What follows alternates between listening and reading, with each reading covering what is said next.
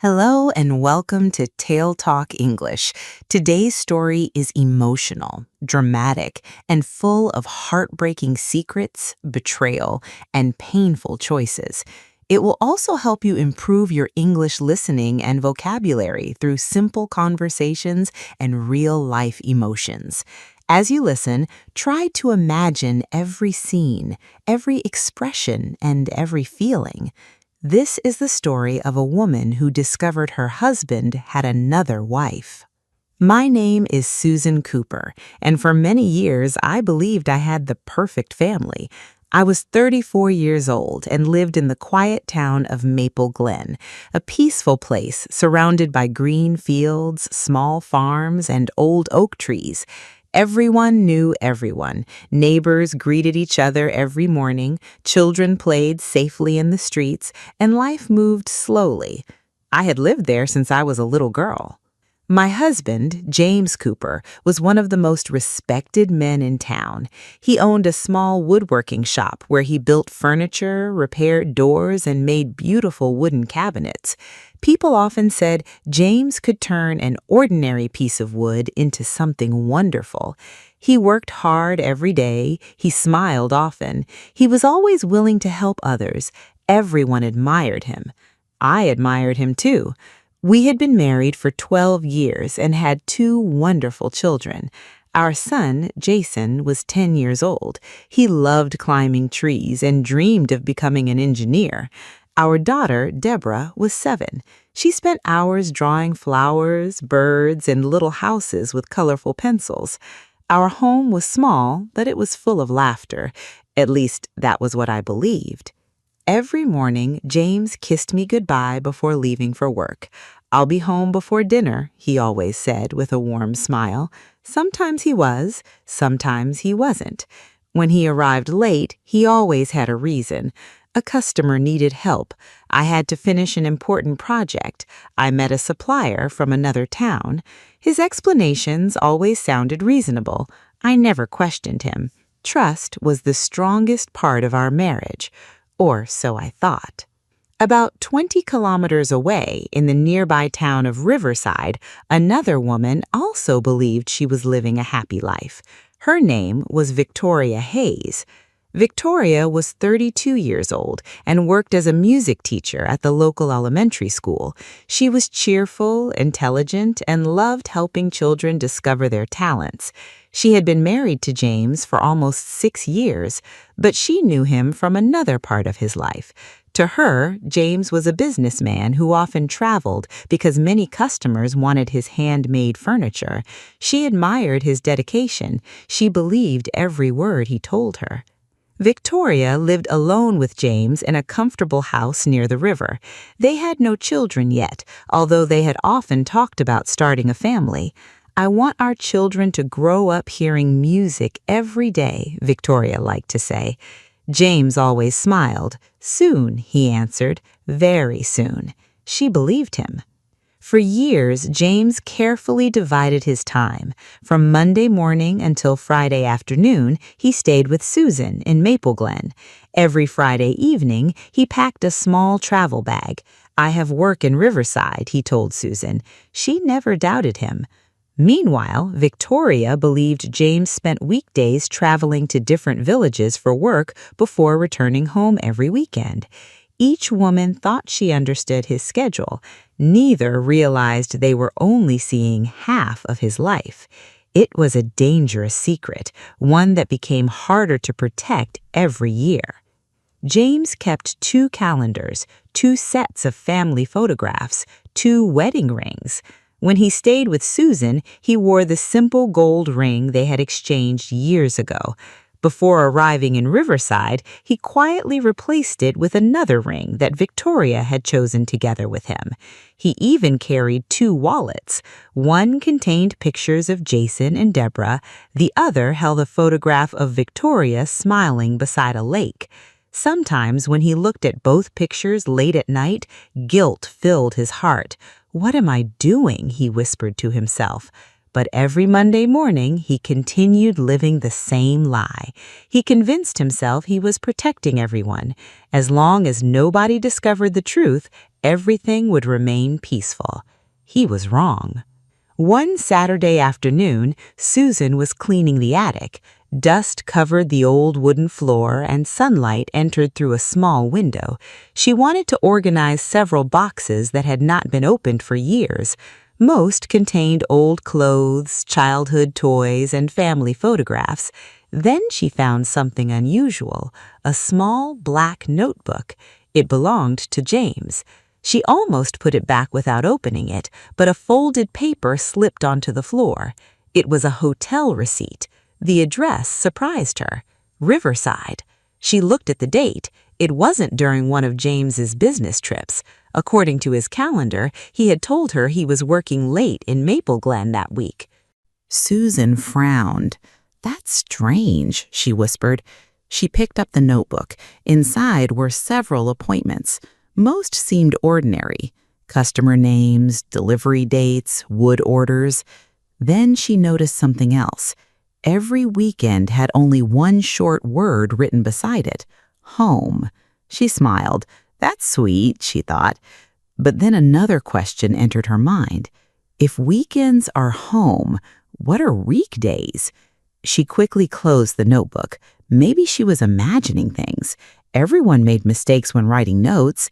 There had to be a simple explanation. She placed the notebook back inside the box. Still, the question remained in her mind. That same weekend, Victoria experienced something unusual as well. She was preparing dinner when James received a phone call. His phone was charging in the kitchen. "I'll answer it," Victoria called happily. Before James could stop her, she looked at the screen. The caller ID simply said, J. Brooks. She answered, "Hello?" A young voice replied, "Dad, are you coming to my soccer game next Wednesday?" Victoria froze. "Dad?" The boy continued, "You promised." Victoria couldn't speak. After several seconds, the call ended. James slowly entered the kitchen. "Who was it?" he asked quietly. Victoria stared at him. "A little boy." James's face lost its color. "He called you Dad?" Silence filled the room. Then James forced a weak smile. "Oh, that. My friend asked me to help his son. Sometimes the boy calls me Dad as a joke." Victoria wanted to believe him. She truly did. But something inside her changed that evening. For the first time since their marriage, doubt entered her heart. During the following weeks, both women noticed small details they had ignored before. Susan found receipts from places James had never mentioned. Victoria noticed that James became nervous whenever she asked about his weekdays. Jason once asked his father, "Dad, why can't we ever visit your work in Riverside?" James immediately changed the subject. Deborah noticed it too.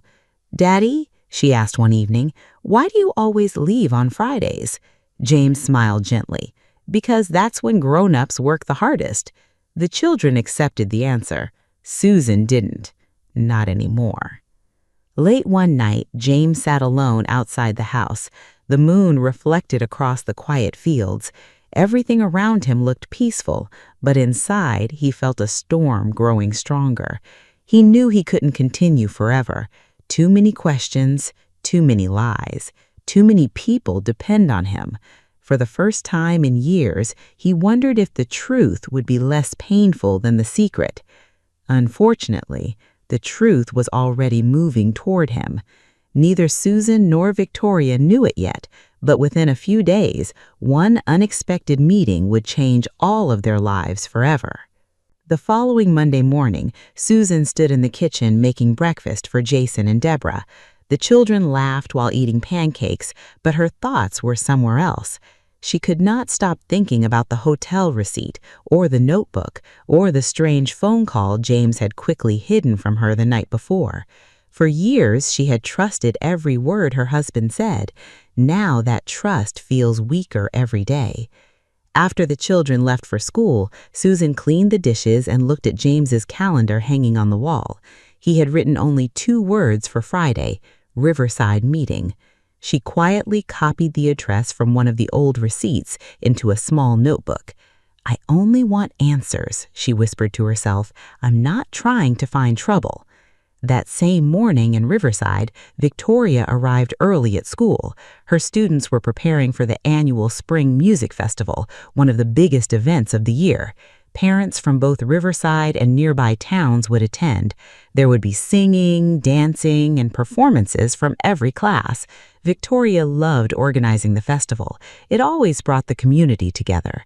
Her best friend and fellow teacher, Rachel Morgan, noticed that Victoria looked worried. You seem distracted today, Rachel said gently. Is everything all right? Victoria forced a smile. I'm just tired. Rachel crossed her arms. I've known you for 8 years. You're hiding something. Victoria hesitated before telling Rachel about the strange phone call. Rachel listened carefully. Maybe it really was his friend's son, suggested Rachel. Maybe, Victoria answered, but why did James look so frightened? Rachel had no answer. On Friday afternoon, James packed his travel bag as usual. He kissed Susan goodbye. I'll be back Sunday evening. She smiled politely. Drive safely. Her voice sounded calm. Inside, her heart was racing.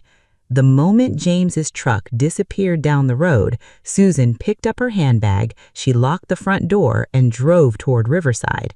She had never visited that town before. She didn't know exactly what she was looking for. She only wanted the truth. Meanwhile, James arrived at Victoria's house. She welcomed him with a warm smile, but he noticed something had changed. She hugged him, but not as tightly as before. At dinner, she asked simple questions. How was work? Busy, he answered. Who were your customers? She asked. A few families, he answered again. What did you build? She asked. A kitchen. His answers were short, almost rehearsed. Victoria quietly watched him. She knew James better than anyone, or at least she thought she did. Something was wrong. The next afternoon, Riverside was full of people attending the Spring Music Festival. Children wore colorful clothes, parents carried flowers and cameras. Music filled the school playground. Susan had arrived in town nearly an hour earlier. She walked slowly through the festival, hoping she might discover why James visited Riverside so often. She felt almost foolish. What am I doing here? She asked herself. Then she saw him, James. He was standing beside a beautiful woman with dark brown hair. They were laughing together. The woman gently held his arm. Susan stopped walking. Her breathing became slow. No. She shook her head. No. She watched as James helped the woman carry several boxes into the school building. They looked comfortable together, natural, like a married couple. Susan followed them from a distance. Inside the building, Victoria was arranging chairs for the evening performance. She smiled when James entered. Could you help me move the piano? She asked. Of course, he replied. They worked together while talking quietly. Susan stood just outside the open classroom door. Every word reached her. Thank you for always supporting me, Victoria said softly. I couldn't ask for a better husband. Susan felt as though the room began spinning. Her hands trembled. She leaned against the wall to keep from falling. Husband, the word echoed in her mind. She wanted to believe she had misunderstood, but deep inside, she already knew. Before Susan could leave, Rachel noticed her standing alone. Excuse me, Rachel said kindly. Are you looking for someone? Susan tried to smile. I'm looking for James Cooper. Rachel smiled immediately. Oh, Victoria's husband. The word struck Susan harder than anything else. She looked toward the classroom again. Victoria's husband, her own husband, the same man. Rachel continued speaking. They're such a lovely couple. Susan barely heard the rest. She thanked Rachel and slowly walked outside. She sat on a bench beneath a large maple tree. Tears rolled down her face. Everything she believed about her marriage had fallen apart in only a few minutes. Inside the school, Victoria noticed James looking through the window. "What are you staring at?" she asked. "I thought I saw someone I knew," he said. He stepped outside, but Susan had already disappeared into the crowd. That evening, Susan drove home in complete silence. She cried several times during the trip. When she finally arrived, Jason ran toward her. "Mom, Dad forgot my soccer game again." She hugged her son tightly. "I'm sorry." Jason looked confused. "Why are you crying?" Susan quickly wiped away her tears. "I'm just tired." She didn't want her children to know, not yet. The following morning, Victoria was cleaning the living room when she found James's travel bag still open. One corner of a photograph was sticking out of an inside pocket. She pulled it out. It showed James standing beside a smiling woman, a little boy, a little girl. They looked like a family. On the back, someone had written, "Our happiest summer together. Love always, Susan." Victoria's hands began shaking. The room became completely silent. She stared at the picture for several minutes. Finally, James walked downstairs. He stopped the moment he saw the photograph. Neither of them spoke. Victoria slowly looked up. "Who is Susan?" James closed his eyes. He had imagined this moment many times. He had prepared dozens of excuses, but now none of them felt possible. He whispered only one sentence. "I can explain." Victoria's eyes filled with tears. "No." She shook her head slowly. "I think you've been explaining for years." For the next hour, James admitted everything. He confessed that Susan was his first wife, that Jason and Deborah were his children, that he had married Victoria 6 years earlier without telling either woman the truth. Victoria listened in complete silence. When James finished speaking, she asked only one question. "Does she know about me?" He lowered his head. "I don't think so." Victoria looked out the window. "You've destroyed 3 lives, and the saddest part," she paused, "is that both of us trusted you completely." Across town, Susan sat alone in her living room. The family photograph stood on the shelf. She stared at James's smiling face. Then she picked up her phone. After a long moment, she searched for the number written on one of the Riverside school brochures. Victoria Hayes. Her finger hovered over the call button. She took a deep breath, pressed it, and waited. The phone began to ring. Victoria stared at her phone as it rang. She almost ignored the call. She was emotionally exhausted after learning the truth about James's secret life. She had spent the last hour crying, asking questions that had no comforting answers. Finally, she answered, "Hello?" There was a long silence. Then a quiet voice spoke. "Is this Victoria Hayes?" Susan asked. "Yes," Victoria answered. "My name is Susan Cooper." Victoria closed her eyes. She already knew who Susan was. "I think," Susan continued softly, "we need to talk." Victoria took a deep breath. "I agree." The 2 women decided to meet the next afternoon at a small cafe halfway between Maple Glen and Riverside. It was a quiet place, surrounded by flowers and tall trees. Neither of them knew what to expect. When Susan arrived, Victoria was already sitting at a table near the window. For a moment, they simply looked at each other. Neither woman was angry with the other. Instead, they saw the same pain reflected in each other's eyes.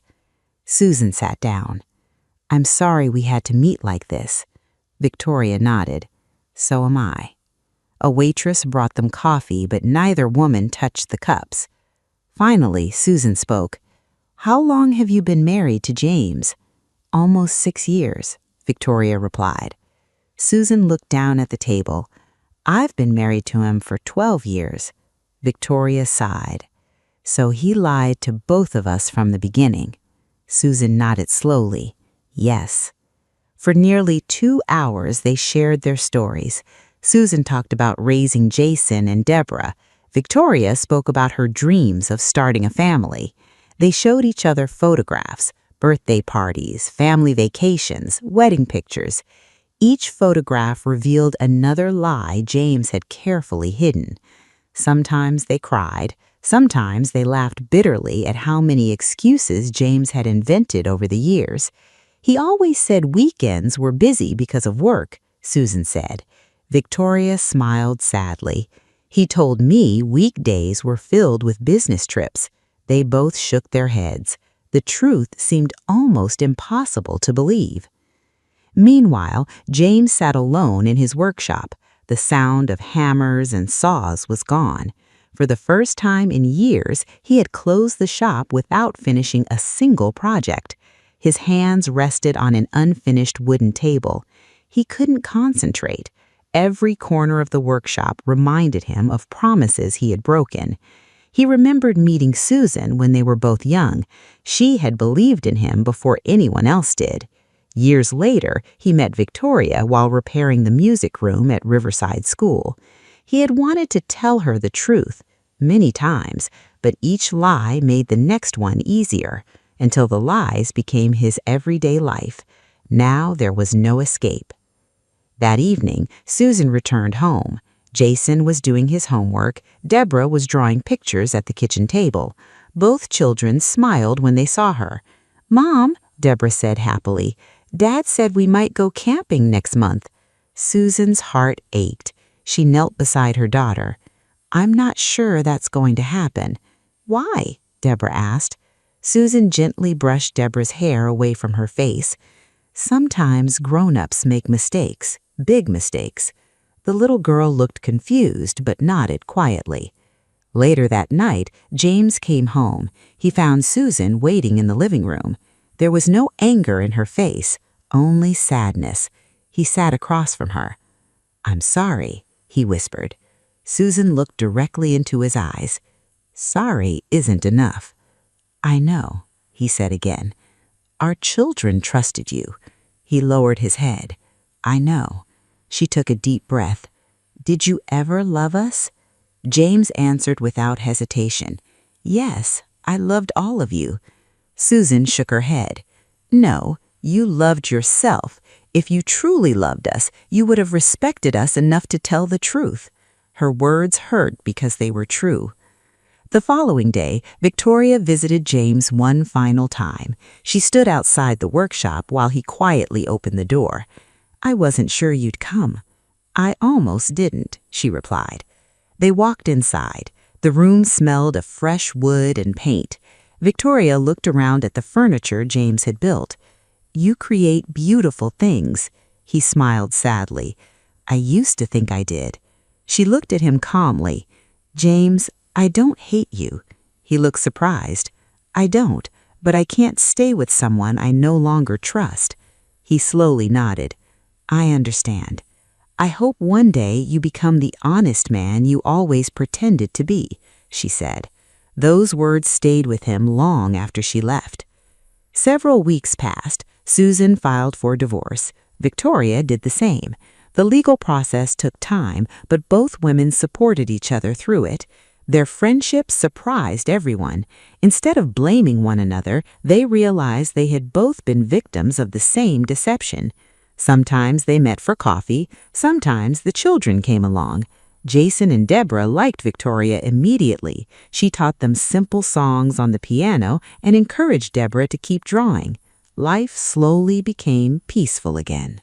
Not because everything was perfect, but because the lies were finally over. James sold his workshop a few months later. The memories inside the building had become too painful. He moved to a small apartment in another town and found work repairing furniture for a local company. His new life was quiet, very quiet. Every evening he thought about the choices that had brought him there. He missed his children. He missed the family dinners. He missed hearing laughter inside the house. Most of all, he missed the trust he had thrown away. He understood something that no one had been able to teach him before. A lie may solve today's problem, but tomorrow it grows into something much bigger. One sunny afternoon, nearly a year later, Susan and Victoria met again at the same little cafe. This time, they were smiling. Life was still difficult, but they were stronger than before. Victoria had accepted a new position as the music director at a larger school. Susan had started a small bakery in Maple Glen. The business was growing, and the whole town loved her homemade bread and cakes. "You look happier," Victoria said. "I am," Susan replied. "What about you?" Victoria smiled. "I'm finally living without questions." They laughed softly. For the first time since meeting each other, neither of them felt trapped by the past. As the sun began to set, Susan watched Jason and Deborah playing in the nearby park. She smiled. Life had changed in ways she had never expected. Some dreams had ended, new ones had begun. She had learned that trust was one of the most valuable gifts a person could receive. Once broken, it was almost impossible to repair. But even after heartbreak, people could find the strength to begin again. Sometimes the hardest endings became the first step toward a better future.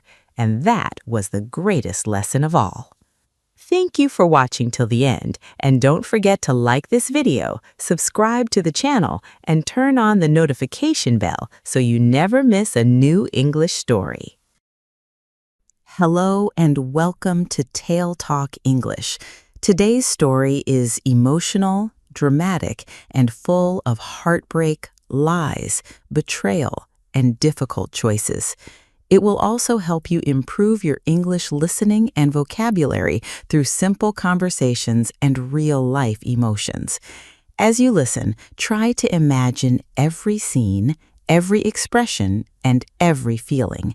This is the story of a woman whose marriage was destroyed by one unexpected phone call. Before we begin, don't forget to like this video, subscribe to the channel, and turn on the notification bell so you never miss a new English story. My name is Rebecca Sullivan. I am 32 years old and I live in Denver, Colorado. For the past 9 years, I have worked as a librarian in the city's largest public library. Most people think a library is always quiet and peaceful. Most days they are right. I spend my time helping children find adventure stories, students prepare for exams, and older people discover new hobbies. I have always loved books because every story has an ending. Real life is different. Sometimes a single phone call can begin a story you never wanted to live. And sometimes that story leaves you asking one painful question over and over again. What should I tell him? The him was my husband, Edward Sullivan. Edward was 35 and worked as a structural engineer. He designed office buildings and schools across Colorado. He believed every problem had a solution if you stayed calm and looked at the facts. That was one of the reasons I fell in love with him. He made me feel safe. We had been married for 6 years. We were not rich, but we were happy. Every Friday evening, we ordered pizza, watched old movies, and laughed about the strange people we met during the week. Life was simple, or at least I believed it was. Everything changed on a cold Tuesday afternoon in November. I was organizing returned books when my phone vibrated inside my pocket. The number was unknown. Normally, I ignored unknown numbers while I was working. For some reason, I answered. "Hello?" There was silence. Then a woman's voice spoke quietly. "Is this Rebecca Sullivan?" "Yes," I replied. "My name is Helen Grant." I searched my memory, but the name meant nothing. "I'm sorry," I said. "Do I know you?" "No," she answered, "but I know your husband." I felt nervous. "What about him?" Another pause. "I don't know how to say this. My hands suddenly felt cold. What happened? Is Edward okay? He's fine, she replied quickly, at least physically. I frowned. What does that mean? She took a deep breath. I think you deserve to know the truth. Before I could ask another question, she continued. I've been dating Edward for almost 8 months. For several seconds, I forgot how to breathe. The library around me disappeared. The voices, the footsteps, the sound of pages turning, everything became silent. You're lying, I whispered. I wish I were, she replied. You have the wrong person, I said. I don't, she confirmed. My heart pounded so hard it hurt. My husband is Edward Sullivan. He's an engineer. I know, she answered softly. He told me he was divorced. Those words hit me harder than anything else. Divorced. Edward had told another woman that I no longer existed? I leaned against a bookshelf because my knees suddenly felt weak. If this is some kind of joke, it isn't, she interrupted me. Then prove it. I can, she replied. A second later, my phone received 3 photographs. With shaking hands, I opened them. The first picture showed Edward sitting at an outdoor cafe. The second showed him smiling beside a woman with long brown hair. The third picture made my heart stop. Edward was kissing her. The date in the corner of the photo showed it had been taken only 2 weeks earlier. I stared at the screen. This couldn't be real.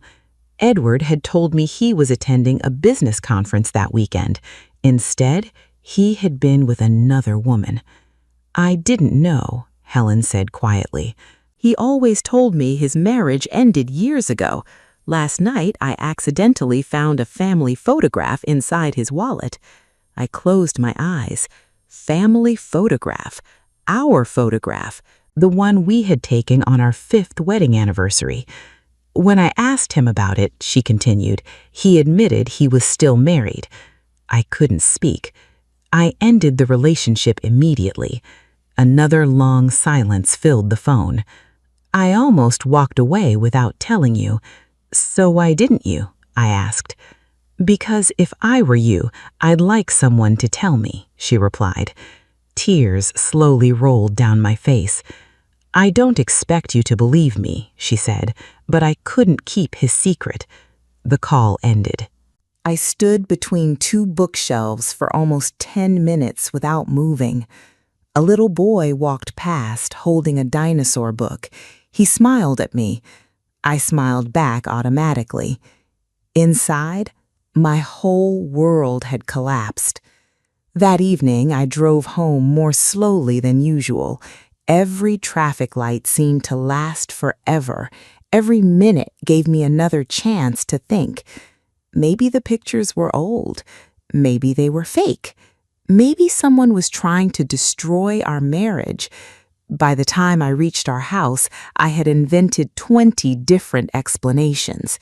Edward opened the front door before I even reached it. "There you are," he said cheerfully. "I was wondering where you were." He kissed my forehead the same way he always did. The same lips I had just seen kissing another woman. "You look tired," he said. "Long day?" "Yes," I replied. That was all I could manage. He smiled. "I'll finish dinner. Go relax." I walked upstairs, closed the bedroom door, and cried silently into a pillow. For the next 3 days, I said nothing. I watched Edward carefully, every smile, every phone call, every excuse. Every time he checked his messages and turned his screen away from me. Had he always done that, or had I simply never noticed? On Friday evening, he said, "I have another meeting in Aspen tomorrow." Another meeting, another lie. I nodded. "What time are you leaving?" I asked. 7. He smiled naturally. "I'll probably be back late." I forced myself to smile too. "Drive safely." That night, I barely slept. The next morning, Edward left exactly at 7. 30 minutes later, I got into my own car and followed him. Instead of driving toward Aspen, Edward drove south. Almost 40 minutes later, he parked outside a small restaurant beside a lake. I parked across the street. 5 minutes passed. Then a familiar woman stepped out of another car. Long brown hair, blue jacket. Helen. Edward walked toward her. They hugged, not like friends, not like strangers, like two people who cared deeply for each other. I watched from inside my car as my husband took her hands. He looked desperate. He was explaining something. Helen shook her head. Edward reached for her again. She stepped back. Then she walked away. Edward stood alone beside the lake for several minutes before returning to his car. I couldn't hear a single word, but I had seen enough. The photographs had been real. The affair had been real. My marriage? It was no longer the marriage I believed it was. That evening, Edward returned home carrying flowers. I felt bad about working another weekend, he said, so I bought these for you. I looked at the flowers, beautiful white lilies, my favorite.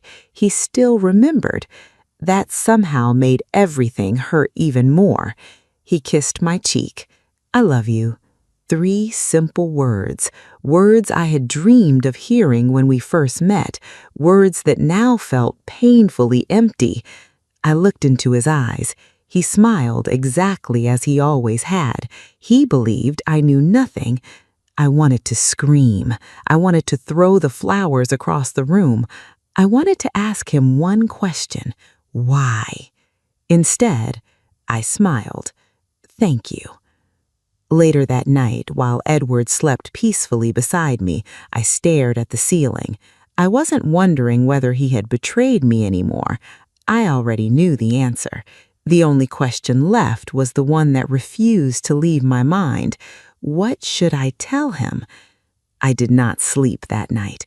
Edward lay beside me, breathing peacefully as if nothing had changed. I stared at the ceiling until the first light of morning entered our bedroom. Every few minutes, I looked at him and asked myself the same question. Who are you? The man sleeping next to me looked exactly like the husband I had married, but suddenly he felt like a stranger. For the next week, I acted as though everything was normal. I went to work every morning. I helped visitors find books. I smiled at the children during story time. I laughed with my coworkers. No one guessed that my heart was breaking. At home, Edward continued pretending that nothing was wrong. He kissed me goodbye every morning. He asked about my day every evening. Sometimes he even talked excitedly about our future. We should finally take that vacation to Italy next summer, he said one evening while washing the dishes. I looked at him quietly.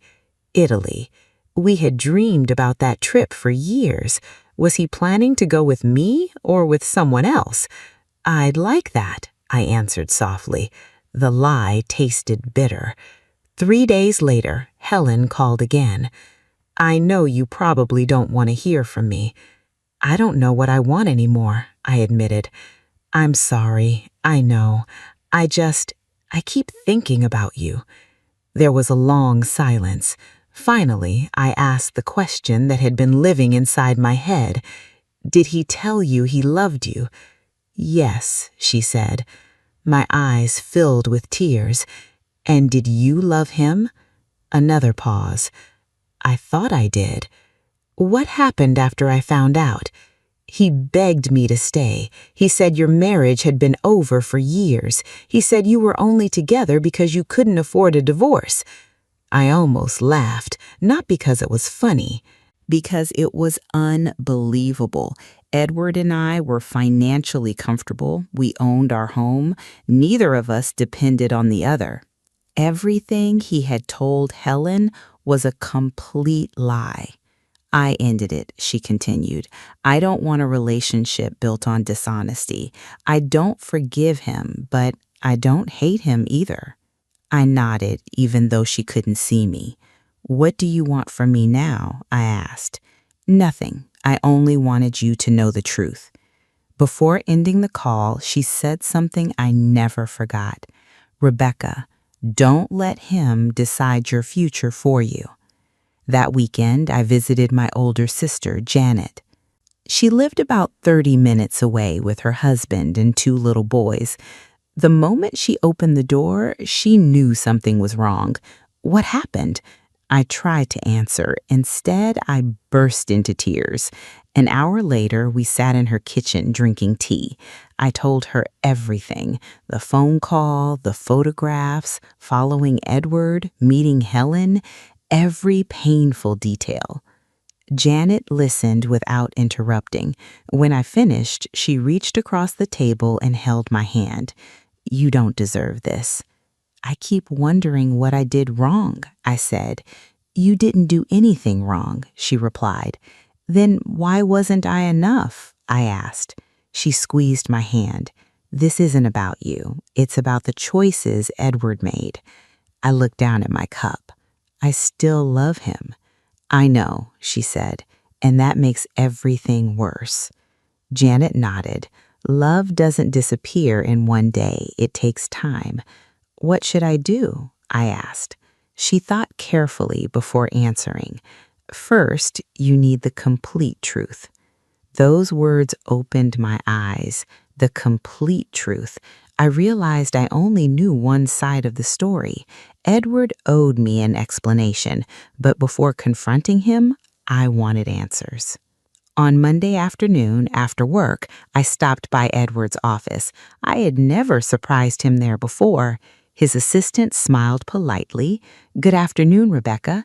Is Edward available?" I asked. She looked confused. "He left over an hour ago. He said he had a client meeting." My heart sank. Another lie. I thanked her and walked back outside. While sitting in my car, I noticed Edward's office calendar through the glass door. There had been no client meetings scheduled that afternoon. None. I suddenly understood something. The lies hadn't started 8 months ago. Edward had become comfortable lying long before that. That evening, he arrived home smiling. "Sorry I'm late. The meeting lasted longer than expected." I looked directly into his eyes for just 1 second. Then I looked away. "It's okay."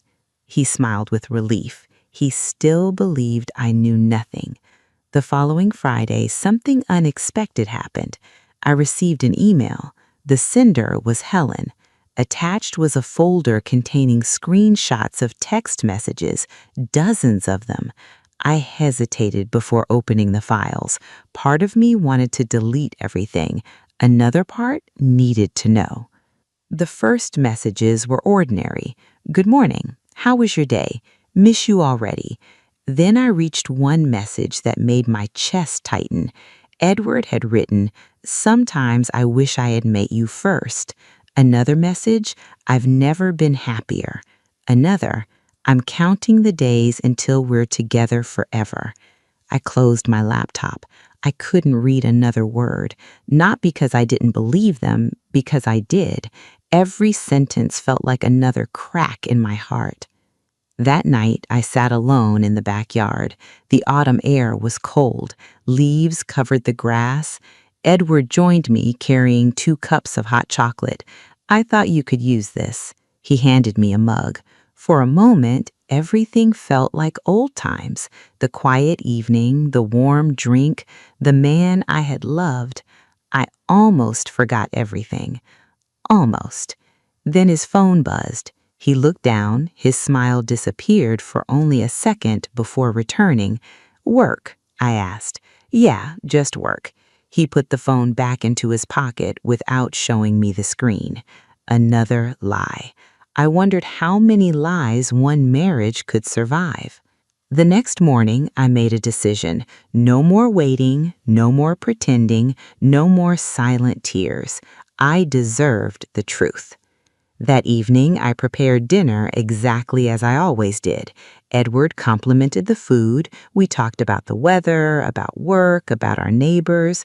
The conversation felt strangely normal. When we finished eating, he stood up to clear the table.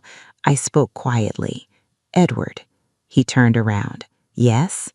I need to ask you something. His smile faded. What is it? I took a deep breath. Who is Helen Grant?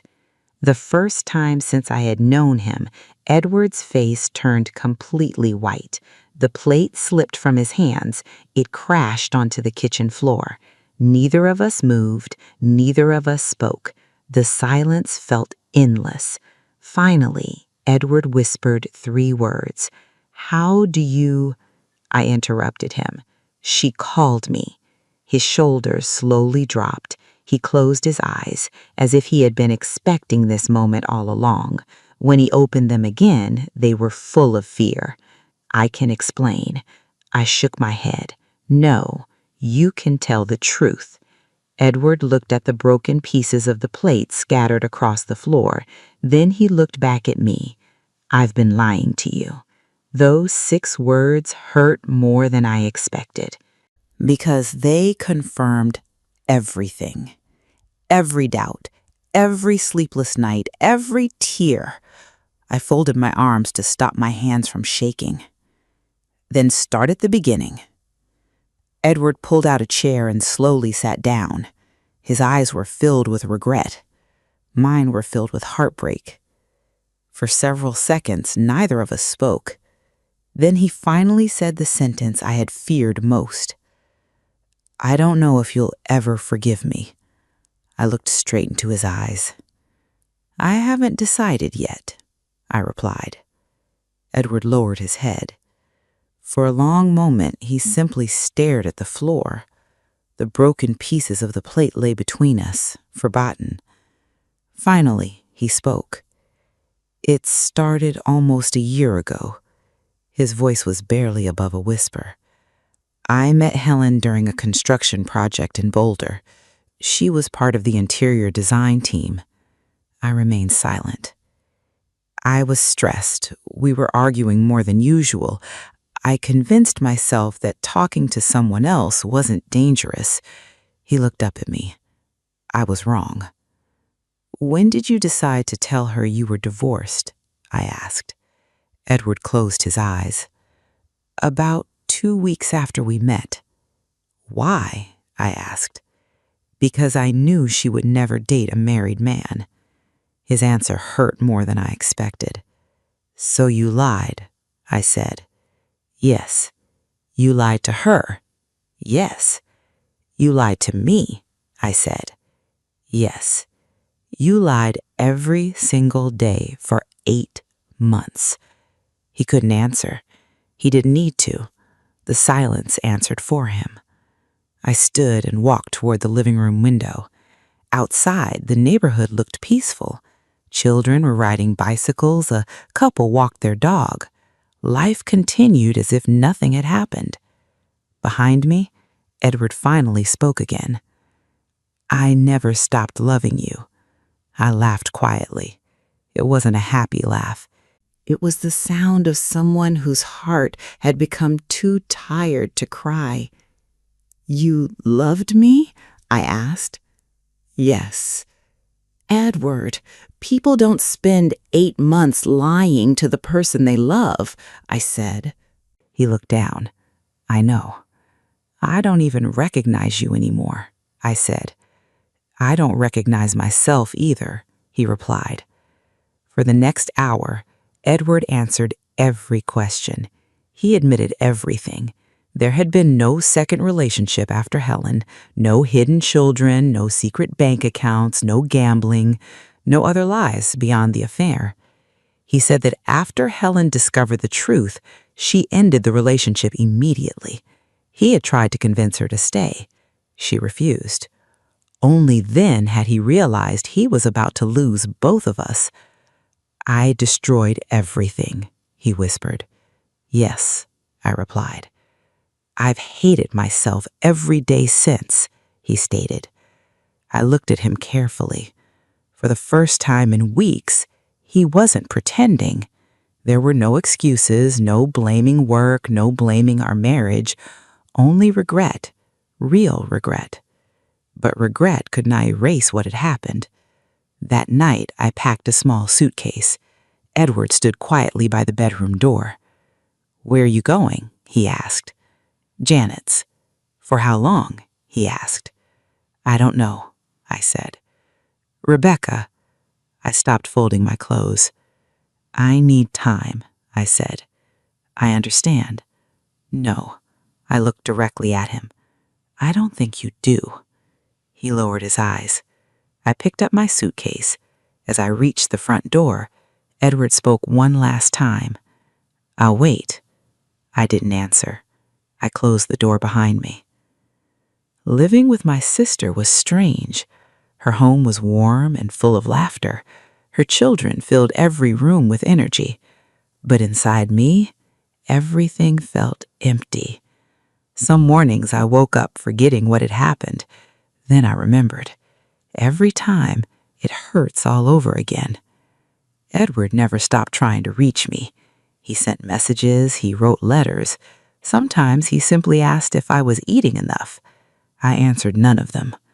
Weeks passed, then a month. Christmas arrived. For the first time since our wedding, we spent it apart. In January, I received another message.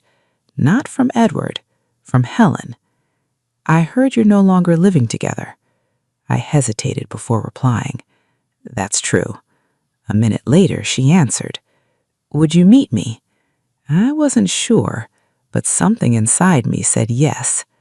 We met at a small coffee shop downtown. She looked nervous. "So do you," I admitted. She smiled sadly. "I guess we have something in common." For nearly 2 hours we talked, not about Edward, but about our lives, our families, our dreams. Then she looked at me. "I've wanted to tell you something for months." I waited. "I don't think Edward is a bad man." I frowned. "He made terrible choices. He lied. He hurt both of us. But I never believed he stopped loving you." I stared into my coffee. "Then why did he do it?" She sighed. I asked him that many times. "What did he say?" "He said he felt successful at work, but like he was failing at home." I looked up. "He never told me that," I said. "I know. He should have," she replied. She smiled sadly. People often talk to strangers about problems they should discuss with the people they love. I kept thinking about those words long after we left the cafe. That evening, I finally read the letters Edward had sent. There were 12. Every one was handwritten. There were no excuses. Only apologies. One sentence appeared in almost every letter. "I should have told you the truth before someone else did." He was right. If he had confessed months earlier, maybe our story would have been different. Maybe not, but at least it would have been honest. A week later, I agreed to meet him. We chose a quiet park where we had once celebrated our first wedding anniversary. Winter had covered everything with snow. Edward looked thinner, older, as if the past 2 months had aged him by years. He didn't try to hug me. He simply said, "Thank you for coming." We walked slowly along the frozen lake. Neither of us spoke for several minutes. Finally, he asked, "Have you decided?" I nodded. "I have." He stopped walking. "I've spent weeks asking myself one question." He waited. "What should I tell you?" He looked confused. I wanted the perfect words, the perfect explanation, the perfect answer. I smiled sadly. "There isn't one." He closed his eyes. "I know." I took a deep breath. "I forgive you." Tears immediately filled his eyes. "But forgiveness isn't the same as trust," I said. He nodded. "I understand. I believe you're sorry. I believe you've changed, but every memory I have now carries another memory beside it," I said. He wiped his eyes. "I don't expect you to stay," he said. "I know. I've decided to file for divorce," I replied. For several seconds, neither of us moved. Then Edward quietly whispered, "I was afraid you'd say that." "I'm afraid too," I replied. "I never wanted this," he said. "Neither did I replied. He looked across the frozen lake. "I spent years building buildings that could survive earthquakes." A faint smile appeared on his face. "But I couldn't protect my own marriage." Neither of us spoke again. Sometimes silence says everything. 6 months later, the divorce was finalized. It was peaceful. There were no arguments, no lawyers fighting in court, only two people accepting the consequences of one terrible decision. I continued working at the library. Life slowly became familiar again. I started taking evening photography classes. I traveled with my sister during the summer. Little by little, I smiled without forcing it. One afternoon, while organizing returned books, I noticed a familiar face, Edward. He stood quietly near the entrance. He looked healthier, more confident. He walked toward my desk. "I was nearby," he said. "I wanted to return this." He placed a novel on the counter.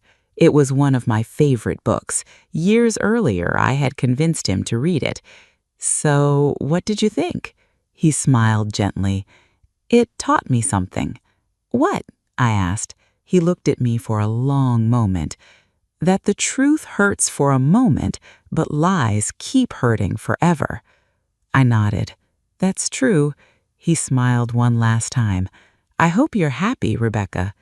"I'm getting there," I replied. "I'm glad," he said. He turned and walked toward the exit. Just before leaving, he looked back, not with hope, not with regret, simply with gratitude. Then he disappeared into the afternoon sunlight. I watched him go. For the first time in many months, I didn't cry because I finally understood something. Sometimes love is real. Sometimes regret is real. Sometimes forgiveness is real. But trust? Trust is the hardest thing to rebuild once it is broken. People often ask me if I regret telling the truth after I discovered Edward's secret. My answer is always the same. No. The truth ended my marriage, but the lies had already destroyed it. And if I learned one lesson from that painful chapter of my life, it is this: never be afraid of the truth. Be afraid of the lie that keeps growing because no one is brave enough to speak it. Thank you for watching till the end, and don't forget to like this video, subscribe to the channel, and turn on the notification bell so you never miss a new English story. Hello and welcome to TaleTalk English. Today's story is emotional, dramatic, and full of betrayal, heartbreak, broken trust, and new beginnings. It will also help you improve your English listening and vocabulary through simple conversations and real-life emotions. As you listen, try to imagine every scene, every expression, and every feeling. This is the story of a young woman whose perfect life shattered after her boyfriend and best friend betrayed her trust. Before we begin, don't forget to like this video, subscribe to the channel, and turn on the notification bell so you never miss a new English story. My name is Ashley. I am 26 years old, and I live in a quiet town called Greenfield. It is a peaceful place with small streets, friendly neighbors, and many beautiful trees. I have lived here all my life, and I always believed it was the perfect place to build a happy future. I have a boyfriend. His name is Kevin. Kevin and I have lived together for almost 3 years. We share a small apartment near the center of town. It is not a big apartment, but it is warm and comfortable. It has one bedroom, a small kitchen, a bathroom, and a bright living room with large windows. Every morning, the sunshine comes through those windows and fills the apartment with light. I love waking up to that warm sunlight. It always makes me smile. Sometimes I make breakfast while Kevin gets ready for work. We drink coffee together before leaving the apartment. Those mornings always feel peaceful. I work in an insurance office only 10 minutes away from home. I walk there every weekday. My job is simple. I answer phone calls, organize papers, and help customers.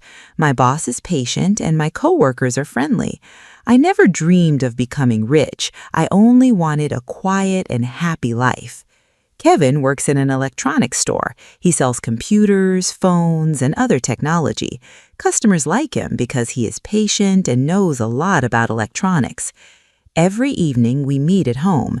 Sometimes we cook together, sometimes we order pizza, sometimes we simply sit on the sofa and watch old movies. Those small moments were my favorite part of every day. Life was simple, life was peaceful, and I believed it would stay that way forever. I also had someone very important in my life, my best friend. Her name was Nicole. Nicole was 25 years old. We met during our first year of high school.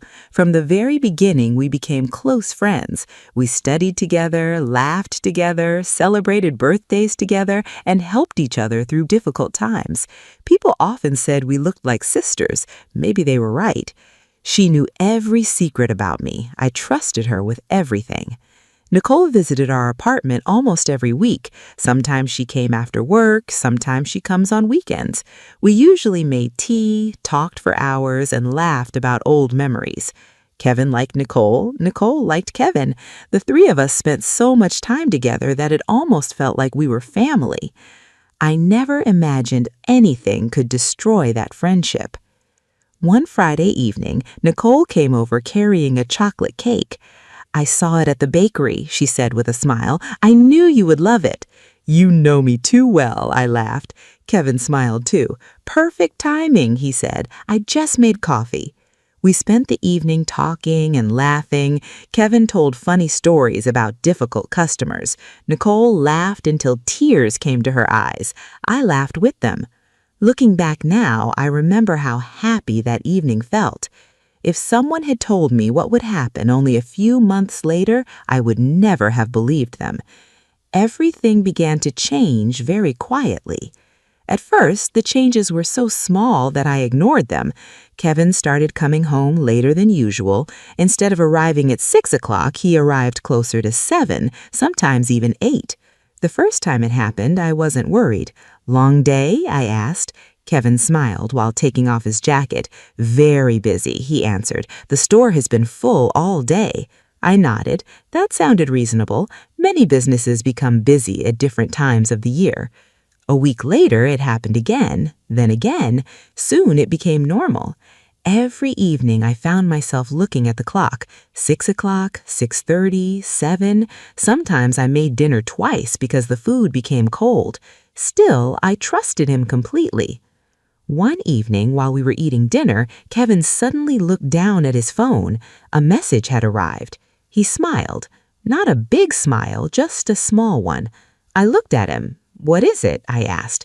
"Oh, nothing important." "Who sent it?" "Just someone from work." He quickly put the phone into his pocket. It was strange. Kevin had never hidden his phone before. I tried to ignore the feeling growing inside me. Maybe I was imagining things. Everyone deserves privacy. Maybe work really was becoming stressful. Days turned into weeks. Kevin became quieter. Before, he always asked about my day. Now he mostly answered with short sentences. "How was work?" I asked. "Fine," he replied. "Did anything interesting happen?" "Not really." Then silence. He often stared at the television without really watching it. Sometimes I caught him smiling while reading messages. Other times he quickly locked his phone whenever I walked into the room. The apartment slowly felt different. It was still the same place, the same walls, the same furniture, the same windows, but it no longer felt warm. Something invisible had changed. One Saturday afternoon, Nicole came to visit again. She noticed I looked tired. "Ashley," she asked softly, "is everything okay?" I hesitated. Then I told her everything. I explained how Kevin came home late almost every day, how he seemed distant, how he spent so much time on his phone, how I felt felt something was wrong without knowing why. Nicole listened carefully. She didn't interrupt me. When I finished, she reached across the table and held my hand. "Ashley," she said gently, "don't worry too much." "I don't know," I started to talk. "Kevin loves you," she interrupted me. "You really think so?" I asked. "Of course," she replied.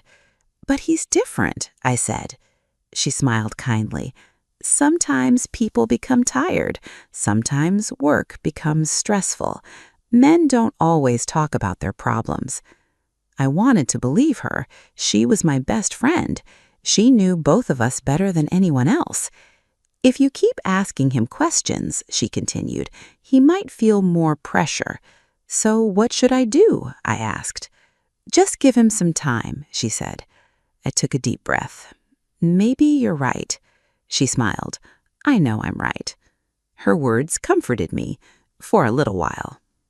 After Nicole left, Kevin came home carrying flowers, beautiful white lilies. "For me?" I asked, surprised. He smiled. "I know I've been working too much lately." I hugged him tightly. At that moment, all my worries disappeared. Maybe I had been overthinking everything.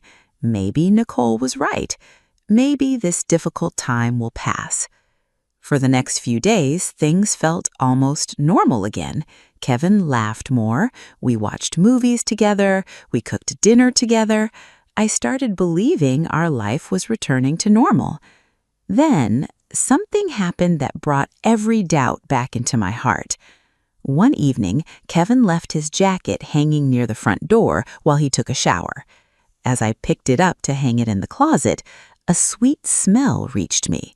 Perfume, not mine. I froze. It smelled like flowers mixed with vanilla. I had smelled that perfume before, very recently. But where? I closed my eyes and tried to remember. Then it came back to me. Nicole.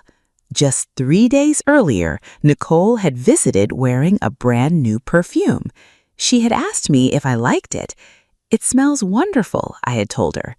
Now, that exact same perfume was on Kevin's jacket. My heart began beating faster. "No," I whispered to myself. "They hugged goodbye, that's all. Friends hug. There is nothing strange about that." I repeated those words over and over, but for the first time, I wasn't sure I believed them. That night, I lay awake staring at the ceiling while Kevin slept peacefully beside me. Outside, the wind gently moved the trees. Inside, a quiet fear slowly grew inside my heart. I didn't know it yet, but my perfect life had already begun to fall apart. The next morning, I woke up before Kevin. The apartment was quiet. The sunlight came through the windows just as it always had. Everything looked normal, but I did not feel normal anymore.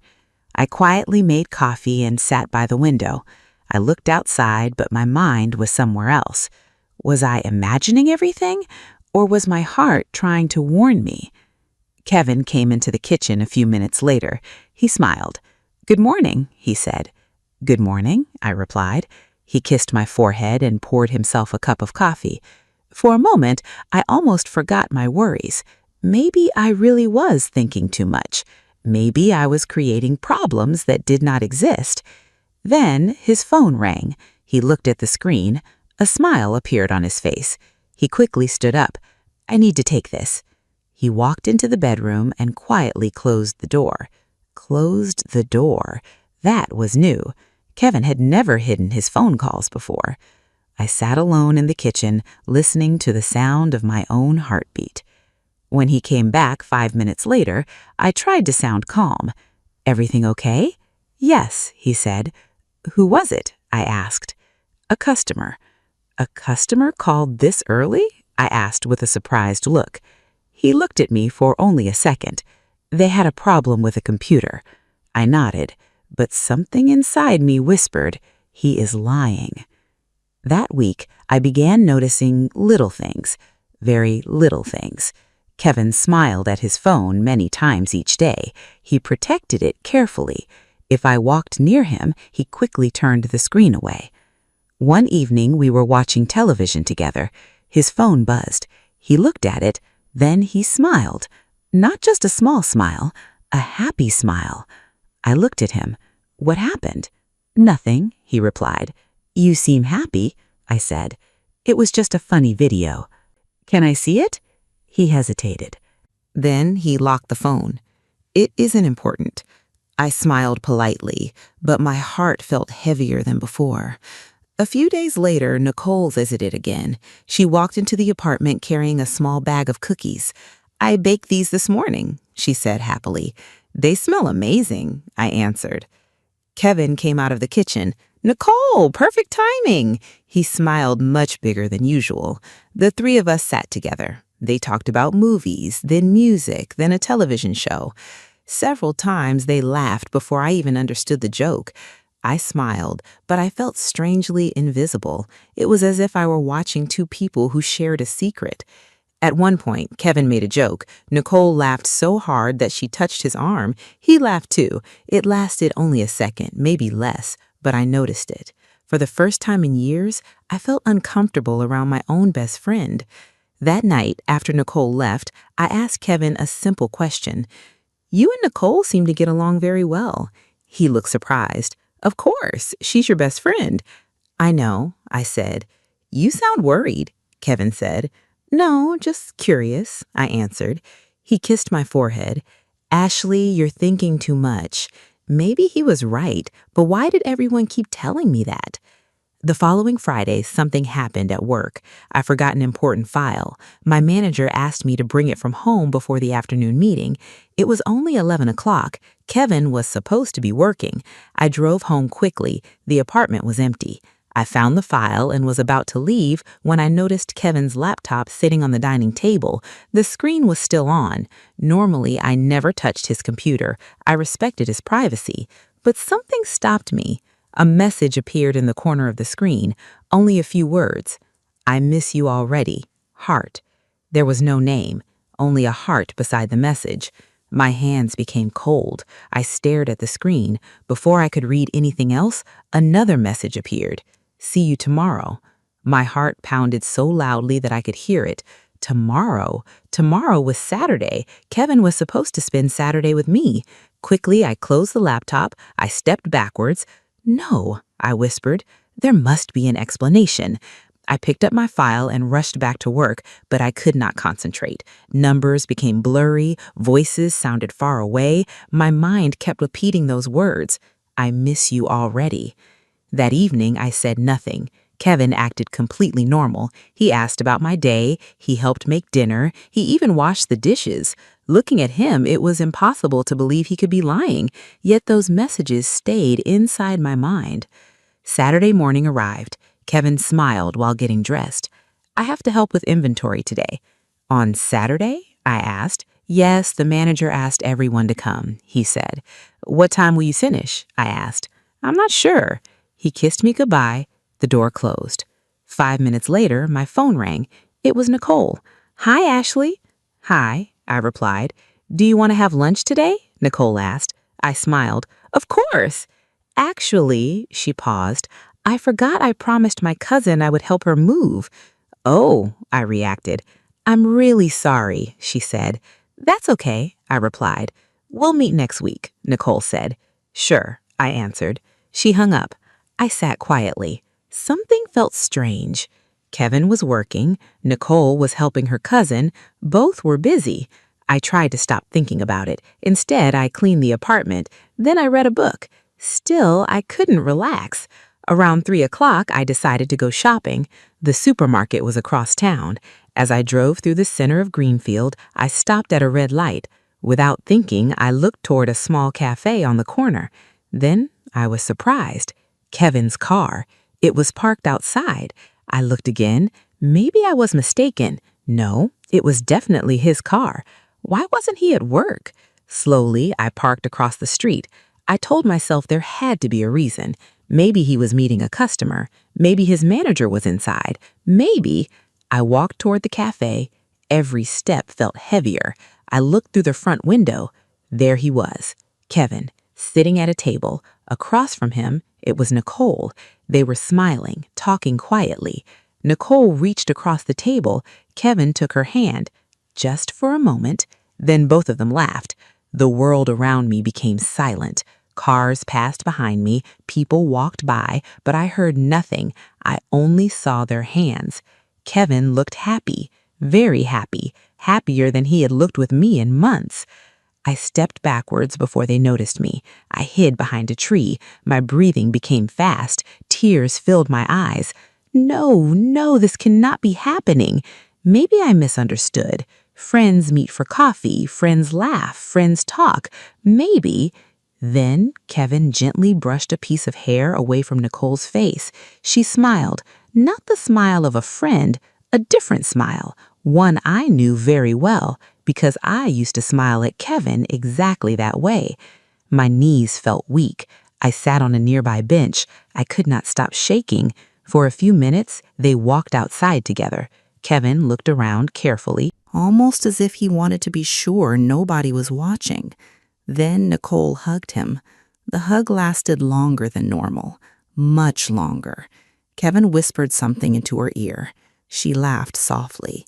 Then they walked toward their cars, in different directions, as if they wanted no one to think they had been together.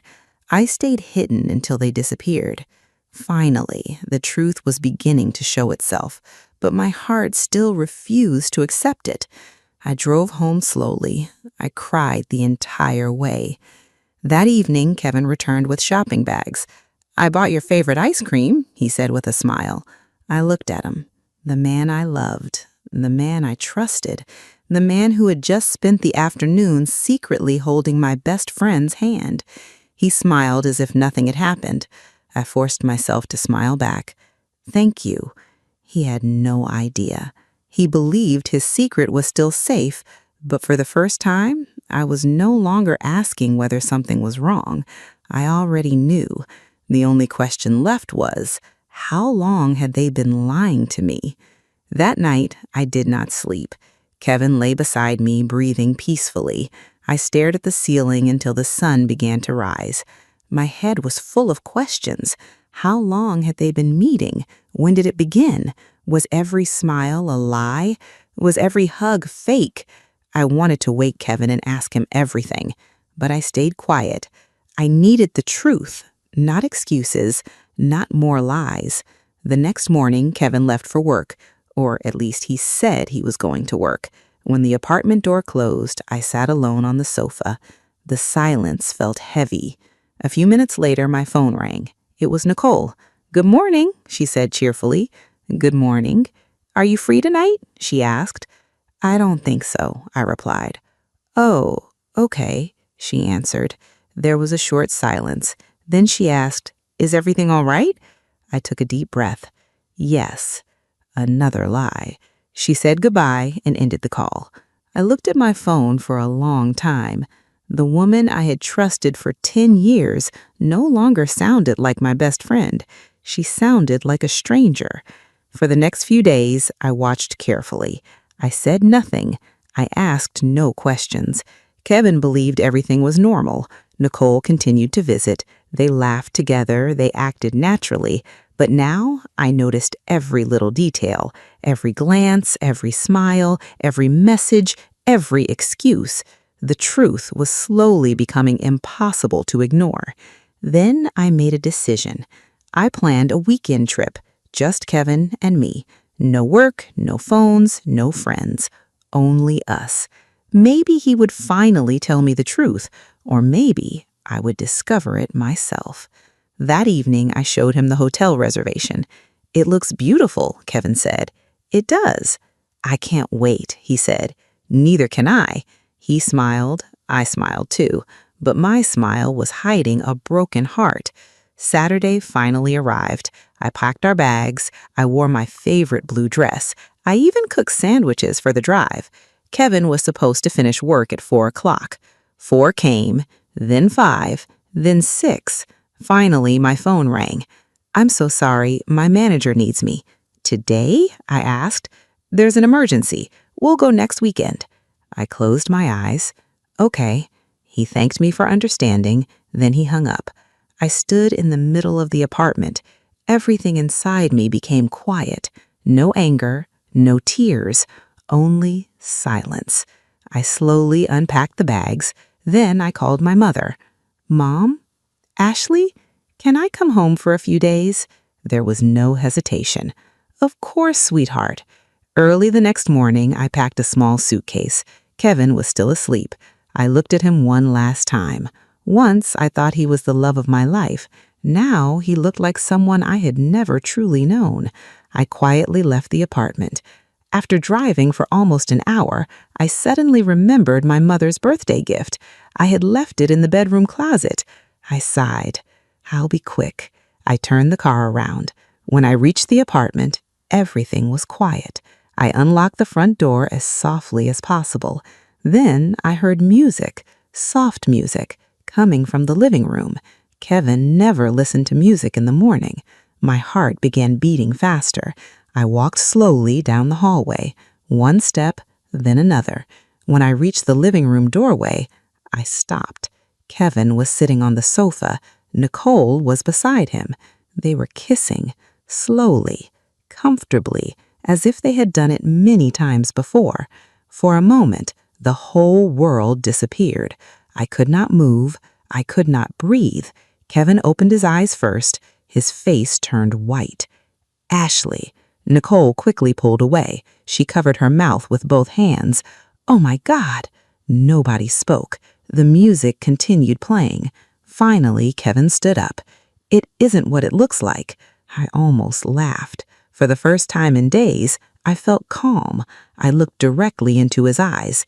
"Then tell me, what does it look like?" He opened his mouth. No words came out. Nicole began crying. "I'm sorry. I'm so sorry. I never wanted this." I looked at her.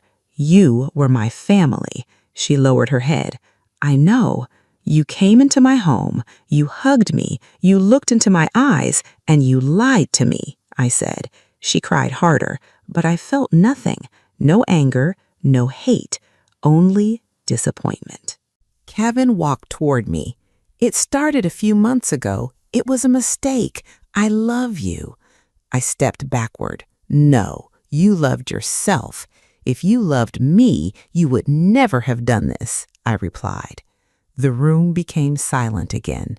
Finally, I picked up my suitcase. "I'm leaving." Kevin reached for my hand. I pulled it away. "Please, I'll change." "You should have changed before you betrayed me," I said. Without another word, I walked out of the apartment. Neither of them followed me. My parents welcomed me with open arms. My mother hugged me tightly. My father simply placed his hand on my shoulder. Neither of them asked many questions. Sometimes love is quiet. Sometimes people do not need explanations. They only need someone to stay beside them. For 2 weeks, I rested. Some mornings I cried. Other mornings I simply watched the birds outside my parents' window. Little by little, my heart became lighter. When I returned to Greenfield, I did not return to Kevin. Instead, I rented a tiny apartment across town. It had 1 bedroom, 1 kitchen, 1 bathroom, very little furniture, but it was mine. There were no lies inside those walls, only peace. The first few weeks were difficult. I cooked for one, I ate alone, I watched television alone. Sometimes the silence made me cry, but each day became a little easier. One Saturday afternoon, while walking home from work, I noticed a small building with a sign, "Painting Classes for Beginners." I stopped. I looked through the window. People were smiling, laughing, painting colorful pictures. Without thinking too much, I walked inside. The teacher welcomed me warmly. "My name is Kathleen," she said. "Would you like to join us?" "I've never painted before," I replied. She smiled. "Everyone starts somewhere." That evening changed my life. For 2 hours, I forgot everything. I forgot Kevin. I forgot Nicole. I only thought about colors: blue, yellow, green, red. When I painted, my heart became quiet.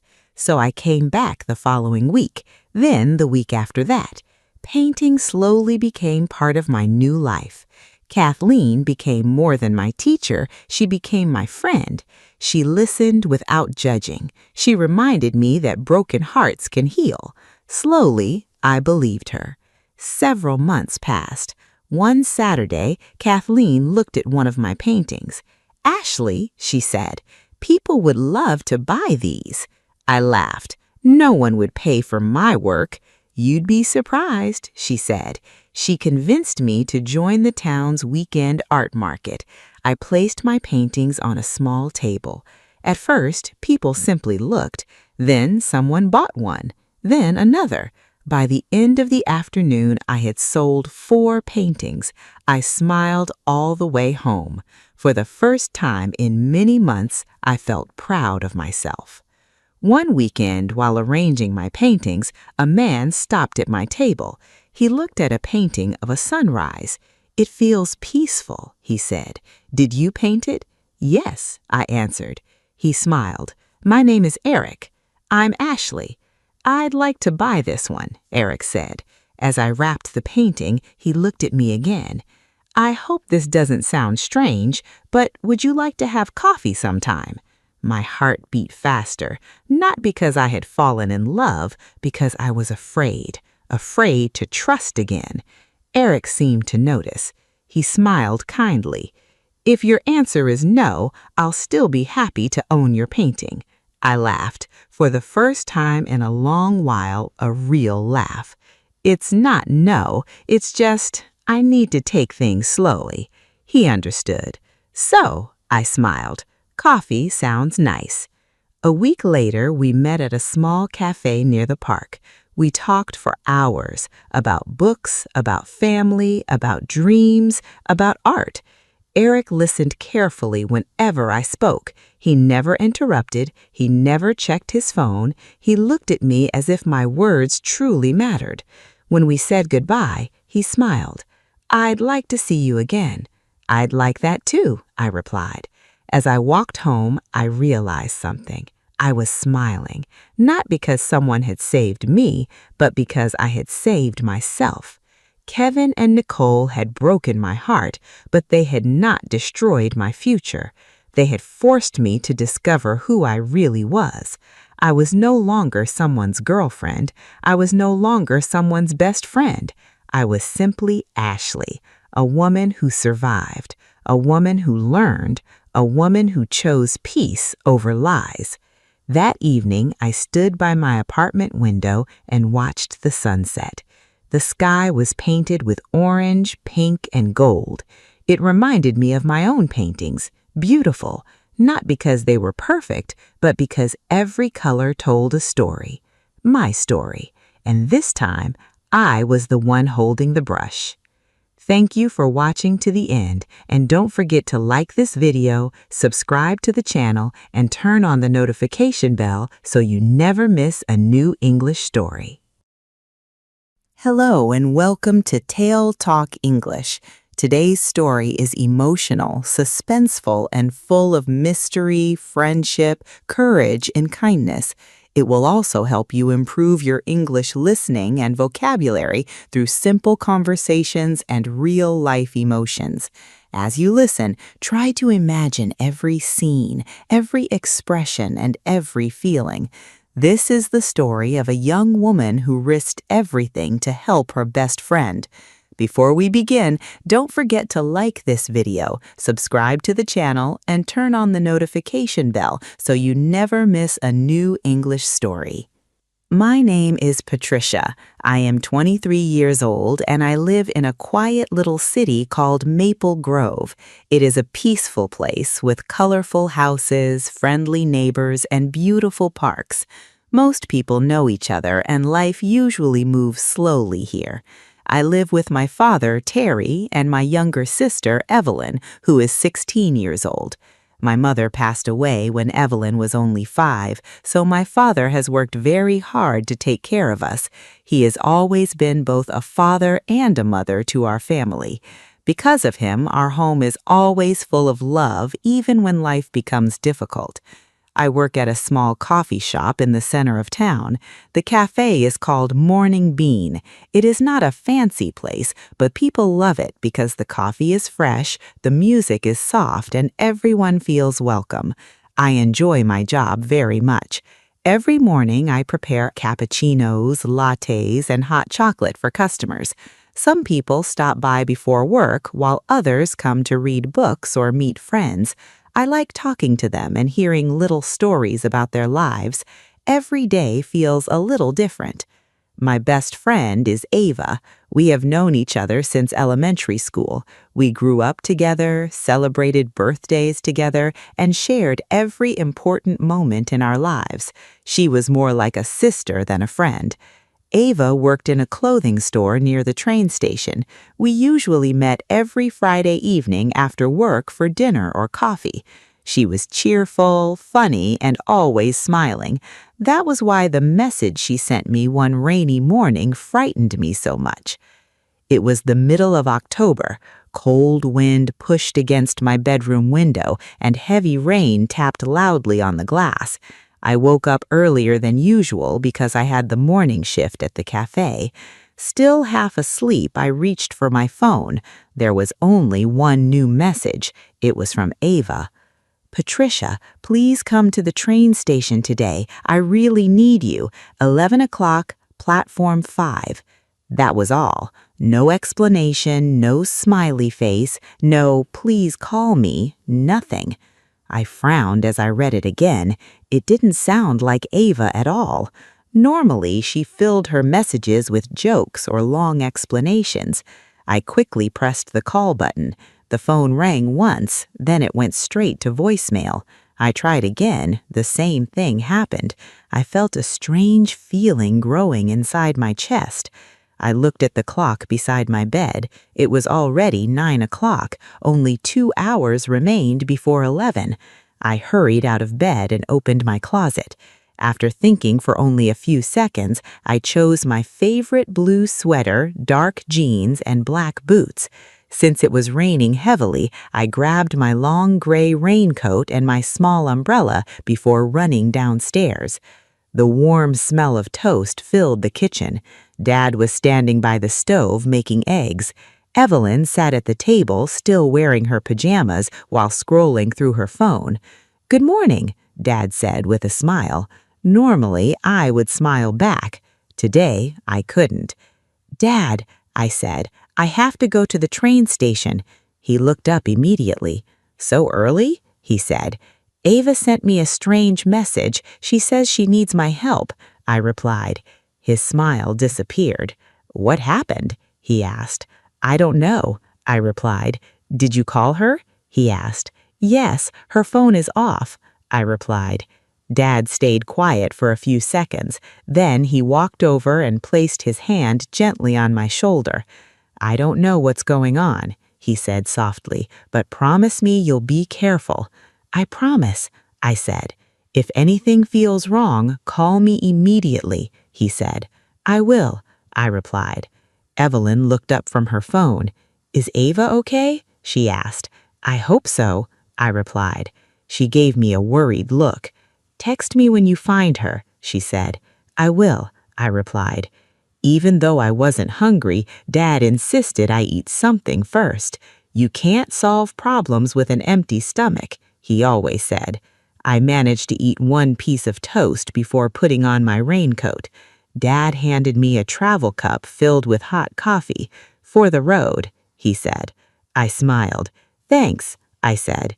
Outside, the cold air hit my face immediately. Rain poured from the gray sky. The streets looked shiny under the streetlights. People hurried past with umbrellas, trying not to get wet. I walked quickly toward the bus stop. The bus arrived only a few minutes later. It was already crowded. People wearing business suits, students carrying backpacks, and parents holding children's hands filled almost every seat. I found a small place near the back door. The windows were covered with fog. I wiped away a small circle with my hand and looked outside. The city slowly passed by. Coffee shops, bookstores, flower stands, traffic lights, everything looked peaceful. But inside me, nothing felt peaceful. Questions filled my mind. Why did Ava sound so frightened? Why wouldn't she answer her phone? Has something terrible happened?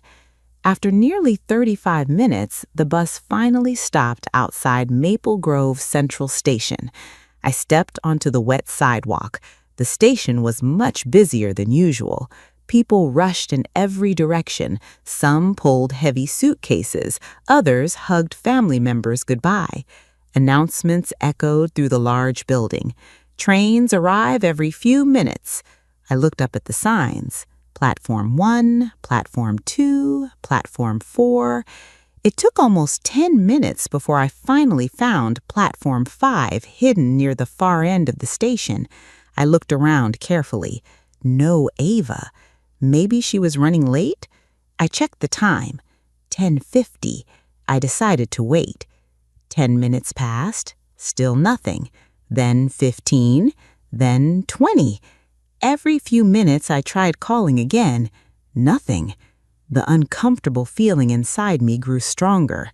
I walked slowly up and down the platform, hoping to see her familiar face. Instead, I noticed someone else. A small boy sat alone on a wooden bench. He couldn't have been older than 10 years old. He held a small blue backpack tightly against his chest. His head was lowered. His shoulders shook slightly. Was he crying? People walked past him without stopping. No one seemed to notice him. I hesitated for a moment. Maybe his parents were nearby.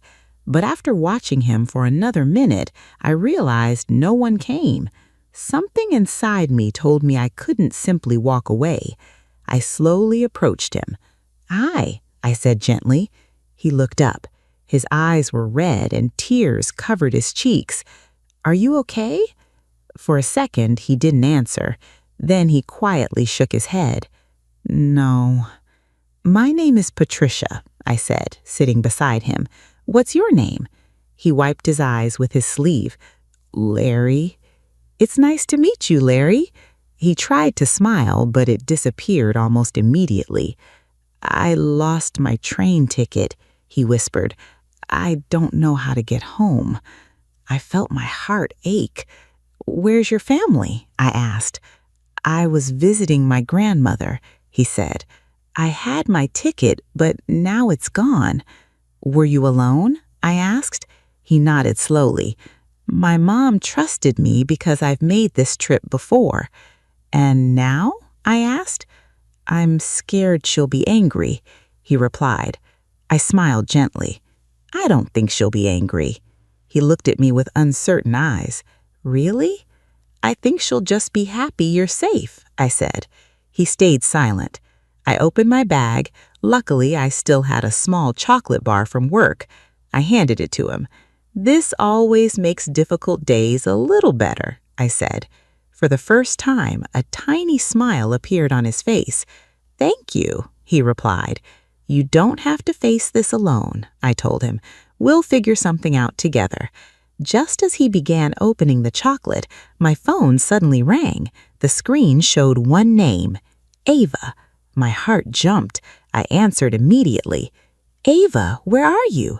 Her voice came through the speaker, shaking with fear. "Patricia, where are you?" "I'm at Platform 5 waiting for you," I replied.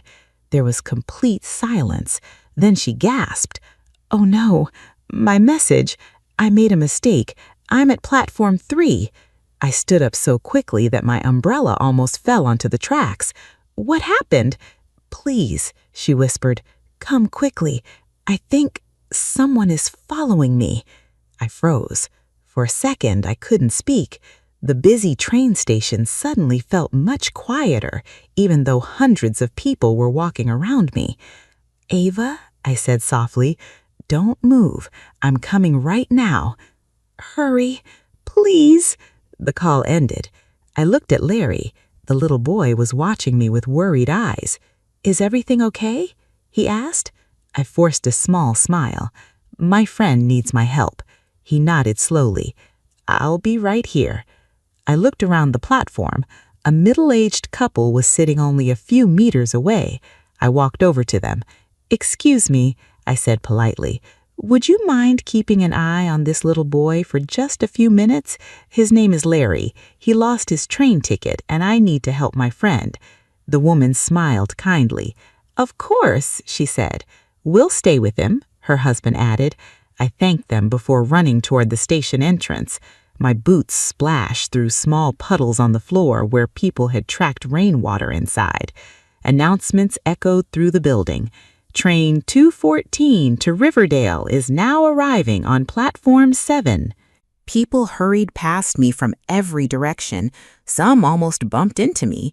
I ran down one hallway, turned left, and followed the signs pointing toward Platform 3. My heart was beating faster with every step. What if Ava was right? What if someone really was following her? After what felt like forever, I reached Platform 3. I looked around quickly. Then I saw her. She was sitting on the floor beside a ticket machine. Her arms were wrapped around her knees. Her face was pale. Her eyes were full of fear. "Ava!" I yelled. She looked up immediately. When she saw me, she stood and ran toward me. She hugged me so tightly that I could hardly breathe. "I'm so glad you're here," she whispered. "It's okay," I said gently. "I'm here now." She slowly stepped back. Her hands were shaking. I didn't know who else to call. "You did the right thing," I said. I looked carefully at her face. She looked exhausted. Her eyes were red, as if she had been crying. "What happened?" I asked. She took a deep breath. "I got on the bus this morning." I nodded. "There was a man sitting near the back." "So?" I asked. "He kept staring at me." "Maybe it was an accident," I said. "I thought so too," she replied.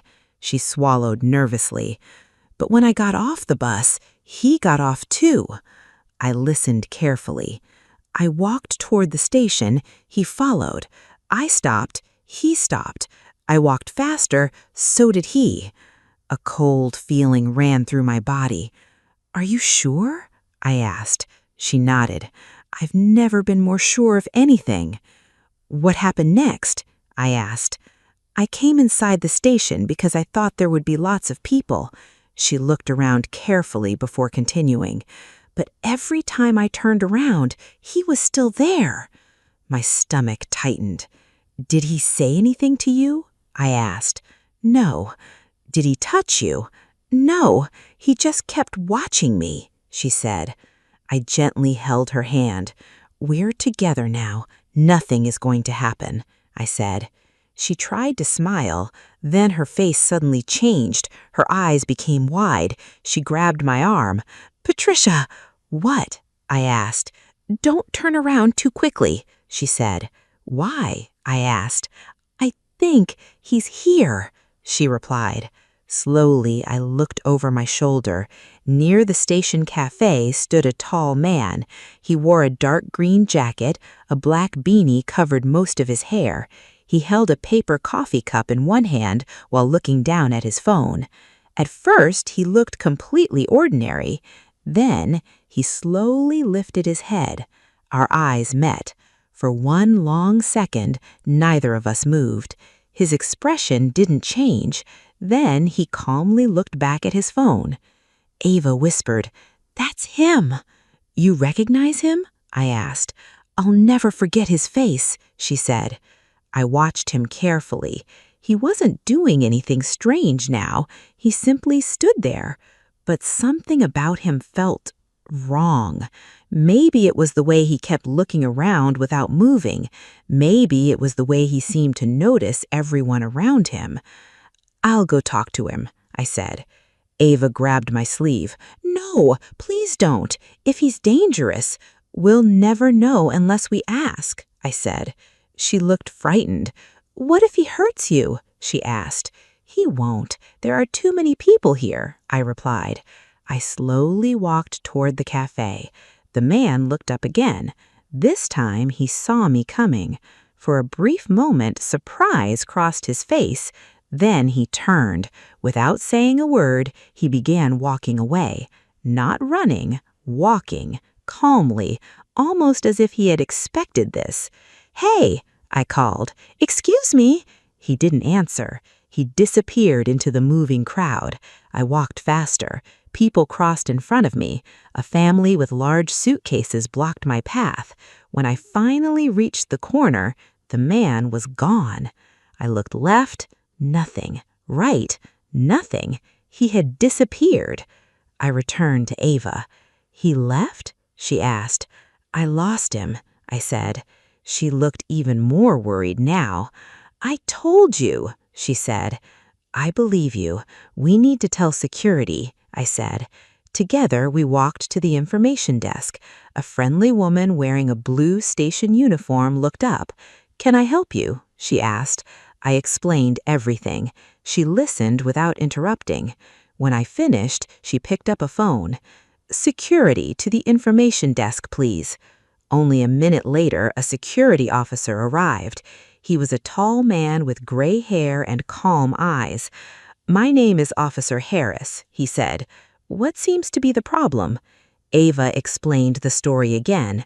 Officer Harris asked several questions. "What time did you first notice him? Did he speak to you? Did he touch you? Can you describe him?" She answered each one carefully. Finally, he nodded. "We'll check the security cameras. If he is following people inside the station, we'll find him." "Should we stay here?" I asked. "For a few minutes," he said. He spoke into his radio. 2 more officers appeared and quietly began walking through the station. Seeing them made Ava relax a little. She took a long breath. "Thank you," she said.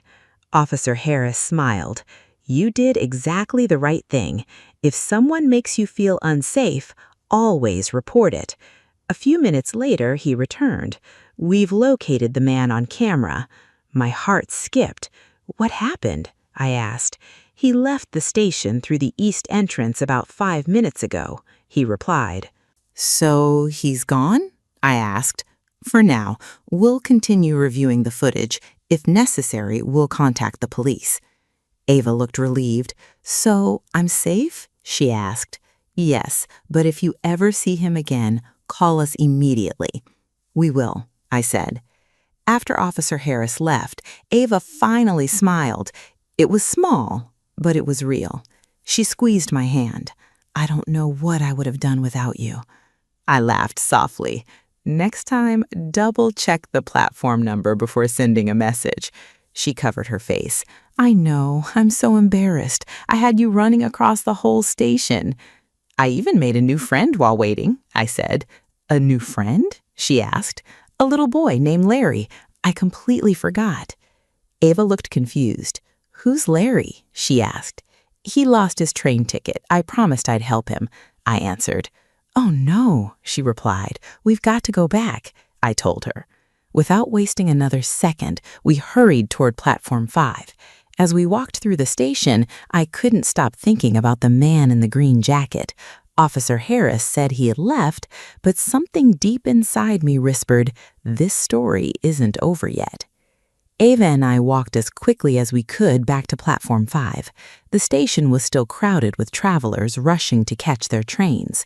Announcements echoed from the loudspeakers, and the sound of rolling suitcases filled the air.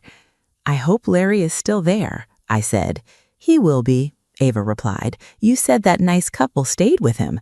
"I know, but he's only 10 years old. He must be scared," I said. When we finally reached Platform 5, I looked toward the wooden bench. Relief filled my heart. Larry was still there. The older couple was sitting beside him, talking to him kindly. He looked much calmer than before. As soon as he saw me, he stood up. "You came back," he said with a bright smile. "I told you I would," I answered. He looked at Ava. "Is this your friend?" "Yes," I said. "This is Ava." Ava smiled warmly. "It's nice to meet you, Larry." The older woman stood up. "We're glad you're back," she said. "He's been very brave."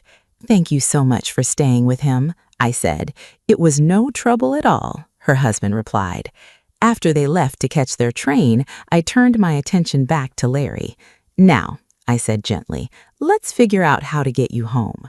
We walked together to the station's ticket office. A friendly woman behind the counter listened carefully while I explained everything. "So you lost your ticket?" she asked Larry. "Yes," he replied. "And you know your mother's phone number?" she asked. "Yes," Larry replied. "That's wonderful," she said. She handed him a phone. With shaking hands, Larry carefully dialed the number. After only 2 rings, someone answered. "Mom?" His voice became quiet. "I'm sorry, I lost my ticket." There was a short silence. Then I heard a woman's worried voice through the phone. "Larry, are you okay?" "Yes, I'm safe. A kind lady is helping me," he answered. The ticket clerk spoke with Larry's mother for a minute before hanging up. "Your mother is on her way," she said. "It will take about 20 minutes." Larry let out a long breath. "I thought she would be angry." The ticket clerk smiled. "I think she's only worried." We sat together in the waiting area. To help Larry relax, Ava started asking him questions about school. "What subjects do you like?" "Science," he answered immediately. "I want to become an engineer someday." "Really?" Ava smiled. "That's wonderful. What kind of things do you want to build?" He thought for a moment. "Maybe trains." We all laughed. "That makes sense," I said. "You already spend so much time at train stations." For the first time since we met him, he laughed loudly. Hearing that laugh made me feel happy. Sometimes a smile is the best medicine. About 20 minutes later, a woman rushed through the station entrance. She looked around anxiously until she saw Larry. "Larry!" she yelled. He stood up. "Mom!" She ran across the room and hugged him tightly. Tears rolled down her cheeks. "I was so worried." "I'm sorry, I lost my ticket," he sheepishly whispered. She kissed the top of his head. "I don't care about the ticket. I'm just happy you're safe." After a long hug, she turned toward Ava and me. "Are you the young women who helped my son?" "Yes," I answered. She took both of my hands. "I don't know how to thank you. You didn't have to stay with him, but you did." Ava smiled. "Anyone would have helped." The woman slowly shook her head. "I wish that were true." She looked down at Larry. "Thank you for reminding him that there are still kind people in this world." Those words stayed in my heart. After saying goodbye, Larry waved excitedly before leaving with his mother. "I'll never forget you." "We won't forget you either," Ava called back. As they disappeared through the station doors, I felt peaceful. The day had started with fear, but at least one problem had a happy ending. Outside, the rain had become lighter. Small drops still fell from the gray sky, but the heavy storm had almost ended. Ava and I shared my umbrella as we walked toward a small cafe across the street. The warm smell of fresh bread welcomed us inside. We found a quiet table near the window. The waiter brought us 2 cups of hot tea. For several minutes, neither of us spoke. Finally, Ava looked at me. "I haven't told you everything." I looked up. "What do you mean?" I asked. She wrapped both hands around her cup. "I think I know why someone might be following me." My heart became heavy again. "Who?" She took a deep breath. "My ex-boyfriend." I remembered him immediately. His name was Ryan. At first, everyone thought he was charming. He always smiled, he bought flowers, he said sweet things. But after several months, he changed. He became jealous. He wanted to know where Ava was every hour of every day. If she didn't answer her phone quickly, he became angry. If she spent time with friends, he complained. I had never trusted him. "When did you break up?" I asked. "About 3 weeks ago," she answered. "How did he react?" "He begged me to stay," she said. "And then?" I asked. "When I refused, he became someone I didn't recognize," she replied. She looked down. "He started sending dozens of messages every day." "What kind of messages?" I asked. Some asked me to come back, others blamed me, she answered. Were there threats? I asked. She hesitated. A few. I felt my hands tighten around my cup. Why didn't you tell me? I asked. I thought I could handle it, she replied. You shouldn't have handled it alone, I said. I know, she replied. She looked at me with tired eyes. I'm sorry. I reached across the table and held her hand. You never have to face things alone, not while I'm here. She smiled weakly. I know. We finished our tea slowly. Before leaving, I looked outside. The streets were wet, but the rain had finally stopped. Clouds were beginning to move away. A little sunlight appeared between them. It almost felt like the day was trying to tell us everything would be okay.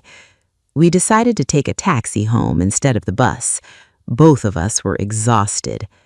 As the taxi drove through Maple Grove, I watched raindrops slide down the window. The city looked calm again. People were walking their dogs, children laughed in a nearby park, shops were reopening after the storm. Life continued as if nothing unusual had happened. Ava rested her head against the window. I'll report Ryan if he contacts me again, she said. I think that's the right decision. No more hiding, no more hoping he'll change. I nodded. You deserve to feel safe. When we reached Ava's apartment, she hugged me again. Thank you. You saved me today. I smiled. We saved each other. She laughed softly. I'll call you tonight, she said. I'll be waiting, I replied. The taxi then drove me home. As soon as I opened the front door, Evelyn ran toward me. Patricia! She hugged me tightly. Dad walked out from the kitchen. His face showed relief. I've been worried all day. I'm okay, I said. I promise. We sat together in the living room while I told him everything. The strange message, the wrong platform, meeting Larry, the man in the green jacket, the security officers, helping Larry find his mother. Dad listened without interrupting. When I finished, he smiled proudly. You made good decisions today. I wasn't sure what to do, I said. You followed your heart. That's usually the right place to start, he replied. Evelyn smiled. I want to be brave like you someday. I laughed. I wasn't brave. I was scared. Dad nodded. Real courage doesn't mean you're never afraid. It means you choose to do the right thing even when you are. His words stayed with me. That night, I lay awake for a long time. Every time I closed my eyes, I saw the man in the green jacket disappearing into the crowd. Who was he? Was Ava right? Or had it all been a misunderstanding? I didn't know. But one thing was certain. If danger ever came again, neither of us would face it alone. 1 week later, I was working at Morning Bean Cafe. The morning was busy. Customers filled every table. The smell of fresh coffee floated through the air. Just after noon, someone called my name, Patricia. I turned around. Standing near the door were Larry and his mother. Larry was smiling from ear to ear. In his hands was a small box tied with a blue ribbon. We came to thank you, his mother said. She handed me the box. I made homemade chocolate cookies. You really didn't have to, I said. We wanted to, she replied. Larry grinned. I told everyone at school about you. I laughed. I hope only the good parts. The best parts, he promised. After they left, I opened the box during my break. The cookies smelled wonderful. Inside the lid was a handwritten note. Thank you for showing my son that kindness still exists. We will never forget your help. I smiled. That day taught me something I will always remember. Life can surprise us with fear when we least expect it, but it can also surprise us with kindness. Sometimes one small act of caring can completely change someone's day.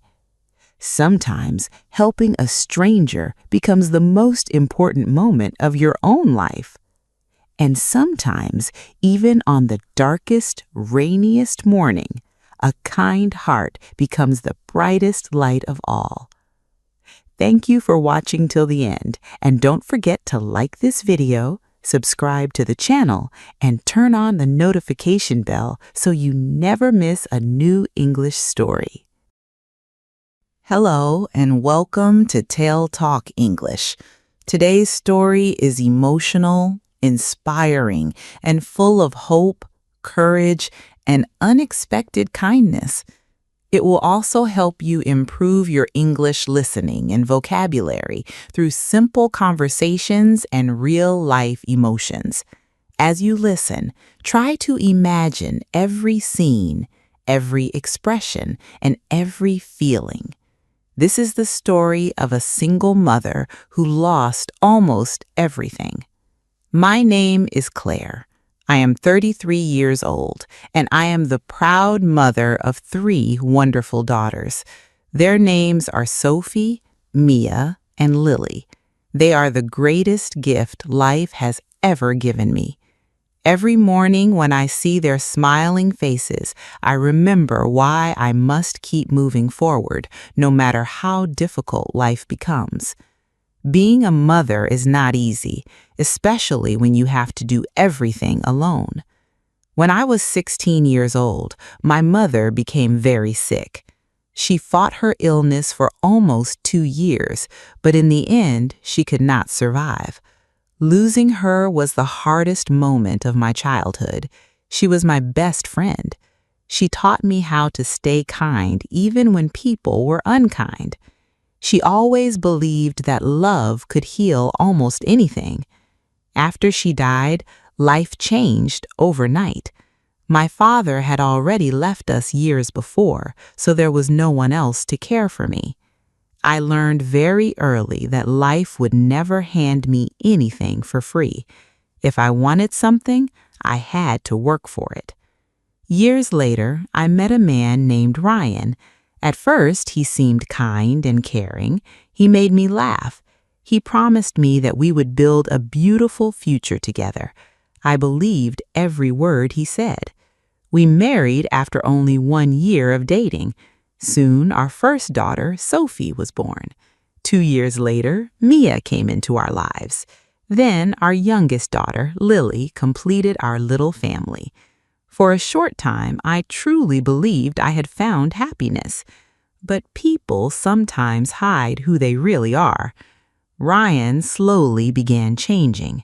He stayed out late, he spent money we did not have. Sometimes he disappeared for days without telling me where he was. Whenever I asked questions, he became angry. "I work hard," he always said. "Stop asking so many questions." I wanted to believe him. I wanted our family to stay together. Then one morning, when Lily was only 6 months old, I woke up and found his side of the bed empty. His clothes were gone. His suitcase was gone. His phone number no longer worked. He never came back. He never called to ask about the girls. He never sent money. It was as if we had never existed. I cried for weeks, but eventually my tears stopped. I realized that crying would not feed my daughters. So I stood up. I promised myself that I would never let my girls feel unloved. We moved into a tiny apartment in a quiet town called Maplewood. The apartment had only 2 small bedrooms. The walls were old, and during winter, cold air came through the windows. Sometimes I covered the windows with blankets to keep the room warm. It was not much, but it was our home. Every month felt like climbing a mountain. Rent, electricity, water, school supplies, food. Every dollar mattered. I had never gone to college. Without a degree, finding a good job was almost impossible. After weeks of searching, I started cleaning houses and small offices. I worked alone.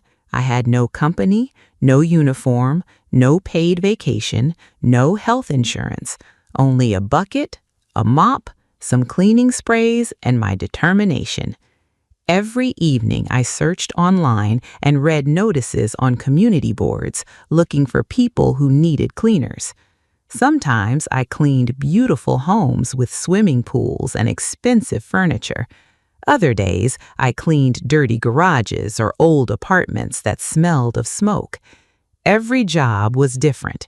Some customers thanked me warmly, some offered me coffee, some even gave me homemade cookies to take home for my daughters. Others barely looked at me. A few complained about things that were already broken before I arrived. Once, a customer refused to pay after I spent 8 hours cleaning his entire house. He said, "I changed my mind. The work wasn't good enough." I knew it was a lie, but I also knew I could not afford a lawyer, so I quietly packed my supplies and walked away. That night, I cried in the bathroom where my daughters could not hear me. The next morning, I smiled again, because mothers do not have the luxury of giving up. Every night after the girls fell asleep, I sat beside their beds. Sophie is 10 years old now. She loved reading books about animals. She dreamed of becoming a veterinarian one day. Mia is 8. She loved drawing colorful pictures of flowers and butterflies. Every wall in our apartment seemed to have one of her little drawings taped to it. Little Lily is only 5. She laughed more than anyone I had ever met. She believed every problem could be solved with a hug. Looking at them always gave me strength. Sometimes I gently kissed each forehead and whispered, "I promise I will give you a better life." One Saturday afternoon, Sophie walked into the kitchen while I was counting the little money I had left. "Mama?" she said. "Yes, sweetheart," I replied. "Our school is taking a trip to the Science Museum next month," she said. "That sounds wonderful," I replied. She smiled for only a second before looking down. "It costs $30, she whispered.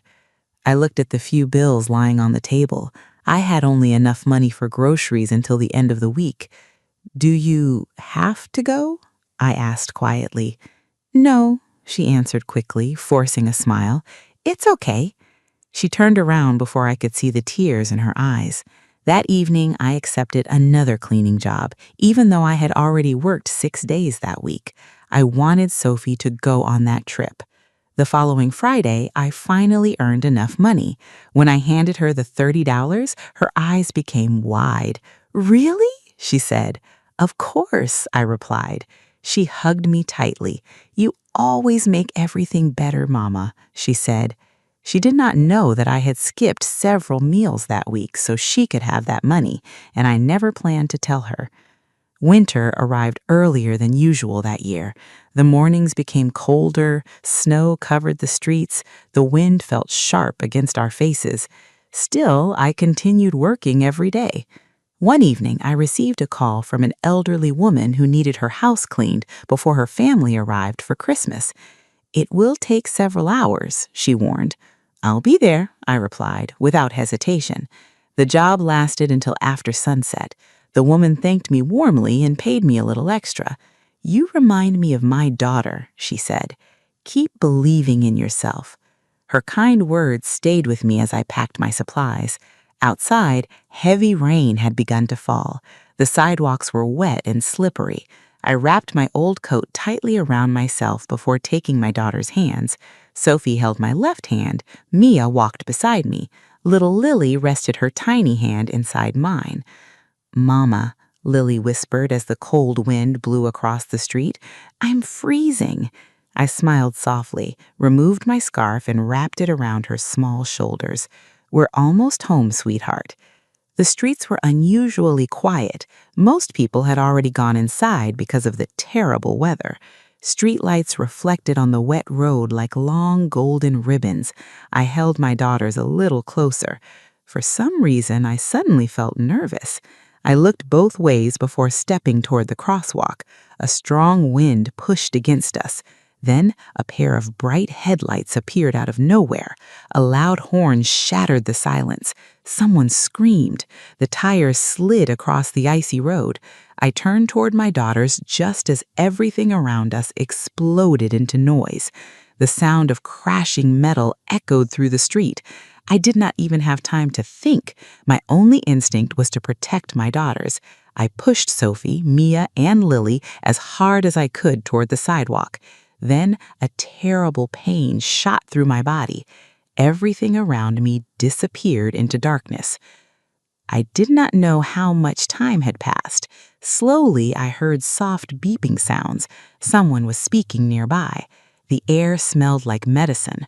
My eyes felt heavy. When I finally opened them, I saw a bright white ceiling. I blinked several times, trying to understand where I was. My head hurts. My arms felt weak. My left leg felt like it was on fire. Then the memory returned. The rain. The headlights. My daughters. I tried to sit up. Pain rushed through my body. No. My voice was barely louder than a whisper. My girls. A nurse quickly walked into the room. She looked to be in her 40s with gentle eyes and a calm smile. Please don't move, she said softly. You're safe. My daughters, I whispered again. Where are Sophie, Mia, and Lily? The nurse smiled. They're safe too. Tears immediately filled my eyes. I need to see them, I said. You will, she replied. Only a few minutes later, the hospital room door opened. 3 little girls rushed inside. Mama, they said. Sophie reached me first. She wrapped her arms around me as carefully as she could. Mia hugged my shoulder. Little Lily climbed onto the side of the bed and buried her face against my chest. I started crying, not because of the pain, not because of the accident. I cried because they were alive. I was so scared. I thought you lost me. I kissed each of them again and again. I'm here. I'll always be here, I said. The girls stayed beside me until a doctor entered the room.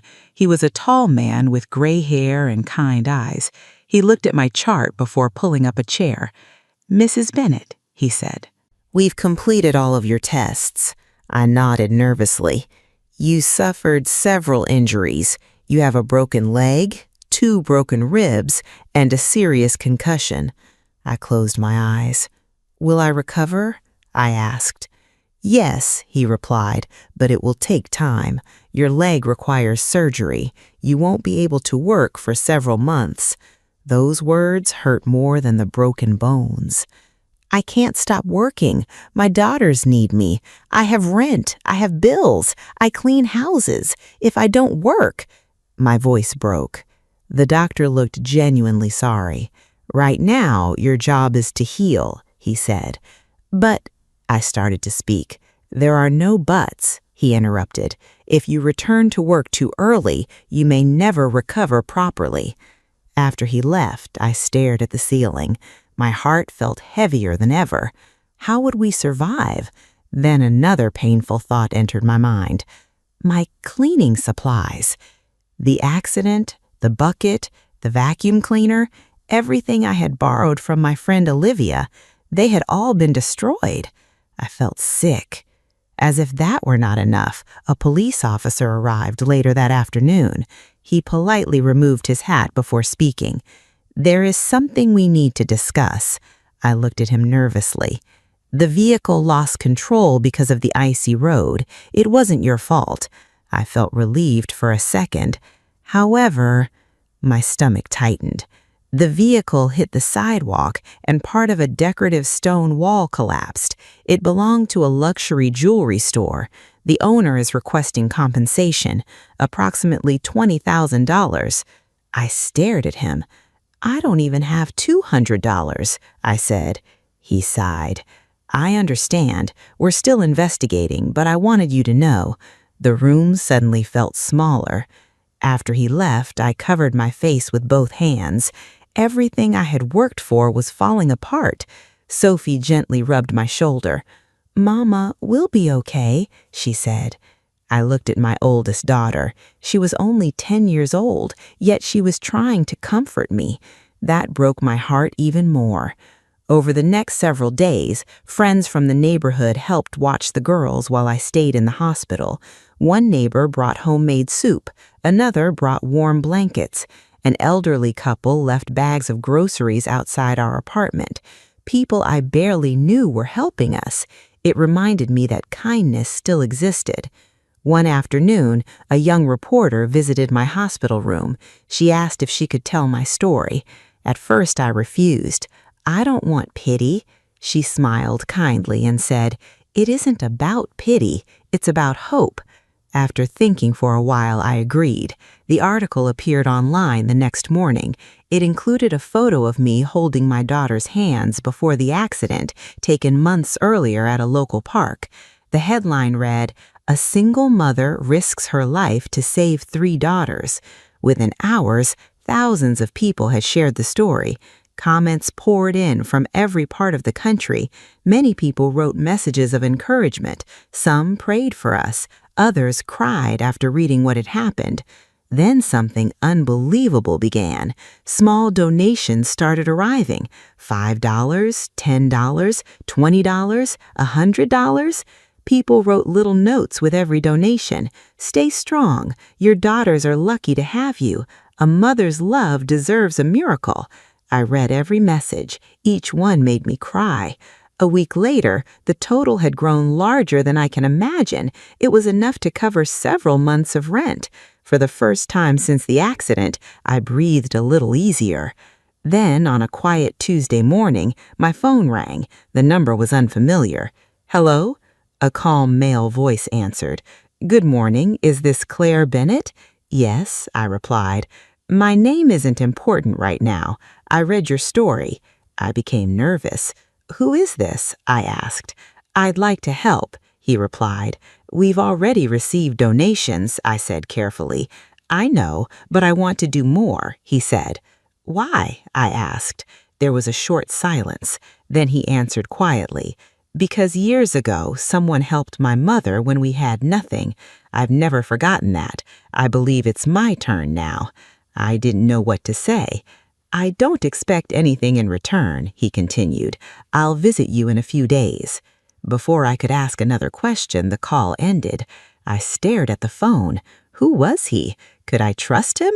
Maybe it was a joke. Maybe someone wanted attention. I decided not to think too much about it. 2 days later, the hospital door opened again.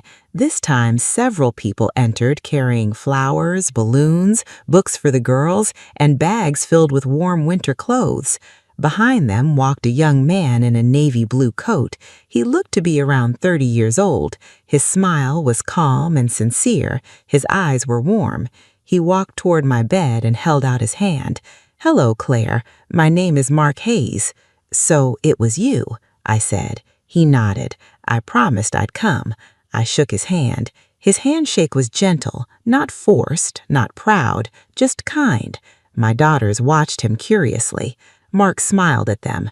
"You must be Sophie. You look just like your mother." Sophie smiled shyly. "And you must be Mia? I heard you love drawing." Mia's eyes became wide. "How did you know?" she asked. "I read the article. It mentioned your beautiful pictures." Finally, he knelt beside little Lily, "And I believe you're the little girl who gives the best hugs." Without saying a word, Lily wrapped her tiny arms around his neck.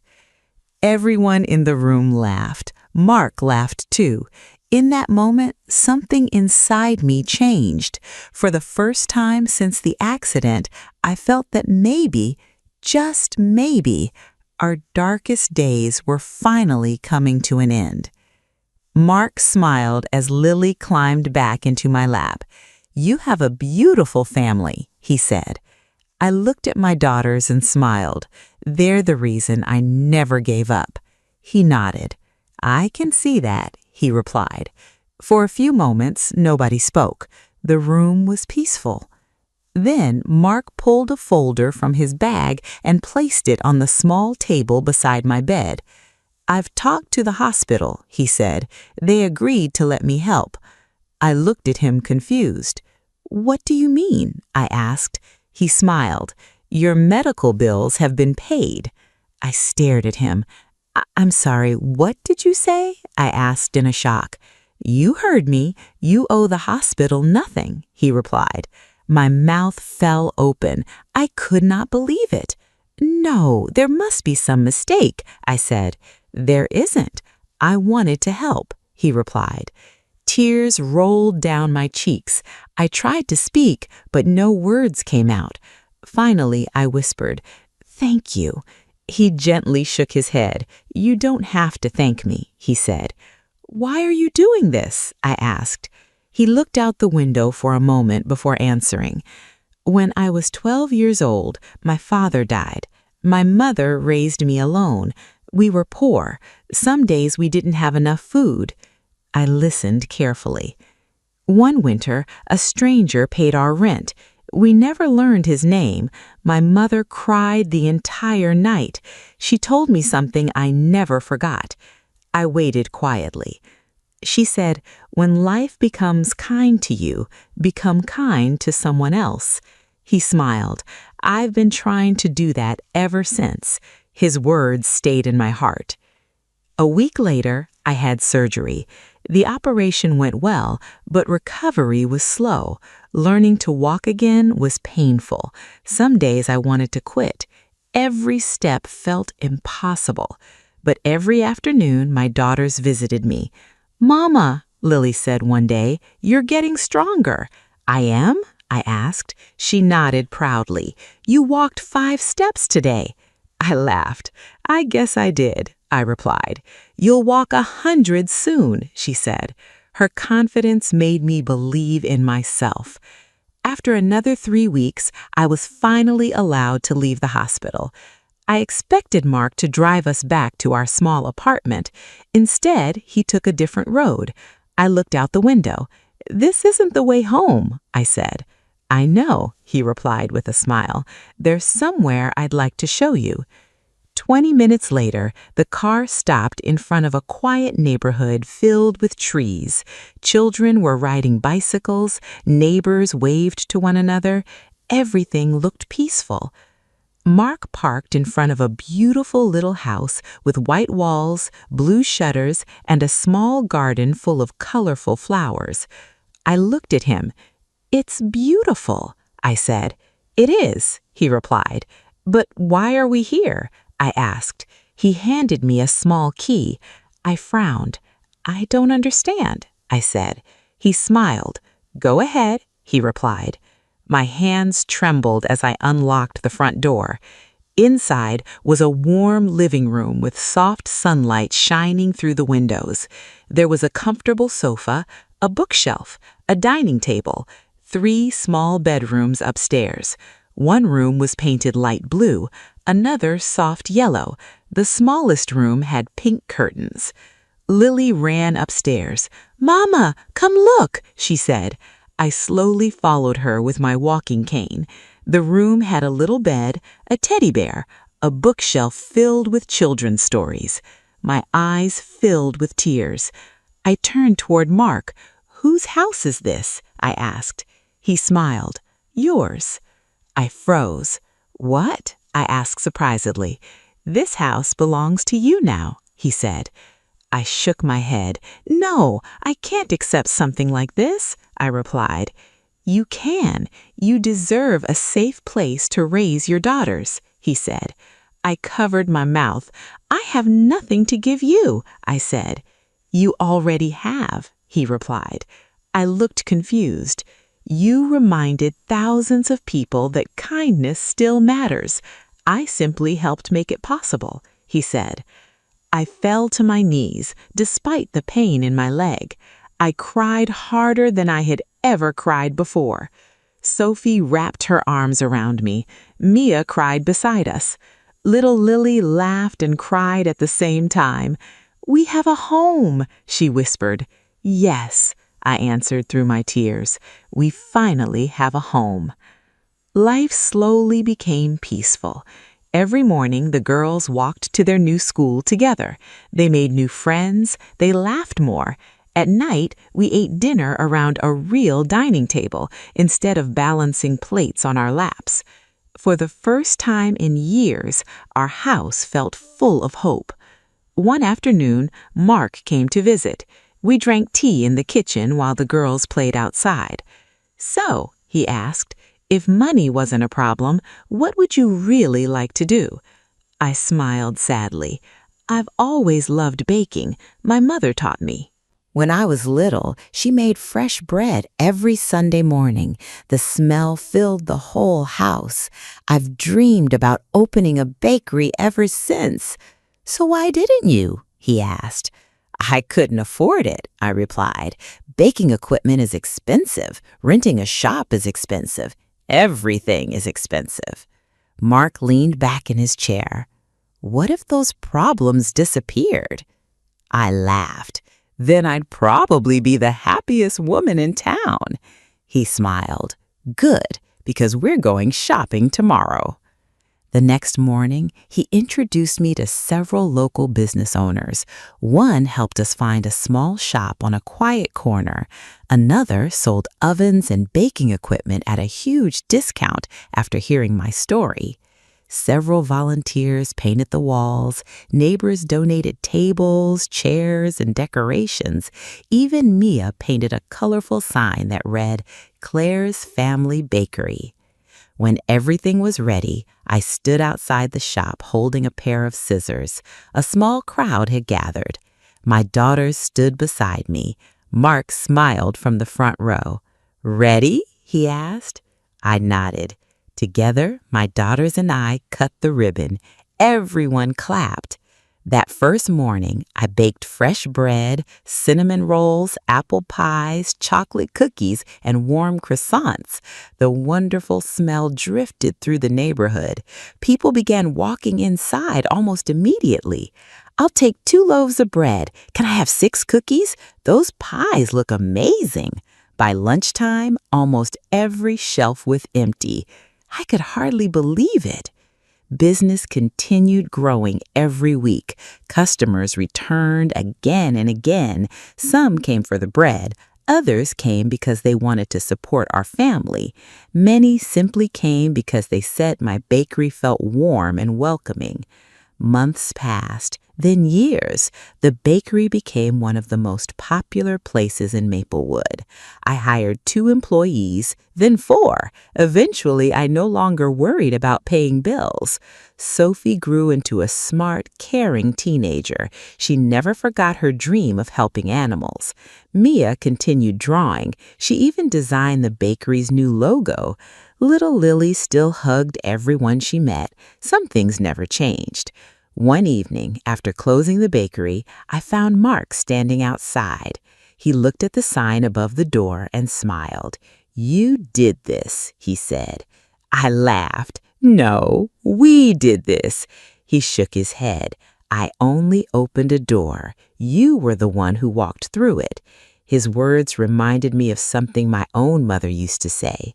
Kindness can open a door, but courage is what allows someone to step inside. I looked around the bakery. Families were laughing together. Children were eating cookies. Fresh bread cooled on the shelves. My daughters were smiling behind the counter. For a moment, I remembered the cold, rainy night when I believed everything was over. If someone had told me then that one day I would own a beautiful home, run my own bakery, and watch my daughters grow up happy, I would never have believed them. Life can change in a single moment, sometimes for the worse, sometimes for the better. The important thing is never to stop believing, never stop trying, never stop hoping. Because even after the darkest night, the sun always rises again. And sometimes a stranger's kindness can become the beginning of a brand new life. Thank you, my dear listener, for spending this time with me. If this story touched your heart, remember this simple lesson. Kindness is never wasted. Even the smallest act of love can completely change someone's future. And no matter how difficult life becomes, never lose hope, because tomorrow may bring the miracle you have been waiting for. Hello and welcome to TaleTalk English. Today's story is emotional, dramatic, and full of difficult choices, painful memories, and the power of forgiveness. It will also help you improve your English listening and vocabulary through simple conversations and real-life situations. As you listen, try to imagine every scene, every expression, and every feeling. Now, let's begin. My name is Julia. I am 28 years old, and today people know me as a successful businesswoman. They see my nice office, my expensive clothes, and my confident smile. They think I have always lived an easy life, but they are wrong. My story began in a small town outside Chicago, where every day felt like a battle. When I was born, my father wanted a son. Instead, he got a daughter. From the first day of my life, I could feel that I was not welcome. He never carried me in his arms. He never smiled when he looked at me. Whenever someone visited our house, he spoke proudly about the son he wished he had instead of the daughter who stood quietly in the corner. As I grew older, I understood more than adults believed. I knew my father blamed my mother for everything. Many nights I lay awake while they argued. Plates crashed against the walls. Doors slammed so hard that the whole house shook. Sometimes my mother cried until morning. I covered my ears with my pillow, but I could still hear every word. One cold morning, my father packed a small bag. He looked at neither me nor my mother. Without saying goodbye, he walked out the front door. He never returned.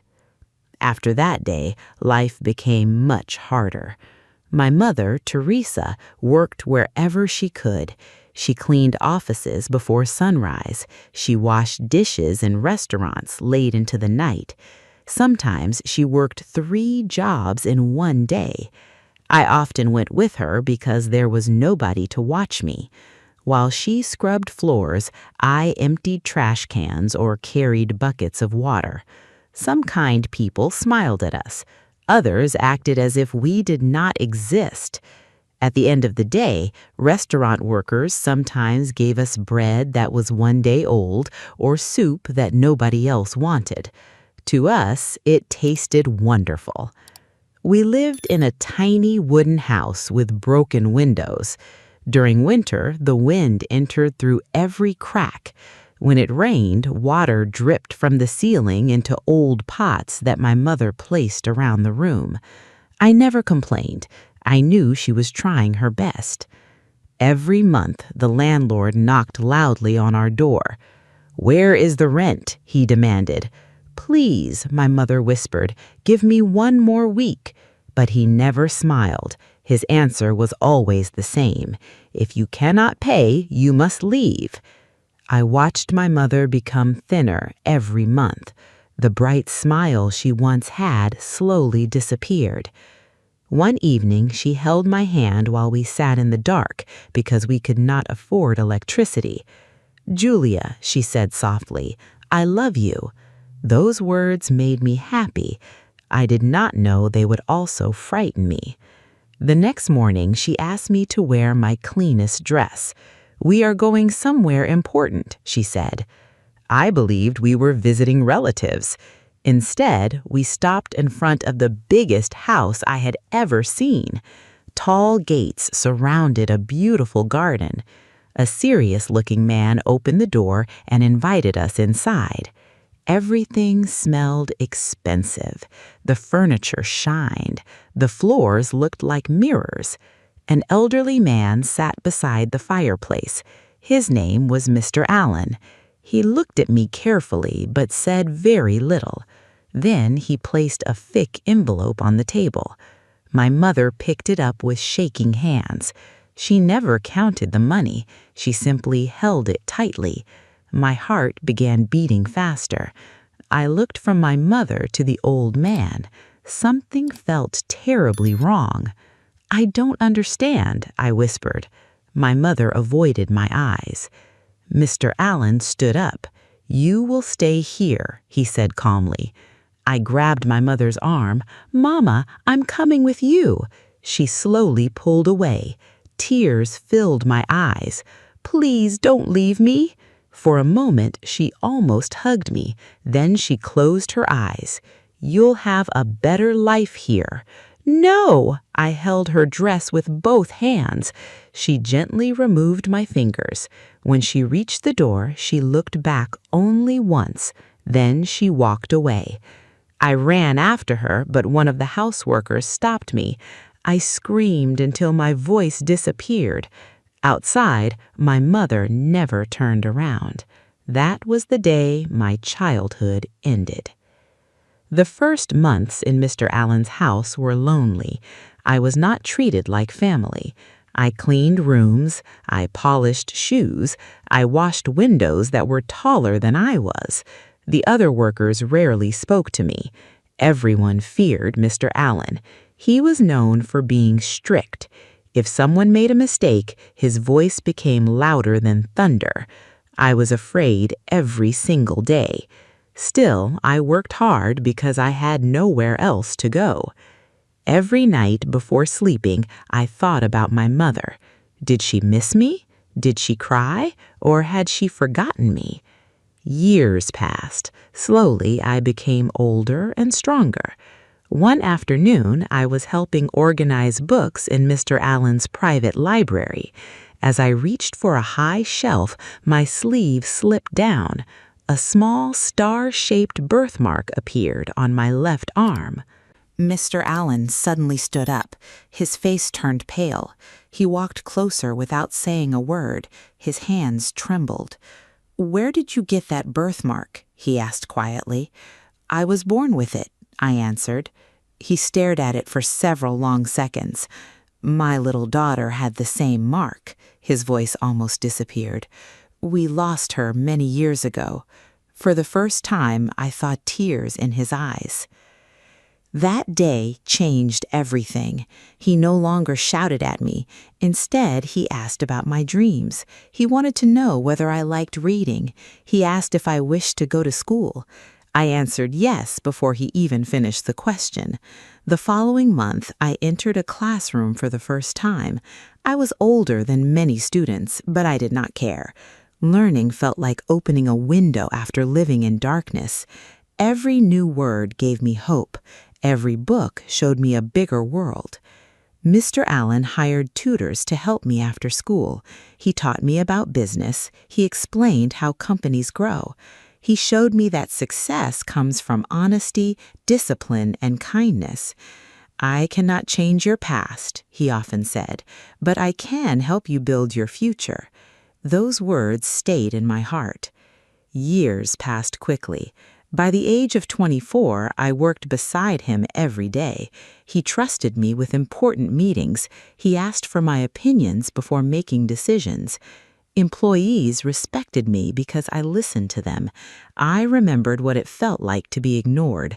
I never wanted anyone else to feel that way.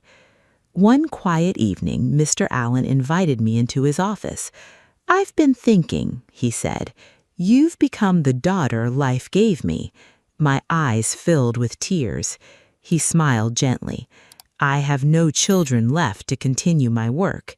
He handed me a folder. Inside were documents naming me as the future leader of his company. I could hardly breathe. "I don't know what to say," I said. "You don't have to say anything," he replied. "Just promise me you'll always remember where you came from." "I promise," I replied. When he passed away 3 years later, I kept that promise. I became the company's new president. Some people doubted me because I was young. Others doubted me because I had once been a poor servant. But I refused to let fear control my life. I worked harder than anyone else. I treated every employee with respect. I increased salaries whenever the company earned more money. I created scholarships for children who could not afford school. Every winter, we delivered warm clothes and food to families in need. People often asked why I cared so much. They did not know I had once stood in those same food lines. One snowy evening, I was driving home after a long meeting. The streets of Chicago were crowded. Snow covered the sidewalks. As traffic slowed near a small park, I noticed an elderly woman sitting alone on a bench. She wore a thin coat that could not protect her from the cold. Her hands shook as she held an empty paper cup. Most people walked past without looking at her. Something inside me told me to stop. I stepped out of my car with a warm blanket and some food. When I handed them to her, she whispered, "Thank you." Her voice sounded strangely familiar. She lifted her head. For a moment, time stopped. Although her hair had turned gray and deep lines covered her face, I recognized her. It was my mother. She looked at me but did not know who I was. "I'm sorry," she said quietly. "My eyes aren't very good anymore." I struggled to breathe. "Do you have any family?" I asked. She looked down. "I had a daughter once." "What happened?" I asked. "I made the biggest mistake of my life." Tears rolled down her cheeks. "I believed giving her away would save her. Instead, I lost her forever." My own tears began to fall. I whispered, "You didn't lose her." She looked up slowly. "You gave her away?" Her eyes searched my face. Then they grew wider and wider. "Julia?" I nodded. She covered her mouth with both hands. "I'm so sorry." She cried harder than I had ever seen anyone cry. "I wanted to come back for you, but I was ashamed. Every year it became more difficult." I stood silently. The little girl inside me still remembered that painful goodbye, but the woman I had become understood something else. Holding hate for so many years had never made me happy. I helped her stand. "Come with me." She was surprised. "You still want to help me?" she said. "I can't change the past, but maybe we can change tomorrow." She hugged me tightly. For the first time in many years, I felt like I had a mother again. A week later, another surprise waited for me. My assistant entered my office. "There's an older man asking to see you." When I walked downstairs, I saw him immediately. Even though time had changed his face, I recognized him. My father. He looked weak. His shoulders were bent. His confident voice had disappeared. "I heard your story," he said. "I don't deserve forgiveness." He lowered his head.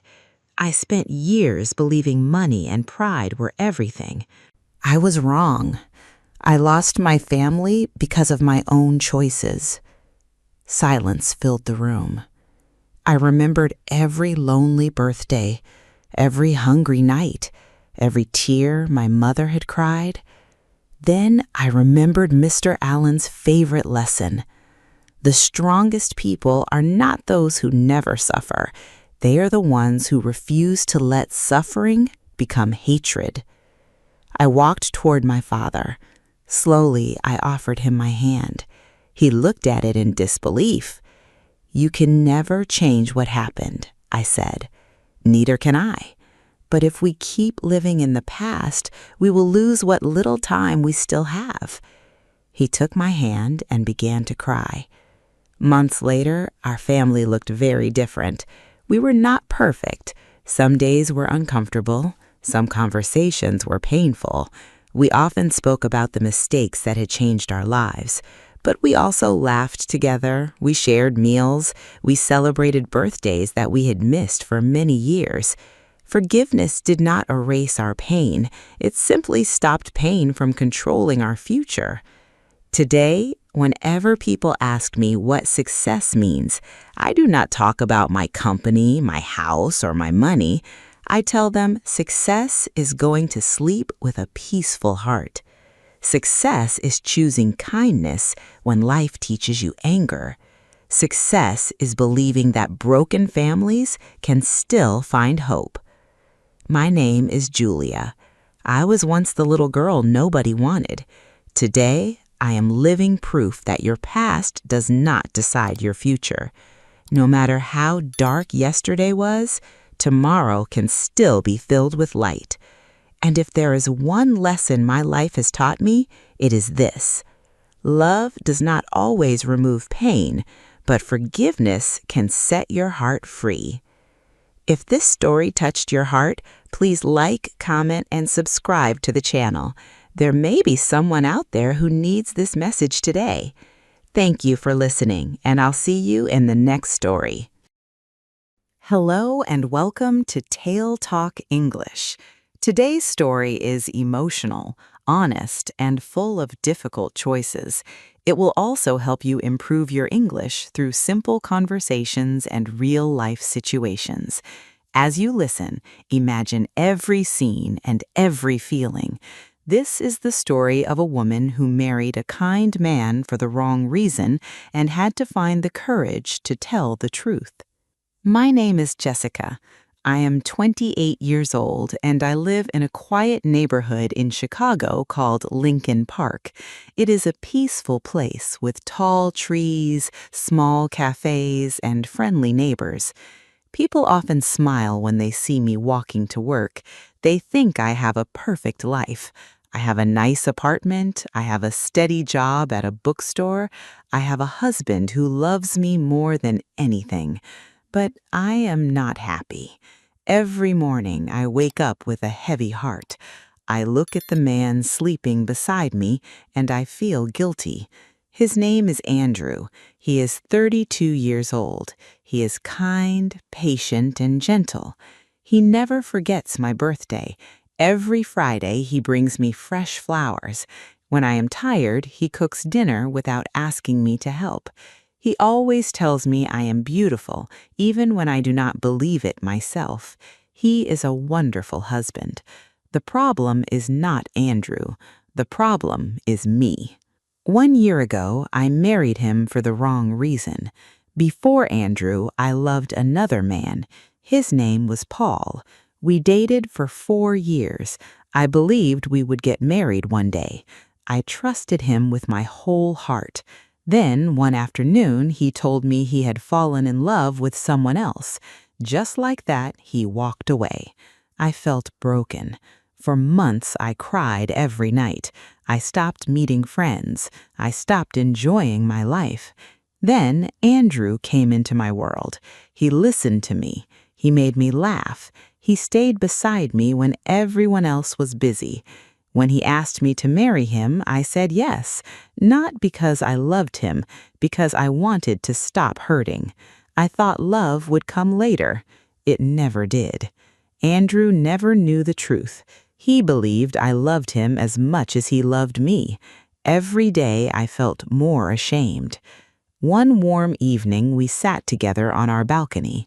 The stars filled the sky, and a soft wind moved through the trees. Andrew smiled at me. "Jessica," he said softly, "I know this first year has not always been easy, but I believe our love will become stronger every day." I forced myself to smile. "I hope so." He reached for my hand. "I'll wait as long as you need. My love is strong enough for both of us." His words hurt more than angry words ever could. He believed in us. I did not. The next week, Andrew planned a surprise dinner. He cooked creamy chicken pasta, baked garlic bread, and lit candles around the living room. When I came home, he opened the door with a big smile. "Welcome home." Everything looked beautiful. Soft music played in the background. The table was perfect. "This is all for you," he said. I thanked him. I smiled. I even laughed a little. But inside, I felt empty. After dinner, we walked to the small park where he had asked me to marry him. He pointed to the old oak tree. "Remember this place?" he asked. I nodded. "I promised I would love you forever." I looked at the tree. I remembered saying yes, not because I was happy, because I was afraid of being alone. That night, I could not sleep. I stared at the ceiling for hours. I kept asking myself the same question. How long can I keep pretending? The next morning, my best friend, Jennifer, called me. "You sound tired," she said. "I am." "What's wrong?" This time I could not lie. "I don't love Andrew." She stayed quiet. Then she asked gently, "Did you ever love him?" I closed my eyes. "No." "Then why did you marry him?" "I was lonely. I thought marriage would fix my broken heart." Jennifer sighed. "Jessica, a marriage cannot heal pain if it is built on pain." Her words stayed with me all day. That evening, Andrew came home carrying a small bouquet of yellow roses. "They reminded me of your smile," he said. I almost cried. He kept giving me love. I kept giving him silence. A few days later, something happened that frightened me. We were eating breakfast when Andrew smiled. "I've been thinking," he said. "What about?" "Maybe it's time to start a family." I froze. "A baby would make our home even happier." I looked down at my coffee. "I'm not ready." His smile disappeared for just a second, then he nodded. "That's okay, we can wait." He never became angry. He never blamed me. His kindness made my guilt even heavier. That night, I opened my journal. I wrote one sentence: "Andrew deserves someone who truly loves him." I read those words again and again. For the first time, I admitted the truth to myself. I was not protecting him. I was only protecting myself. One weekend, Andrew surprised me with movie tickets. "I miss seeing you smile," he said. So we went. He laughed during the funny scenes. He held my hand. He looked at me with hope. I smiled when he looked at me. The moment he turned away, my smile disappeared. When we arrived home, he made us tea. He wrapped his arm around my shoulders. "I love spending time with you." I whispered, "Thank you." That was all I could say. The silence between us kept growing. A few days later, I met Jennifer at a cafe near the lake. She looked at me carefully. "You've lost weight." "I know." "You can't keep living like this." "I don't want to hurt Andrew." "You already are." Her words surprised me. "What do you mean?" "He feels your distance every day. The truth will hurt him once. A lie hurts him every day." I looked across the lake. Deep inside, I knew she was right. That night, I stood in front of my apartment door with a small travel bag. I thought about leaving without saying anything. I even held the doorknob. Then I looked back. Andrew was sleeping peacefully on the couch after waiting for me to come home. I dropped the bag. I couldn't leave like that. The next evening, I asked him to sit with me. My hands were shaking. He noticed. "Jessica, what's wrong?" I took a deep breath.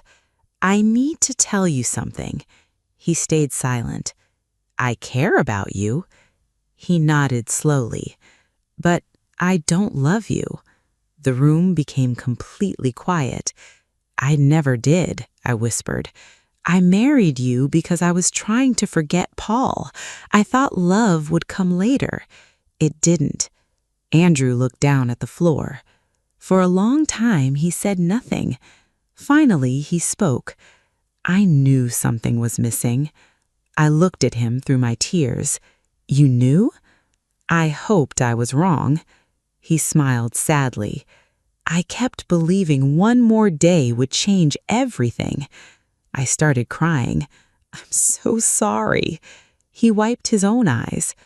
"I don't hate you, Jessica." His kindness broke my heart. "I just wish you had told me sooner." I nodded. "I was afraid." "I know." We sat together without speaking. Neither of us shouted. Neither of us blamed the other. There was only sadness, real sadness. That night, I slept in the guest room. For the first time in months, I felt something different. Not happiness, relief. The truth was finally out. The next morning, the apartment felt different. It was very quiet. I woke up early and walked into the kitchen. Andrew was making coffee. He placed 2 cups on the table without saying a word. "Good morning," he said softly. "Good morning." We sat across from each other. We drank our coffee in silence. The quiet was uncomfortable, but it was honest. We were no longer pretending. After breakfast, I went to work at the bookstore. I arranged books on the shelves, helped customers, and answered questions. I tried to focus, but my thoughts kept returning to Andrew. Had I ruined his life? Would he ever forgive me? When I finished work, Jennifer was waiting outside. She smiled gently and gave me a hug. "How are you feeling?" "I don't know," I admitted. "I feel guilty, but I also feel lighter." She nodded. "That is normal. Telling the truth is painful, but living a lie is even more painful." We walked slowly through the park. Leaves moved gently in the wind. Children were playing nearby, laughing without a care in the world. "I think I need to leave the apartment," I said. Jennifer looked at me. "Have you told Andrew?" "Not yet." "You should." That evening, Andrew was reading a book when I came home. "Can we talk?" I asked. He closed the book and nodded. "I think it's time for me to move out." He looked at me quietly. "I expected that." "You did?" "Yes." He took a slow breath. "If staying here hurts both of us, then leaving is probably the right choice." Tears filled my eyes. "I'm sorry." He gave me a small smile. "I know. I never wanted to break your heart." Andrew looked at me for a long moment. "You didn't plan this, Jessica. You made a mistake. We both have to accept it." His kindness surprised me again. "I don't deserve your forgiveness." "This isn't about deserving it. Holding on to anger won't help either of us." The next morning, I packed my clothes, a few books, and my journal. The apartment suddenly looked unfamiliar. Every room held a memory. The kitchen where Andrew cooked my favorite meals, the balcony where he dreamed about our future, the living room where we watched movies together. Even though I never loved him the way he loved me, those memories still mattered. Andrew carried my suitcase to the front door. "I'll help you," he said. "You don't have to." "I know." When we reached the door, neither of us moved. Finally, I spoke. "Thank you for everything." He nodded. "I hope one day you find the happiness you're looking for." "I hope you do too." He opened the door. "Take care, Jessica." "You too, Andrew." I walked outside without looking back. Jennifer was waiting in her car. She smiled warmly. "Ready?" I took one deep breath. "Yes." As we drove away, I watched the apartment disappear behind us. For the first time in a long time, I didn't feel trapped. I felt afraid, but I also felt free. Jennifer welcomed me into her apartment. "You can stay as long as you need," she said. "Thank you." During the first few days, I cried often, sometimes while making breakfast, sometimes before going to sleep, sometimes for no reason at all. Jennifer never asked too many questions. She simply sat beside me whenever I needed someone. Little by little, life became easier. Every evening after work, I walked beside the lake. The fresh air helped clear my mind. I watched people jogging, riding bicycles, and walking their dogs. Life continued moving forward. Maybe mine could too. One afternoon, I noticed a poster outside the community center. "Creative writing class. Beginners welcome." I stopped walking. I had always loved books. Maybe I could learn to write my own stories. Without thinking too much, I signed up. The class met every Thursday evening. There were only 8 students. Some were young, some were retired.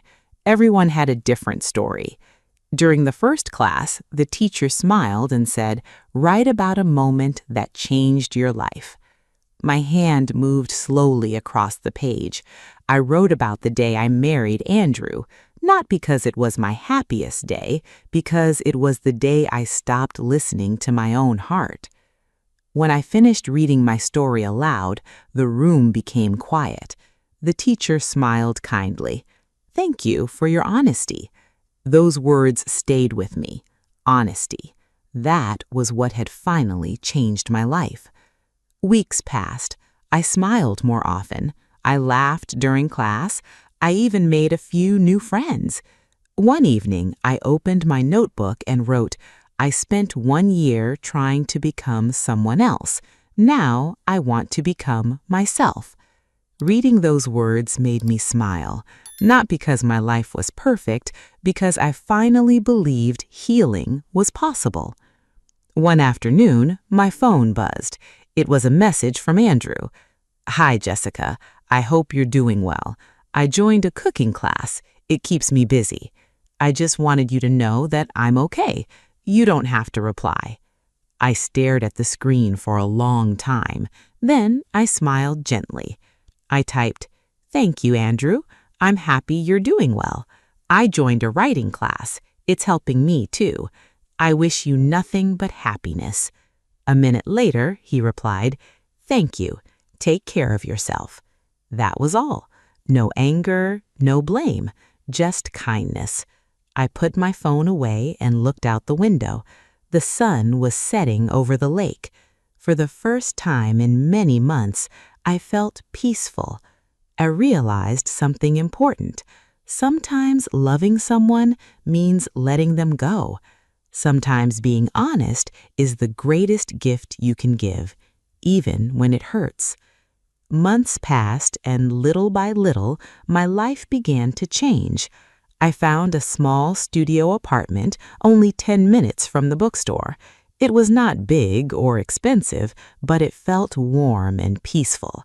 The first thing I bought was a small plant for the window.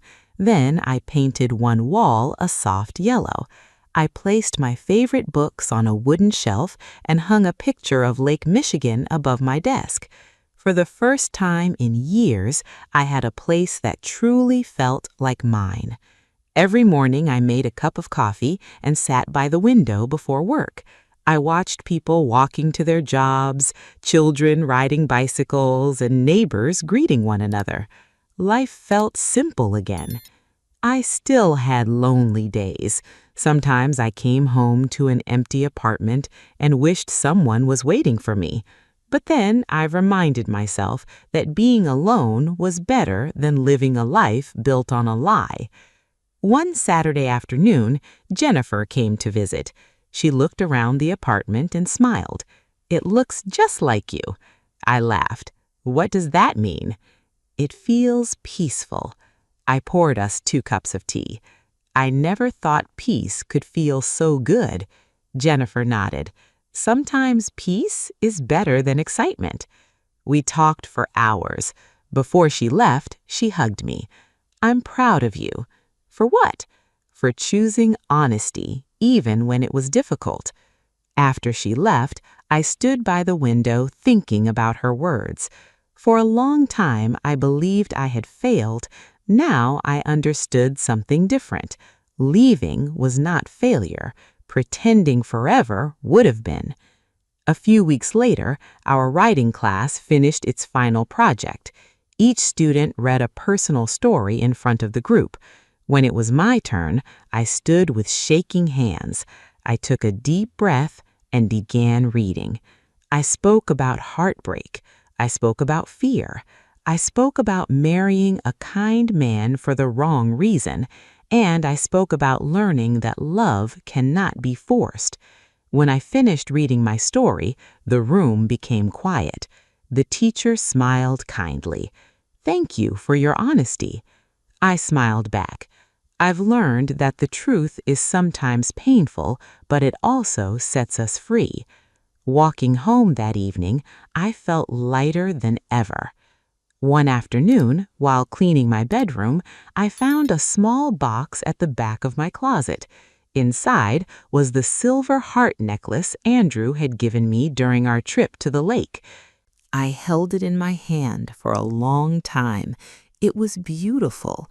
It was also a reminder of a chapter that had ended. I knew I couldn't keep it. I placed the necklace back into the box and wrote a short note. Dear Andrew, thank you for every act of kindness you showed me. You loved me with all your heart, and I will always respect you for that. I cannot keep this necklace because it belongs to a love I could never return. I truly hope one day you meet someone who loves you as deeply as you love them. You deserve that happiness. Take care, Jessica. I gave the box to Jennifer. Would you mind giving this to Andrew? She nodded. Of course. A few days later, she called me. He received it. What did he say? He smiled. And he said, "Tell Jessica thank you. I wish her a happy life." I closed my eyes. A tear rolled down my cheek, not because I wanted him back, but because two people who had once shared the same home could still choose kindness instead of anger. Winter slowly turned into spring. Flowers appeared in the parks. The trees became green again. I spent more time outside. I visited museums. I read books in small cafes. I laughed with my classmates after writing sessions. Every week, I felt stronger. One evening after work, I walked beside the lake as the sun was setting. The water reflected the orange sky. Everything looked calm. I stopped walking and looked at my reflection. For months, I had only seen sadness. Now I saw something different. Hope. Not because someone had saved me, because I had finally been honest with myself. I whispered quietly, "Thank you," not to anyone else, to myself, for finding the courage to tell the truth, for choosing a difficult path instead of an easy lie. I realized something important that day. Love is not only about finding the right person, it is also about being the right person.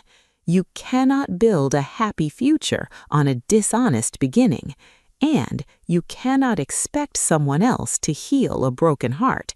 Only time, honesty, and self-love can do that. Today, when people ask if I regret my decision, I answer honestly. I regret hurting Andrew, but I do not regret telling the truth. Sometimes the kindest thing you can do is let someone go. Andrew deserved a wife who loved him with her whole heart. I deserved the chance to discover who I really was. We both deserved a new beginning. I don't know where life will take me next. Maybe one day I will fall in love again. Maybe I won't. For now, that doesn't matter. Right now, I am learning to enjoy quiet mornings, good books, long walks, and peaceful evenings. I am learning that happiness does not always arrive with fireworks. Sometimes it comes quietly. Sometimes it begins the moment you stop pretending. If you are listening to my story and your heart feels heavy, I want to tell you something. Do not make important decisions because you are lonely. Do not stay silent because you are afraid. Be honest with yourself. Be honest with the people who love you. The truth may hurt today, but it can bring peace tomorrow. Thank you for listening to my story. I hope it reminds you that everyone makes mistakes, but mistakes do not have to define your future.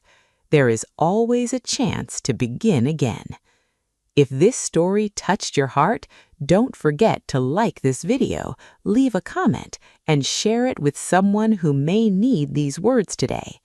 Until next time, take care of yourself, keep learning English, and remember that every new day is another chance to write a better chapter of your own story. Hello and welcome to TaleTalk English. Today's story is inspiring, emotional, and full of hope. It is about losing everything you thought was safe. It will also help you improve your English listening and vocabulary through simple conversations and real-life emotions. As you listen, pay attention to the simple vocabulary, natural conversations, and useful English expressions. They will help you improve your listening and speaking skills. Now, let's begin today's story. I still remember the exact morning when my life began to change. At that time, I had no idea that one ordinary Monday would completely change my future. My name is William. Back then, my life was simple. Every day looked almost the same. I worked as an assistant manager in a small office downtown. The salary was not amazing, but it paid my bills. I rented a small apartment, bought simple food, and lived a quiet life. I believed that was enough. Every weekday, I woke up at 7 o'clock. I drank a quick cup of coffee, got dressed, and hurried to work. Nothing exciting ever happened. I thought my future was already planned. I was wrong. That Monday morning, the sky was gray. Dark clouds covered the city, and the air felt cold and heavy. I arrived at work 5 minutes late. Normally, nobody cared, but that day was different. As soon as I entered the building, I saw my boss standing near the entrance. His name was Mr. Reynolds.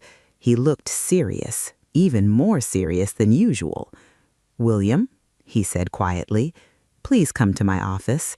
Something felt wrong. I followed him without saying a word. When we entered his office, he closed the door behind us. He sat down and looked at me for a few seconds. Then he sighed. "We're making some changes in the company." I waited. "I'm sorry," he continued. "Your position has been removed." For a moment, I couldn't understand what he meant. "My position?" I asked. He nodded.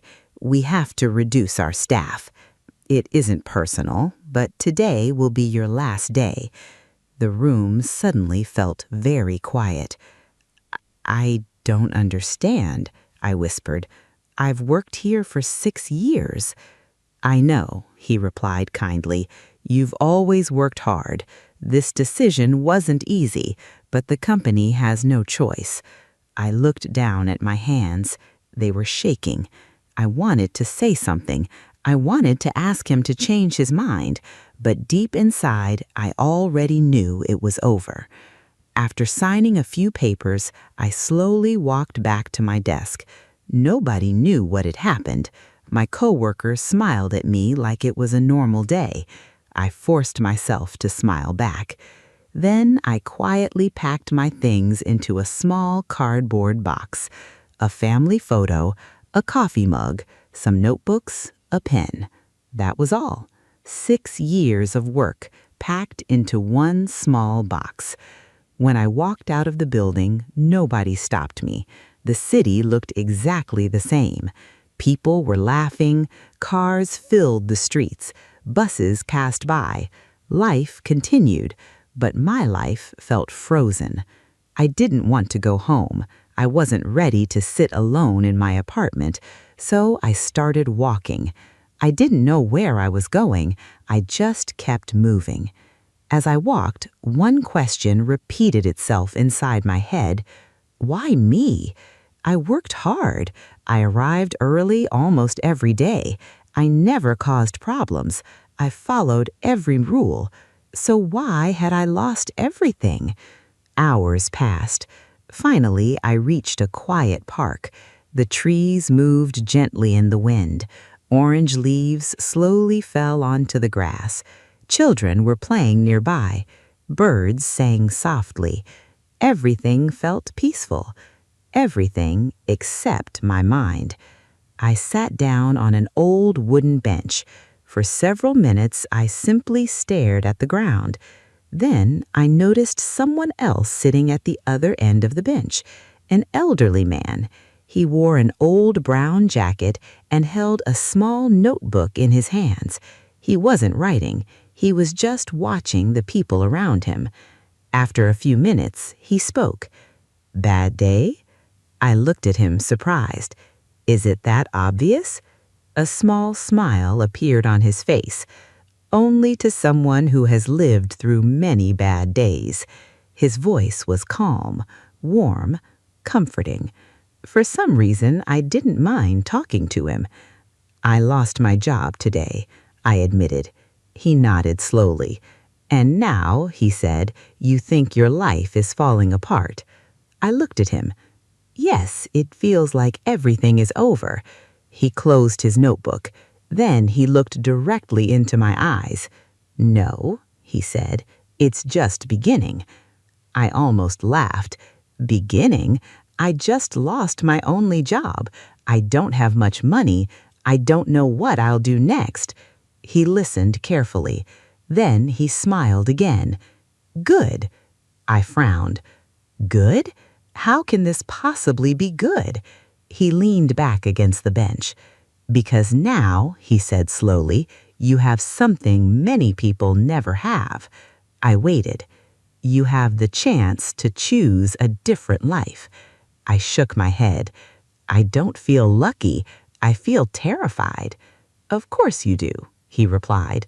"Fear is natural. It appears whenever we stand in front of something new." I looked away. "I don't even know what I'm good at." He stayed silent for a moment.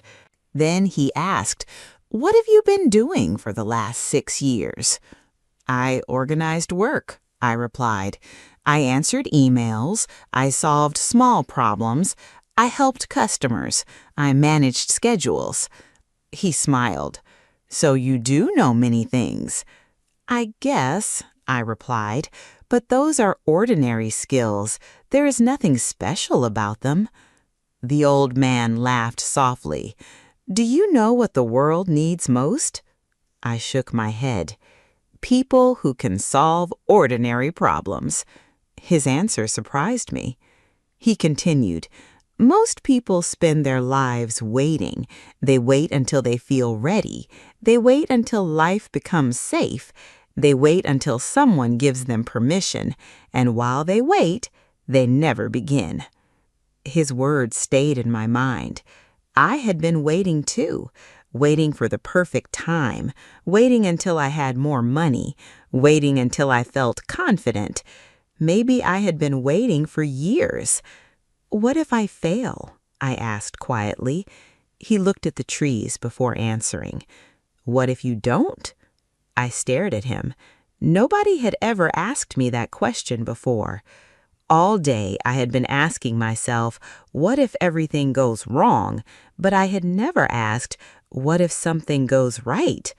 The sun slowly began to disappear behind the trees. The sky turned orange and pink. For the first time since morning, my breathing became slower. The fear was still there, but it wasn't as strong. The old man stood up. He placed his notebook inside his jacket. "So," I asked, "what should I do now?" He smiled one last time. "Take the next step." I looked confused. "That's all?" "Yes," he replied. "You don't need to see the whole road. You only need to see the next step." Then he turned around and slowly walked away. Within a minute, he disappeared behind the trees.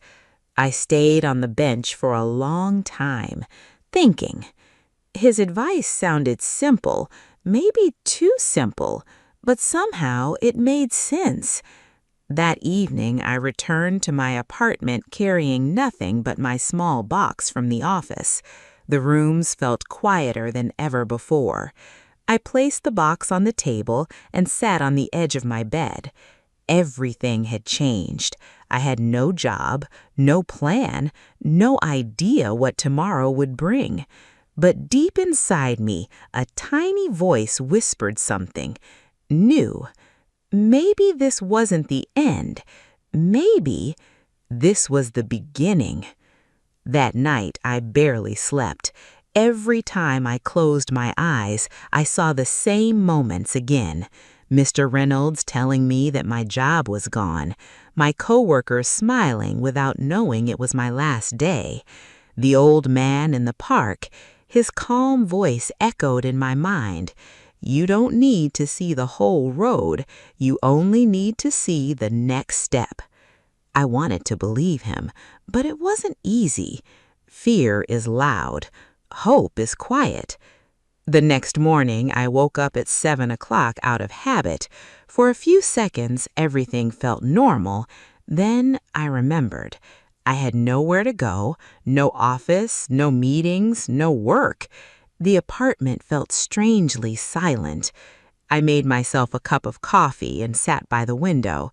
People outside were rushing to work, just like I used to do. For a moment, I felt jealous. They had a purpose. I felt lost. I picked up my phone and almost opened a job website. Then I stopped. The old man's words returned. Choose a different life. I walked to my desk and found an empty notebook. I opened the first page. For several minutes, I couldn't think of anything to write.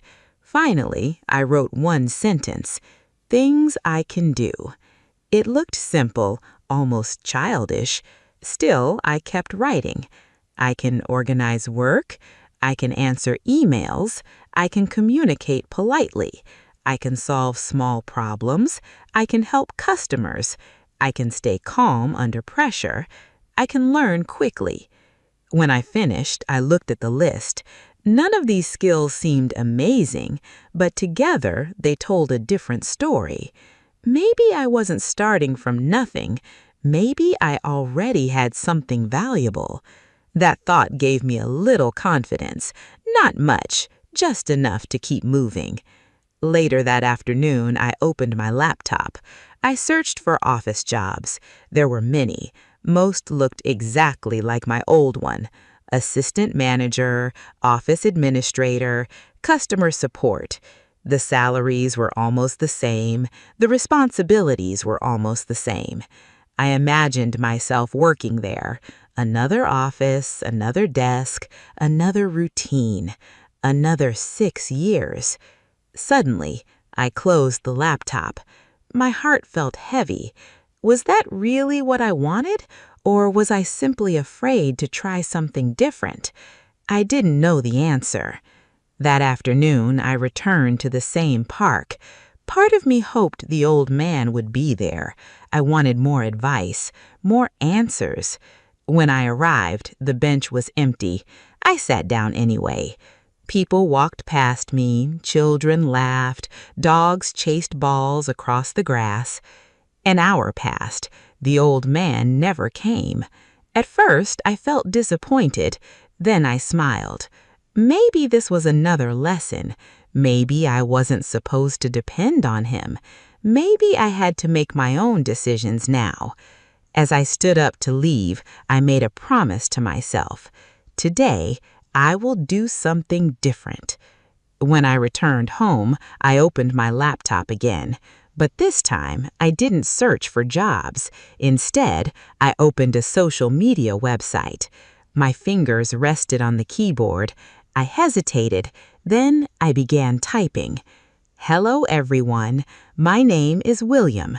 I have several years of experience organizing work, answering customer messages, managing emails, and helping businesses stay organized. If any small business owner needs reliable support, I'd be happy to help. I read the message 3 times. It sounded simple, maybe too simple. I almost deleted it.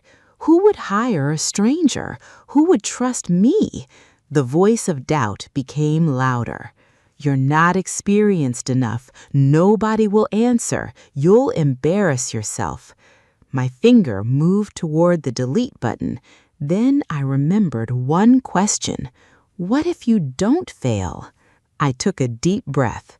Before fear could stop me again, I clicked post. The message was online. There was no turning back. My heart started beating fast.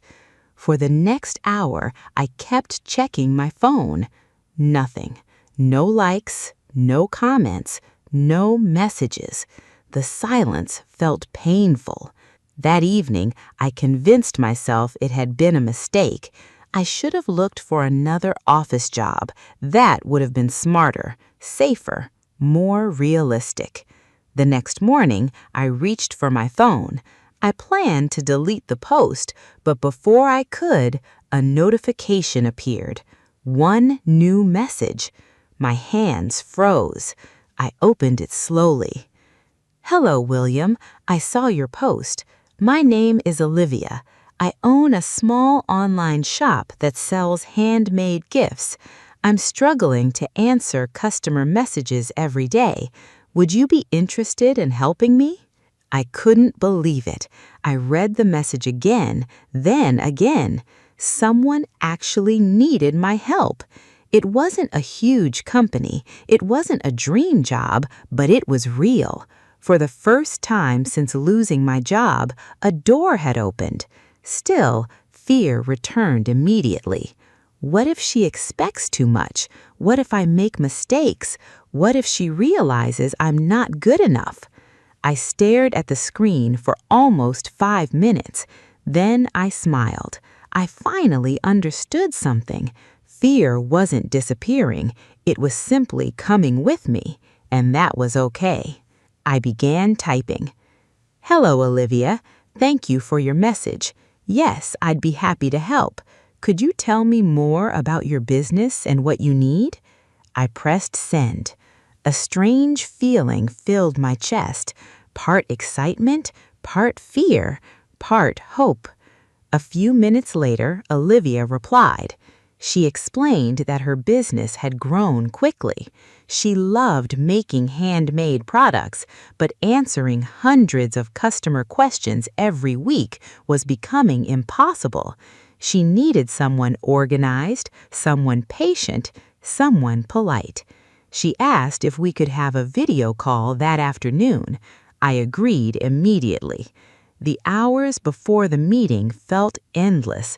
I changed my shirt 3 times. I checked my internet connection 5 times. I practiced introducing myself. I even cleaned the room behind my desk so it would look professional. When the video call finally started, I was nervous. Olivia smiled warmly. She looked friendly. "Thank you for meeting with me," she said. "Thank you for giving me the opportunity," I replied. We talked for almost 40 minutes. She explained her business. I explained my experience. At the end of the conversation, she smiled again. "I'd like to give you a chance. We can start with 1 week. If everything goes well, we'll continue." 1 week. That was all, but it was enough. After the call ended, I leaned back in my chair. Only 2 days earlier, I believed my future had ended. Now, a completely different future was beginning. I still didn't know where this new road would lead, but for the first time in many years, I wasn't standing still anymore. I was moving forward, one small step at a time.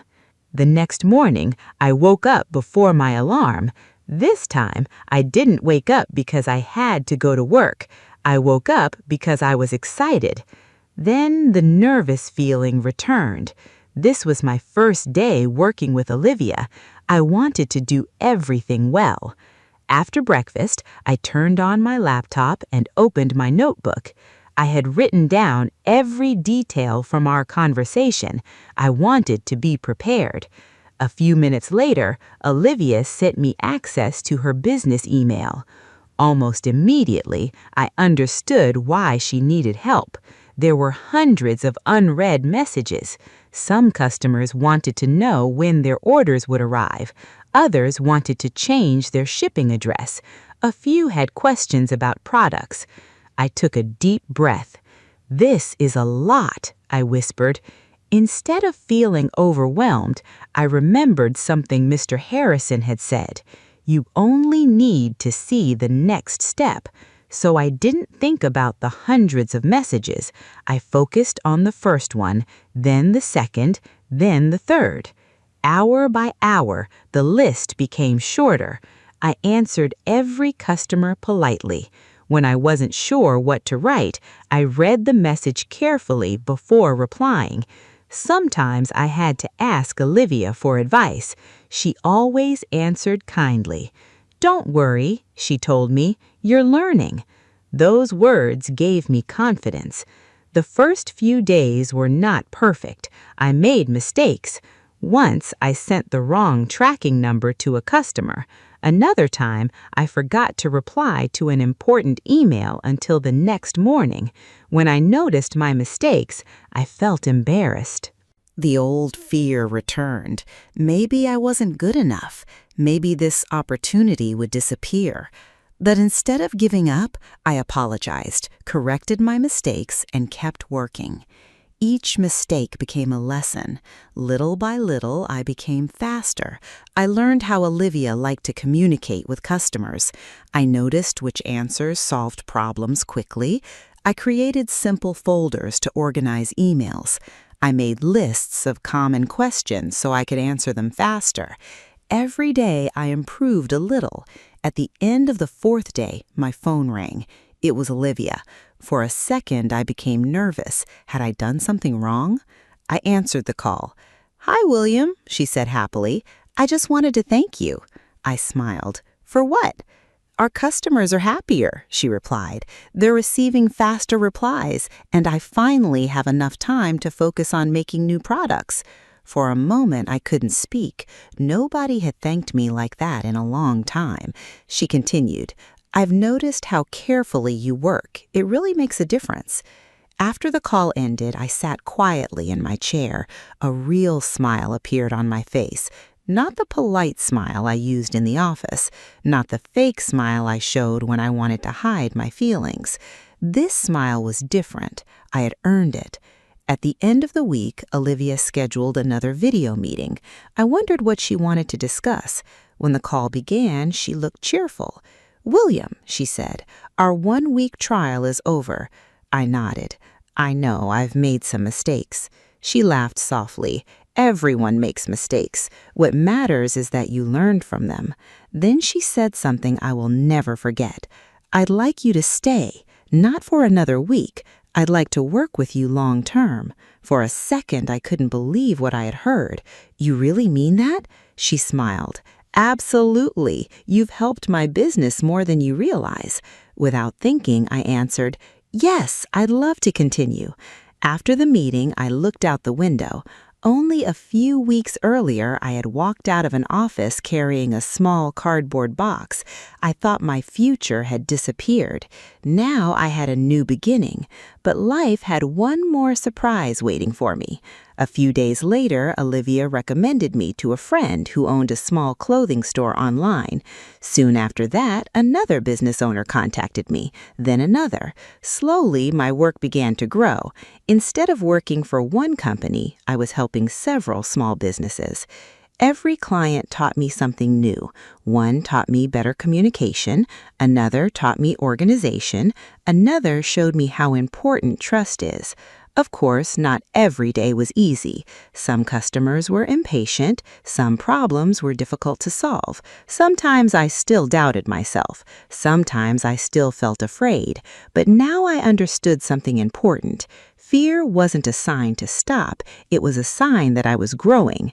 Months passed. I built a new daily routine, but this routine was different from my old one. I chose my working hours. I decided how to organize my day. I learned new skills every week. For the first time in my life, I felt like I was building something that belonged to me.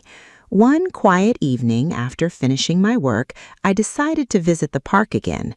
The same park, the same path, the same old bench. I sat down and looked around. I hoped to see Mr. Harrison, but he wasn't there. I waited for a while. Still nothing. Then I smiled. Maybe I wasn't supposed to see him again. Maybe he had already given me everything I needed. He never gave me money. He never offered me a job. He never solved my problems. He simply changed the way I looked at them. As I watched the sun slowly disappear behind the trees, I remembered his words. You don't need to see the whole road, you only need to see the next step. Now I finally understood what he meant. When I lost my job, I believed my story was ending. In reality, it was only the first chapter of a better life. If I had stayed comfortable, I would never have discovered what I was capable of. If I had chosen safety over courage, I would never have grown. And if I had allowed fear to control me, I would still be waiting for the perfect moment. Life rarely changes because of one huge decision. Most of the time, it changes because of one small choice, one message, one conversation, one opportunity, one simple word: yes. If you are listening to my story today, maybe you're facing your own difficult moment. Maybe you lost a job. Maybe you feel stuck. Maybe you're afraid of the future. If that's true, I want you to remember something. You don't need to know every answer. You don't need a perfect plan. You don't need to feel fearless. You only need the courage to take one small step, because one step becomes another and another. Before you realize it, you may be walking towards a life you never imagined. Sometimes the worst day of your life becomes the first day of your best future. It happened to me. Maybe one day it will happen to you too. Thank you for listening to today's story. If you enjoyed this video and want to improve your English through simple, natural, and inspiring stories, don't forget to support TaleTalk English. Subscribe for more easy English stories, listening practice, useful vocabulary, and real-life lessons. Keep learning, keep improving, and most importantly, keep taking the next step. See you in the next story.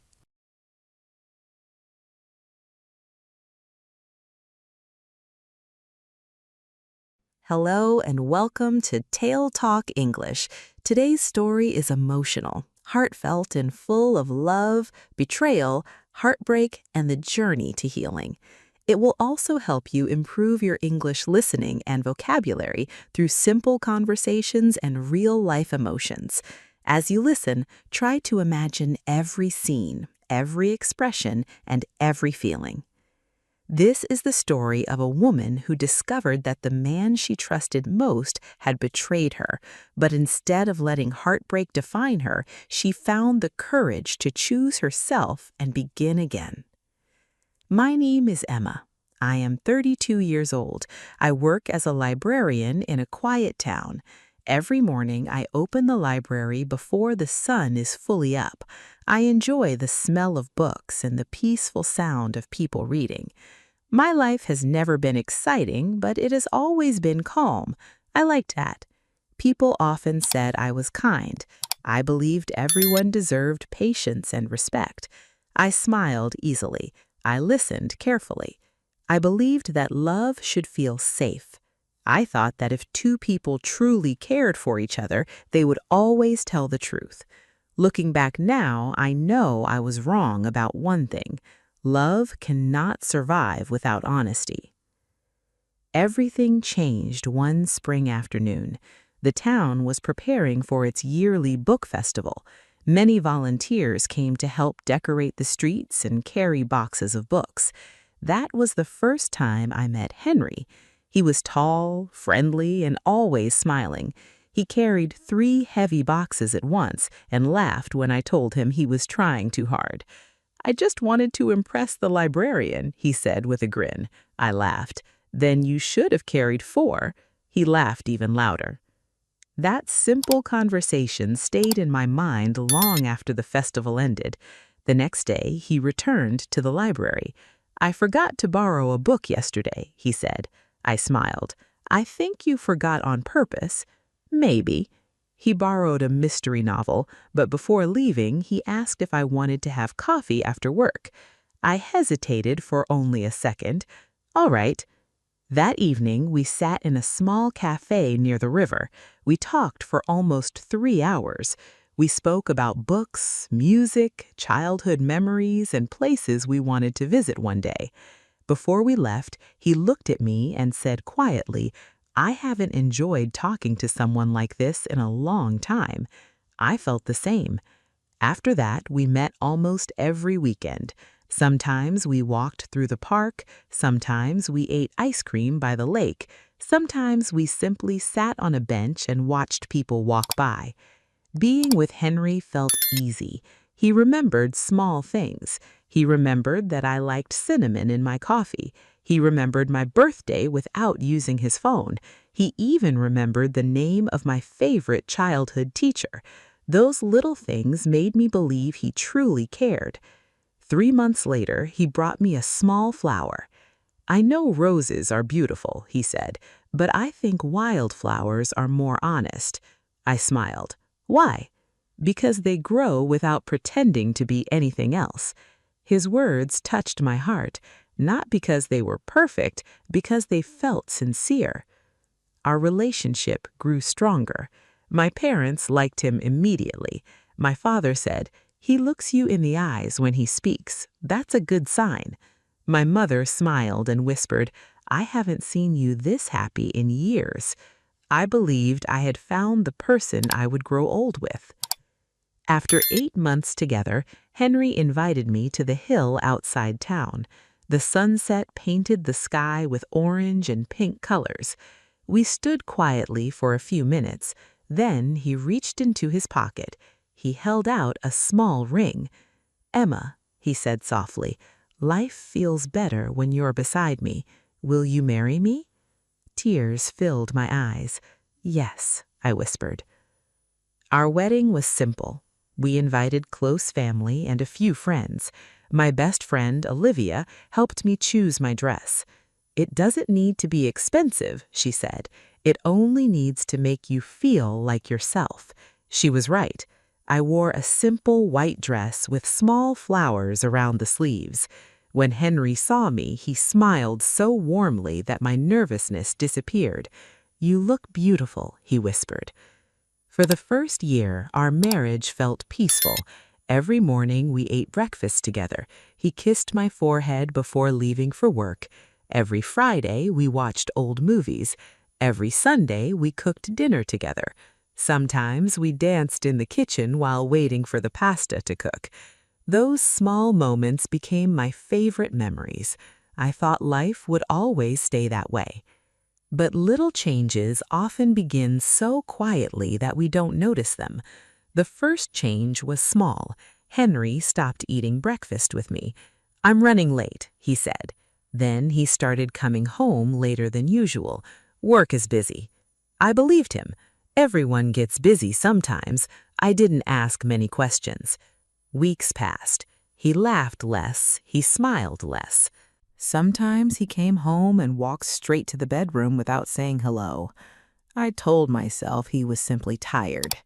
One evening, I cooked his favorite meal, roasted chicken with potatoes. I lit 2 candles on the table. I wanted us to have a quiet dinner together. When he finally arrived, it was almost 10 o'clock. "I'm sorry," I said. "The food is cold now, but I can warm it." He looked at the table. "I already ate." He walked into the living room and turned on the television. That was all. No thank you, no apology.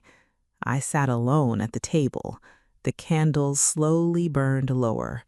For the first time, our house didn't feel like home. The next morning, Olivia visited me. "You look tired," she said. "I didn't sleep well." "Is everything okay between you and Henry?" I forced a smile. "He's just busy." She looked at me carefully but didn't argue. Instead, she hugged me before leaving.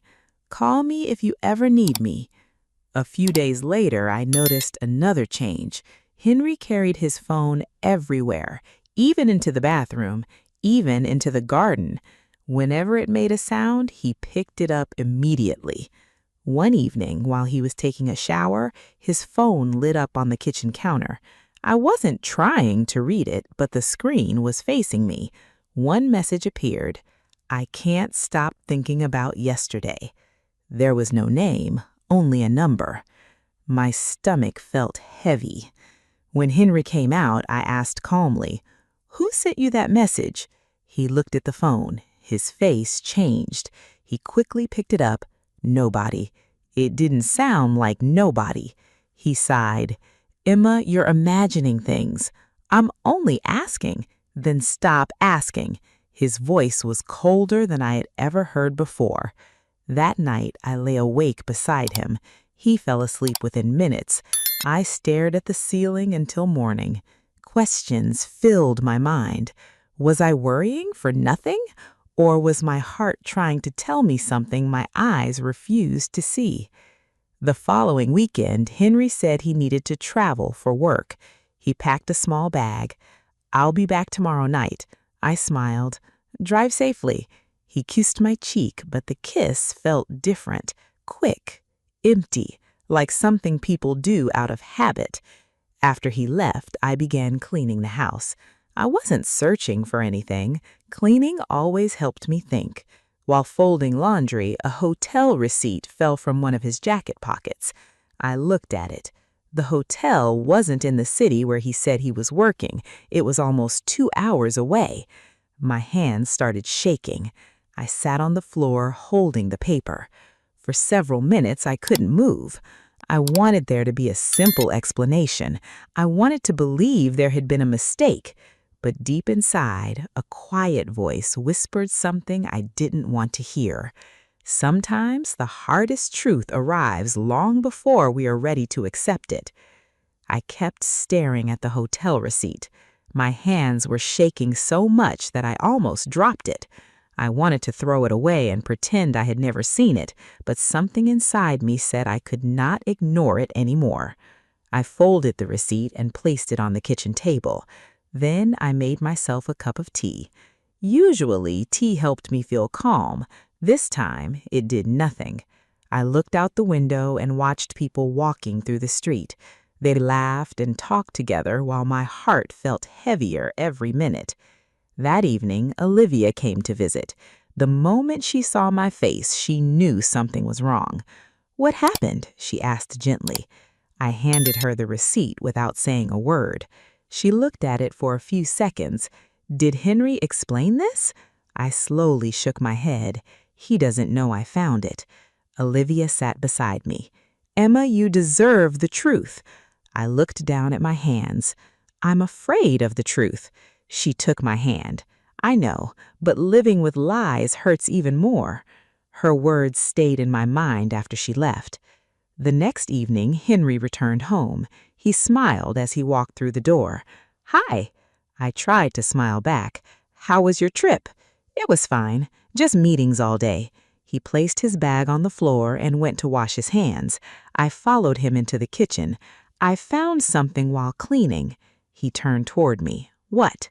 I placed the hotel receipt on the counter. His smile disappeared. For several seconds, he said nothing. Finally, he sighed. "I can explain." I waited. "The meeting changed locations. Then why didn't you tell me?" "I didn't think it mattered." "It matters to me." He rubbed his forehead. "Emma, you're making this into a bigger problem than it is." I looked into his eyes. "Are you telling me the whole truth?" He looked away. That was my answer. For the first time since we met, he could not look me in the eyes. That hurt more than any words.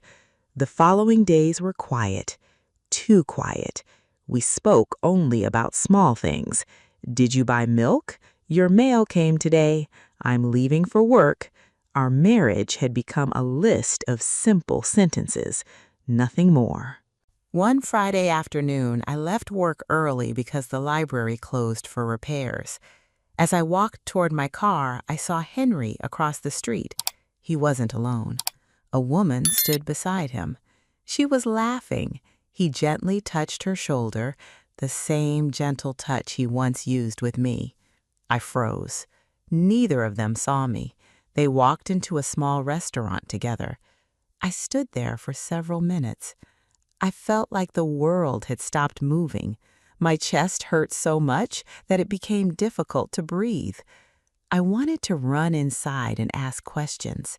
Instead, I quietly turned around and walked away. When I arrived home, I sat in silence. Hours passed before Henry came back. He looked surprised to see me sitting in the living room. "You're home early." "I saw you today." His face became still. "You weren't alone." He closed the front door slowly. "You followed me?" "I didn't have to." He remained silent. I stood up. "Who is she?" He sighed deeply. "Her name is Emma." The room suddenly felt smaller. "How long?" He didn't answer. "How long, Henry?" "A few months." Every word felt like a knife. "A few months?" "I'm sorry." Those were the first honest words he had spoken in a long time, but they came too late. I looked at him. "Do you love her?" He stayed quiet. His silence answered the question. Tears filled my eyes. "And what about me?" He looked tired. "I never wanted to hurt you." I laughed softly. "You already did." He sat down on the sofa. "I didn't plan for this. You planned every lie." He lowered his head. "I know." I felt strangely calm. Maybe because my heart had already guessed the truth long before my mind accepted it. "I trusted you." "I know." "I built my future around you." "I know." "You promised me forever." He covered his face with his hands. "I know." Those two words meant nothing now. That night, I slept in the guest room. Neither of us spoke again. The next morning, I woke up before sunrise. I looked around the room. The house felt unfamiliar. It was still the same house, the same walls, the same furniture, but it no longer felt like a place where love lived. I packed one small suitcase, only the things I truly needed, a few clothes, my favorite books, family photographs. The small wildflower Henry had once pressed inside a book was still there. I looked at it for a long moment. Then I gently closed the book. Some memories are beautiful, but they cannot change the truth. Before leaving, I wrote a short note. "I hope one day you understand that trust is more valuable than promises." I placed my wedding ring beside it. Then I quietly walked out the front door. Olivia opened her door before I even knocked. She looked at my suitcase. Without saying anything, she hugged me tightly. This time, I didn't hold back my tears. "I failed," I whispered. She shook her head. "No." "My marriage is over." "Yes." "So I failed." Olivia looked directly at me. "Emma, a marriage can fail without the people inside it failing." I had never thought about it that way. She helped me carry my suitcase inside. For the next few days, she asked for nothing. She simply gave me space. Some mornings we drank coffee together without speaking. Some evenings we watched old movies. Her quiet kindness helped my heart rest. One afternoon, she smiled and said, "Let's go somewhere." "I don't feel like it." "I know, but we're going anyway." She drove us to a botanical garden outside town. Flowers covered every path. Children laughed as they ran through the grass. Older couples walked hand in hand. At first, seeing happy people made me sad. Then something unexpected happened. An elderly woman smiled at me. "Beautiful day, isn't it?" I smiled back. "Yes." It was only one word, but it was the first real smile I had given anyone in weeks. As Olivia and I walked slowly through the garden, she looked at me. "There it is." "What?" "Your smile." I didn't even notice. That's how healing begins. I looked around. The flowers had not changed my life. The sunshine had not erased my pain. But for one small moment, my heart felt lighter. I realized something important. Leaving Henry had broken my old life, but staying with him had broken me. For the first time since everything fell apart, I believed that maybe, just maybe, a new beginning was waiting for me. The next Monday, I returned to work at the library.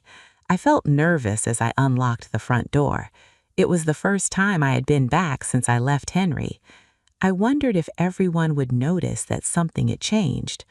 The library was quiet, just as I remembered.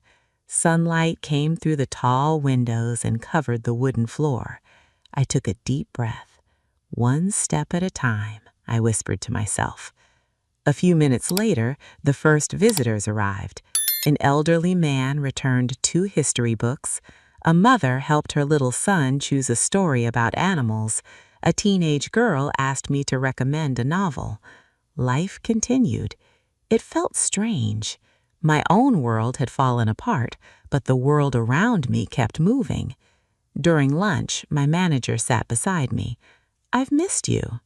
"I've missed being here." She smiled kindly. "You don't have to tell me anything. I just want you to know we're happy you're back." "Thank you." Those simple words meant more than she probably knew. That evening, I walked home instead of taking the bus. The fresh air helped me think. For weeks, I had only thought about what I had lost. Now I wanted to think about what I could still build. When I arrived at Olivia's apartment, she was cooking dinner. "It smells wonderful," I said. She laughed. "I hope it tastes wonderful, too." As we ate, she asked, "Have you heard from Henry?" I nodded. "He sent me a message this morning." "What did it say?" "Can we please talk?" "Did you answer?" "No." Olivia smiled. "You don't owe him another chance just because he finally wants to explain." I knew she was right. Some conversations come too late. A few days later, I visited the small cafe near the town square. It was a peaceful place with wooden tables and soft music. I ordered tea and opened a book. As I started reading, someone stopped beside my table. "Excuse me," a gentle voice said. "Is this seat taken?" I looked up. A man about my age stood there holding a notebook and a cup of coffee. "No," I replied. "Go ahead." "Thank you." He sat down and opened his notebook. For several minutes, neither of us spoke. Then he looked up and smiled. "I've seen you at the library." I smiled politely. "I work there." "I thought so." "My name is Emma." "I'm Lucas." We shook hands. "I'm sorry if I'm interrupting," he said. "I come here every Thursday to write." "Are you a writer?" He laughed. "I'm trying to become one." "What do you write?" "Mostly short stories." "What kind?" "The kind that remind people not to give up." I looked at him for a moment. I think people need stories like that. So do I. We talked for almost an hour. Not about love, not about broken hearts. We talked about books, travel, music, and childhood dreams. When it was time to leave, Lucas stood up. "It was nice meeting you." "You too." "I'll probably be here next Thursday." "So will I." As I walked home, I realized something. For the first time in months, I had enjoyed talking to someone without feeling afraid. It wasn't romance, it was simply peace. The following weekend, my parents invited me for dinner. My mother hugged me tightly when I arrived. "You look better." "I feel a little better." My father poured tea and smiled. "I've been waiting to hear you say that." After dinner, we sat in the garden. The evening air was cool. Birds sang from the trees. My father looked at me. "When I was young," he began, "I lost a job I loved." "I didn't know that." "I thought my life was over." "What happened?" "I found a better life because I had to start again." He smiled gently. "Sometimes the worst door closing helps us find the right one."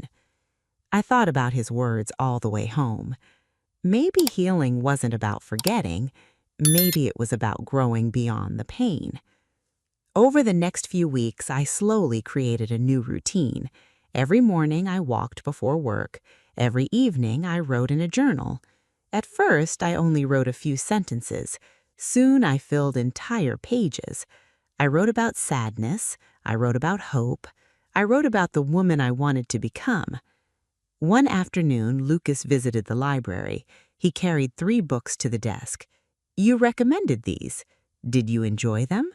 "I loved every one." I'm glad. He smiled. I was wondering. Yes? Would you like to have coffee after your shift? For a moment, I became quiet. Months earlier, I would have said yes immediately. Now, I thought carefully. Finally, I smiled. As friends. He nodded. As friends. That evening, we sat outside the cafe. The sun was beginning to set. Lucas stirred his coffee slowly.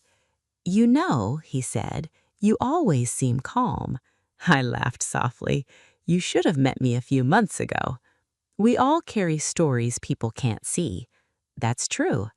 He didn't ask me to explain. He didn't ask personal questions. He simply respected my silence. I appreciated that more than he knew. As we prepared to leave, he said, I hope today made you smile. It did. Good, he smiled. I think everyone deserves more days like this.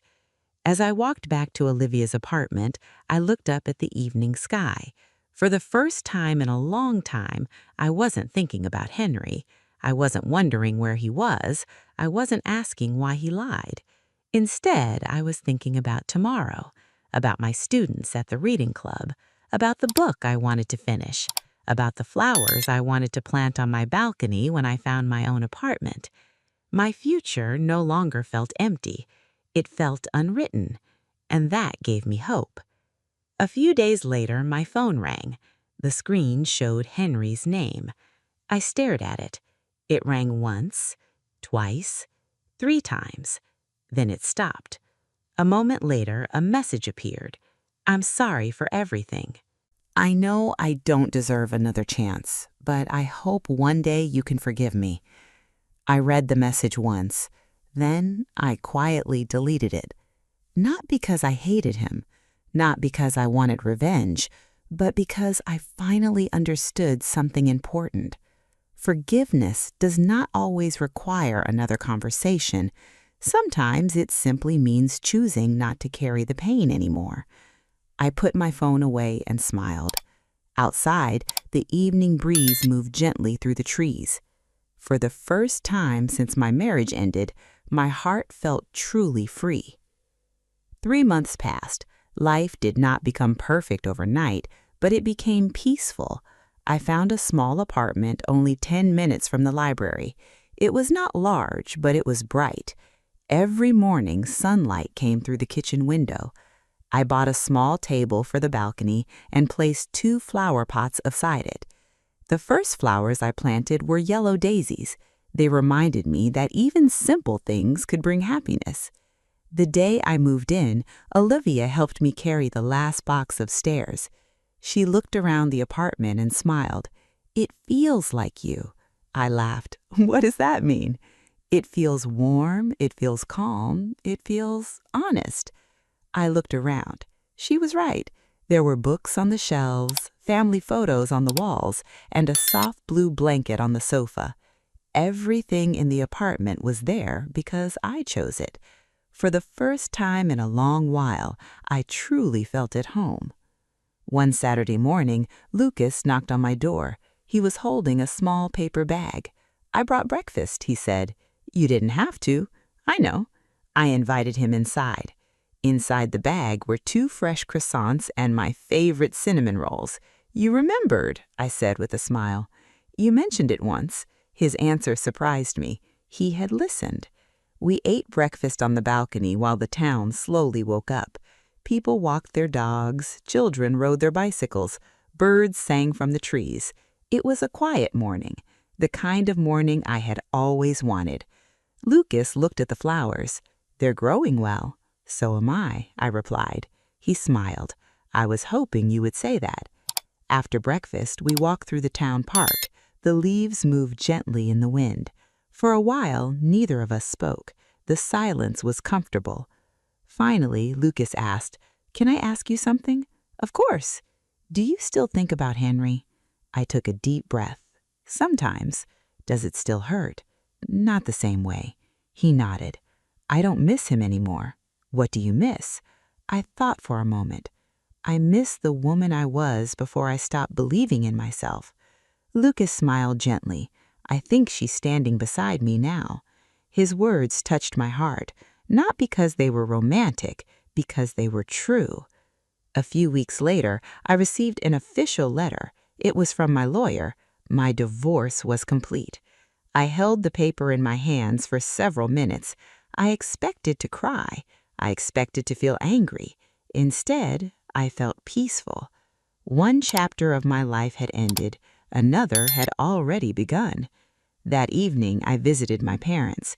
My mother made my favorite soup. After dinner, my father raised his cup of tea. "To new beginnings," he said. We all smiled. To new beginnings. As I drove home, I realized something. For months, I had measured my life by what I had lost. Now I was beginning to measure it by what I had gained. I had gained confidence. I had gained peace. I had gained friends who truly cared about me. Most importantly, I had found myself again. One afternoon at the library, a young woman came to the front desk. She looked nervous. She borrowed a book about starting over after difficult times. Before leaving, she looked at me and asked, "Do you think people can really begin again?" I smiled. "Yes." She looked surprised. "You sound very sure." "I am." She thanked me and left. I watched her walk through the front door. I hoped she would find the same peace I had found. Later that week, Lucas invited me to the same hill where we often watched the sunset. We sat on a wooden bench. The sky slowly turned orange and pink. "It never gets old," he said. "No." We watched the sunset in silence.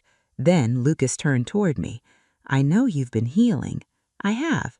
"I also know you're not looking for someone to complete your life." I smiled. "That's true." He took a slow breath. "I don't want to rescue you." I looked at him. "I don't need rescuing." "I know."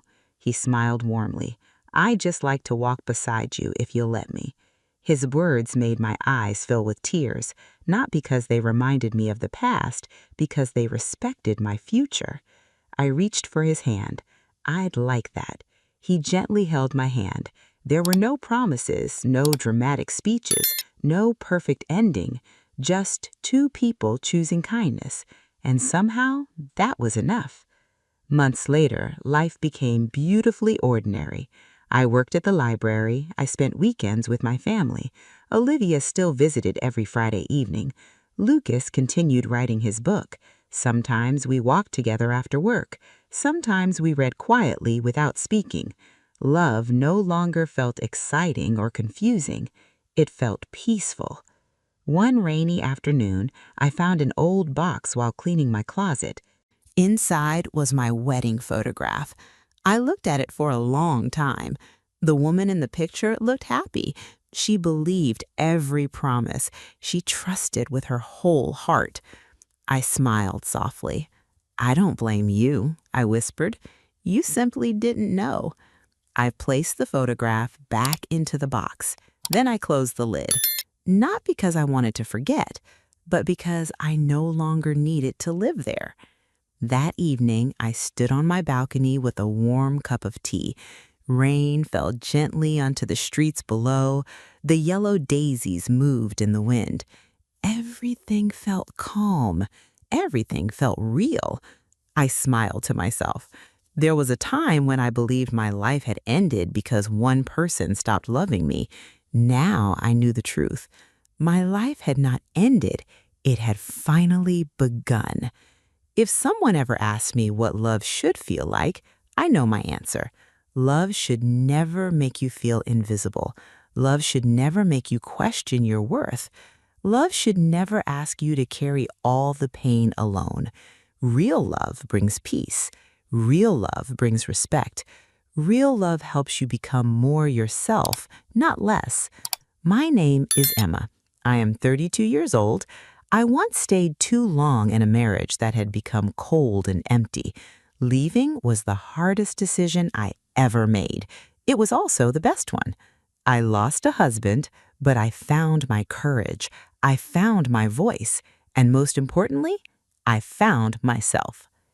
Do you think Emma made the right decision by leaving Henry? Why or why not? What would you have done if you found the hotel receipt and the messages on Henry's phone? Thank you again for spending your time here with me. Take care of yourself, keep practicing English every day, and see you next time in another Tale Talk English. Hello and welcome to Tale Talk English. Today's story is inspiring, emotional, and full of hope, unexpected change, and personal growth. It will also help you improve your English listening and vocabulary through simple conversations and real-life situations. As you listen, try to imagine every scene, every expression, and every emotion. This is the story of a man who lost his job and discovered that one unexpected setback became the greatest opportunity of his life. I still remember the exact morning when my life began to change. At that time, I had no idea that one ordinary day would completely change my future. My name is Ethan, and back then my life was simple. Every weekday followed the same routine. I woke up at 7 o'clock, made a quick cup of coffee, got dressed, and hurried to work. I was an assistant manager at a small office in the city. The salary was not amazing, but it paid my rent and my bills. I wasn't rich, but I felt safe because everything was predictable. I believed that if I worked hard and stayed honest, life would always move in the right direction. I was wrong. That Monday morning, dark clouds covered the sky. The air felt cold and heavy, as if a storm was waiting to arrive. I reached the office 5 minutes late because traffic was worse than usual. As soon as I entered the building, I saw my manager, Mr. Harrison. He was standing near the entrance with a serious expression. He looked at me quietly before saying, "Ethan, please come to my office." My stomach tightened immediately. I followed him without saying a word. My mind filled with questions. Had I made a mistake? Had I forgotten an important task? When we entered his office, he closed the door behind us. He looked tired. Then he took a deep breath. "We've had to make some difficult decisions," he said. "Unfortunately, your position has been removed." For a few seconds, I didn't understand what he meant. "I'm sorry," he continued. "Today will be your last day." His words echoed inside my head. My last day. I stared at him without speaking. Everything around me suddenly felt quiet. "I don't understand," I finally whispered. "It isn't because of your work," he replied. "The company is reducing staff. This decision wasn't personal." But to me, it felt very personal. I had worked there for almost 5 years. I had arrived early, stayed late, and tried my best every single day. None of it mattered anymore. I nodded slowly, even though my heart felt heavy. I returned to my desk and quietly packed my things into a small cardboard box. Nobody knew what to say. Some coworkers gave me sad smiles. Others looked away because they felt uncomfortable. A few minutes later, I walked out of the building carrying the box that now held everything I had left from 5 years of work. Outside, the city looked exactly the same. Cars drove past, people hurried to their offices. Someone laughed while talking on the phone. Life continued for everyone else, only my world had stopped. I started walking without thinking about where I was going. Questions filled my mind. How would I pay my rent? What would I tell my parents? How long would it take to find another job? The more I thought, the more frightened I became. Hours passed before I realized I had reached a quiet park. The noise of the city faded behind the trees. A cool breeze moved through the leaves. Children laughed in the distance while birds sang above me. Everything looked peaceful. I found an empty bench and sat down. For the first time that day, I stopped moving. I simply looked at the ground. I felt like I had failed. After several minutes, I noticed someone sitting on the other end of the bench. He was an elderly man wearing an old brown jacket and a flat cap. His white hair showed beneath the hat, and he held a small notebook in his hands. He wasn't reading, he was simply watching the people in the park. After a long silence, he spoke. "Hard day?" he asked. His voice was calm. I looked at him with surprise. "Is it that obvious?" I asked. A gentle smile appeared on his face. "Only to someone who has lived through many hard days." Something about his voice made me feel comfortable. Normally, I wouldn't speak to a stranger, but that afternoon felt different. "I lost my job today," I admitted.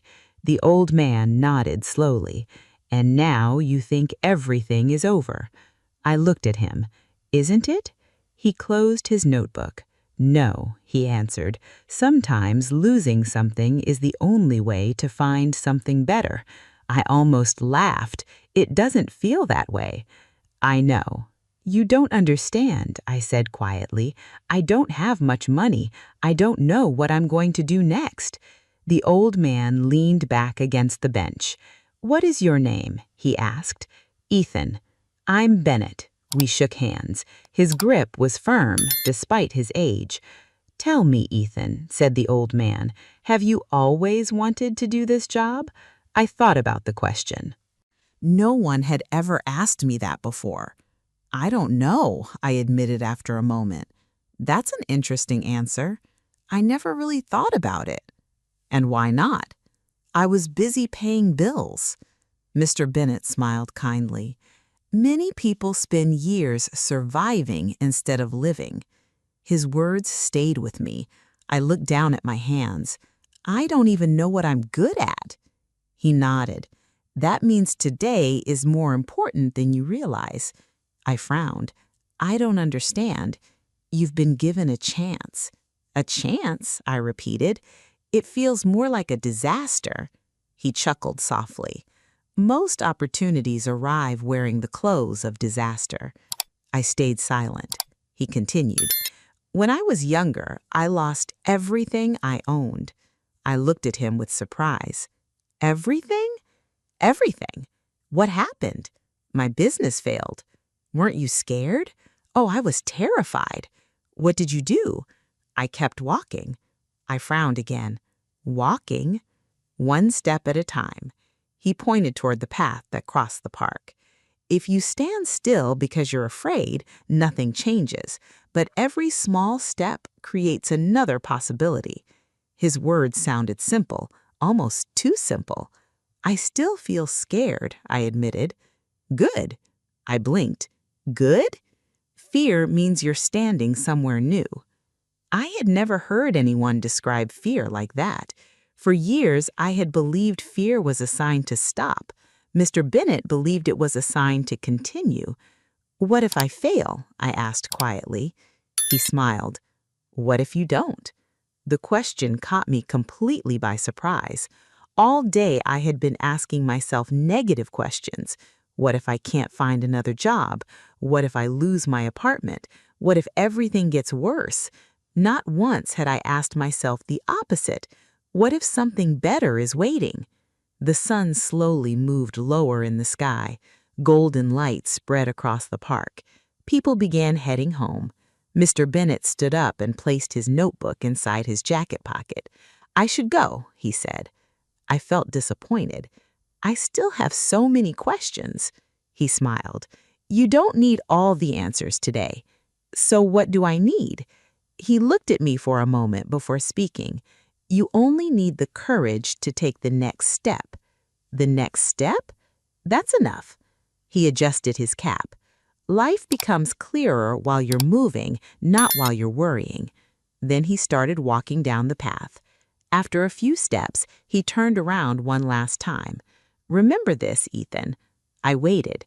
"You don't have to see the whole road." He smiled warmly. "You only have to see the next step." I watched him disappear between the trees. For a long time, I remained on that bench, thinking about everything he had said. Nothing around me had changed. I still didn't have a job. I still didn't know what tomorrow would bring. But something inside me felt different. The fear was still there, yet it was no longer the only thing I felt. For the first time since leaving the office, I felt a tiny spark of hope. I stood up, picked up my box, and slowly began walking home. I didn't know it yet, but that simple walk would become the first step toward a completely different life. That night, I barely slept. Every time I closed my eyes, I saw Mr. Harrison telling me that my position was gone. Then I heard Mr. Bennett's calm voice saying, "You only have to see the next step." The two conversations stayed in my mind like two different roads. One road led to fear, the other led to hope. Early the next morning, I woke up before my alarm. For a few seconds, everything felt normal. Then I remembered that I no longer had a job to go to. The apartment was unusually quiet. Normally, I would already be getting ready for work. Instead, I sat at my small kitchen table with a cup of coffee and looked out the window. People were walking to work with bags over their shoulders. Buses stopped to pick up passengers. Life was moving as always. Mine felt like it had paused. I picked up a notebook from the shelf and opened it to a blank page. For several minutes, I simply stared at it. Then I remembered something Mr. Bennett had asked me. "What are you good at?" At first, I couldn't answer. I had spent so many years doing the same job that I never stopped to think about my own abilities. Finally, I wrote a simple title, "Things I Can Do." The list started slowly. I can organize schedules. I can answer emails politely. I can solve simple problems. I can work with spreadsheets. I can stay calm when customers are upset. I can learn new software quickly. I can communicate clearly. As I kept writing, I noticed something surprising. The page was filling up. Maybe my skills weren't extraordinary, but they were useful. For the first time since losing my job, I wasn't thinking about what I had lost. I was thinking about what I still had. That small change made a big difference. Later that morning, I opened my laptop and searched for office jobs. Hundreds of advertisements appeared on the screen. Most of them looked exactly like my previous job, the same responsibilities, the same routine, the same long hours. I started filling out an application. Halfway through, I stopped typing. A strange feeling grew inside me. Did I really want another job just like the one I'd lost? The answer surprised me. Not really. I wanted something different. But different also meant uncertain, and uncertainty was frightening. I closed the application without sending it. Instead, I opened a blank document.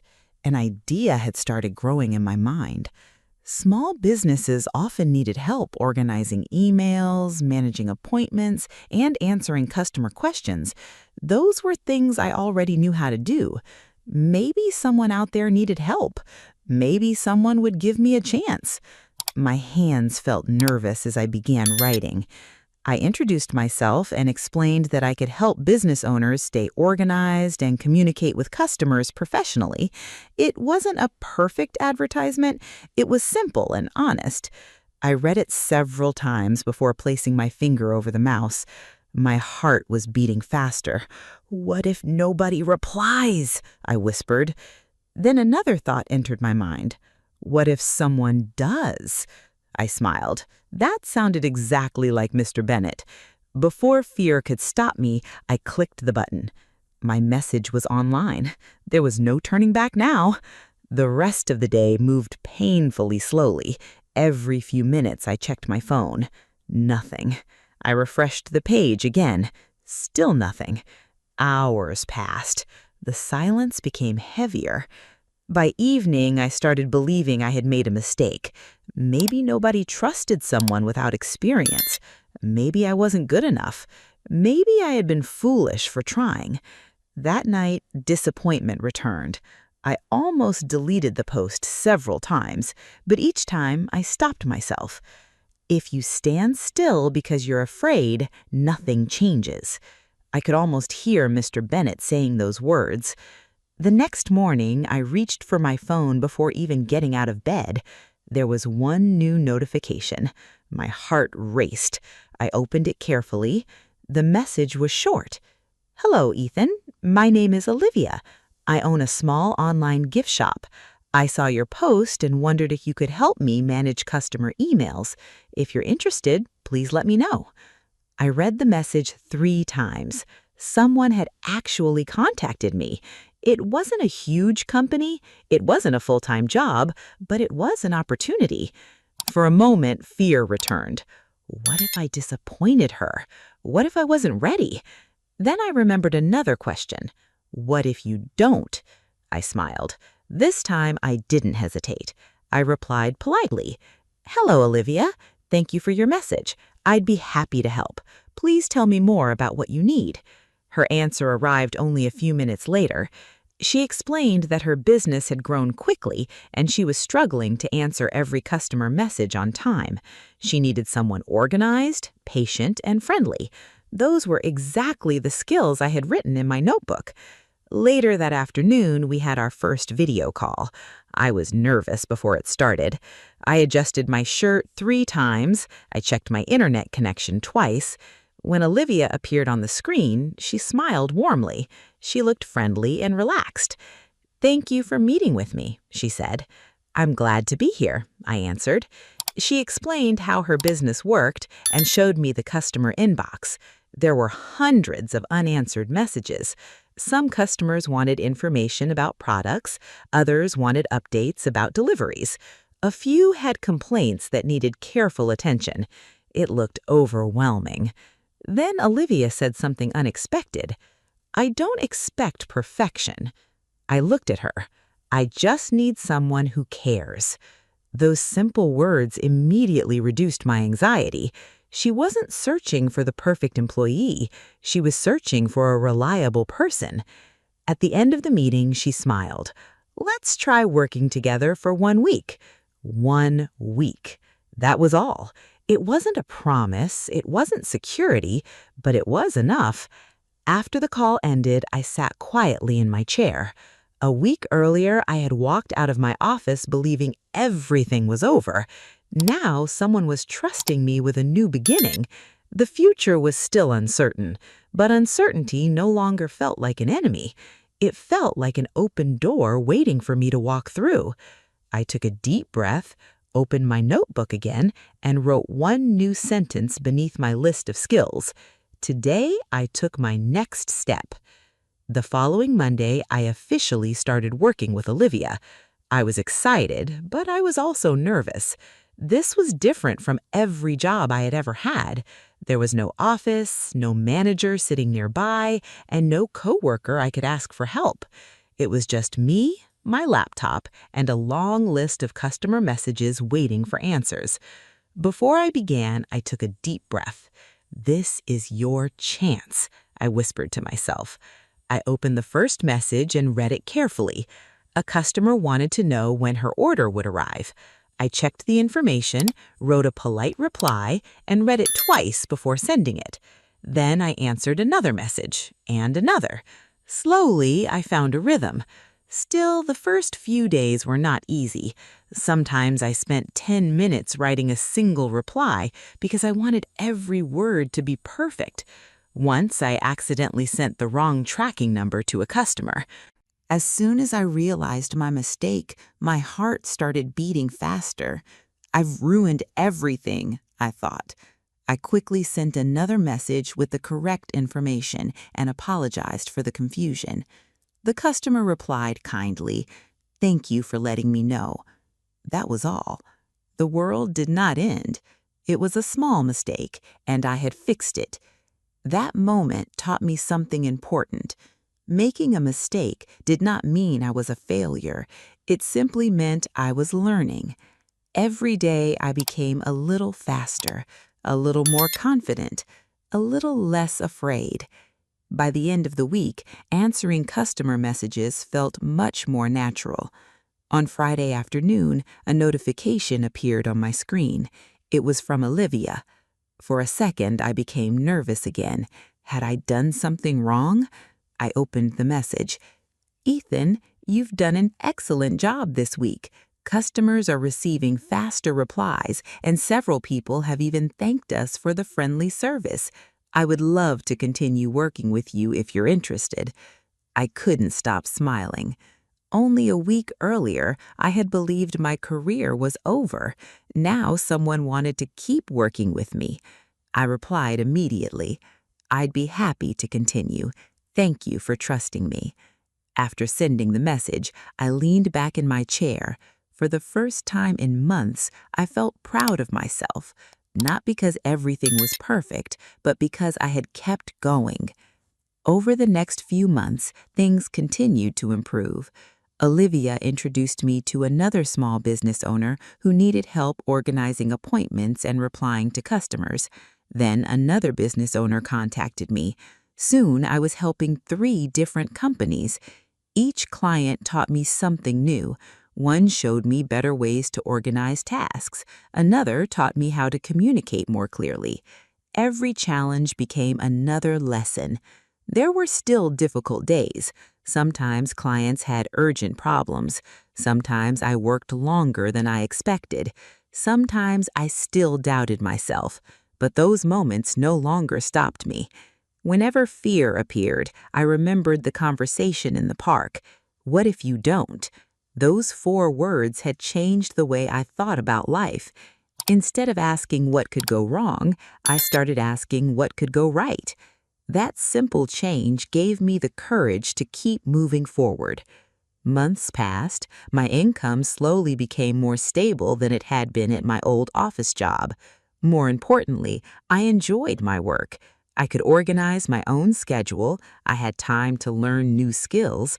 I even started taking online courses to improve my communication and business knowledge.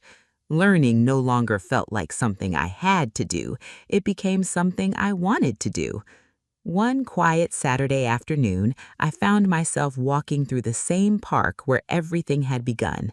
The trees looked just as beautiful as they had months before. Children were still laughing, birds still sang in the branches above. I walked toward the familiar bench. It was empty. I sat down and looked around, hoping to see Mr. Bennett, but he wasn't there. For a moment, I felt disappointed. I wanted to thank him. I wanted to tell him how much his words had changed my life. As I sat there, I smiled. Maybe he didn't need to hear my thanks. Maybe helping strangers was simply who he was. I looked at the path stretching through the park. People were walking in different directions. Some were alone, some were with friends. Everyone was moving towards something. I finally understood what Mr. Bennett had been trying to teach me. Life is not about knowing every answer. It is about having the courage to take the next step, even when you cannot see the entire journey. If I had never lost my job, I probably would still be sitting in the same office, following the same routine every day. I would never have discovered what I was capable of. Sometimes the event that feels like the biggest loss becomes the greatest opportunity. We simply cannot see it at the beginning. As the sun started to set, warm golden light filled the park. I stood up from the bench and looked at the path ahead of me. This time, I wasn't afraid of it. I knew there would be new challenges, there would be mistakes, there would be difficult days, but there would also be new opportunities, new experiences, and new reasons to keep growing. I smiled to myself. Losing my job had not been the end of my story. It had been the first page of a much better chapter. And if you are listening to my story today, I hope you remember one thing. You don't need to have every answer before you begin. You don't need to wait until you feel completely ready. No one ever feels completely ready. The important thing is to keep moving. One decision, one opportunity, one small step at a time. You never know where that step might lead. Thank you so much for listening to my story. If you enjoyed this story and want to improve your English through simple and inspiring stories, don't forget to support the channel, TaleTalk English. Subscribe for more easy English stories, listening practice, useful vocabulary, and real-life lessons. Keep learning, keep believing in yourself, and most importantly, keep taking the next step. See you in the next story.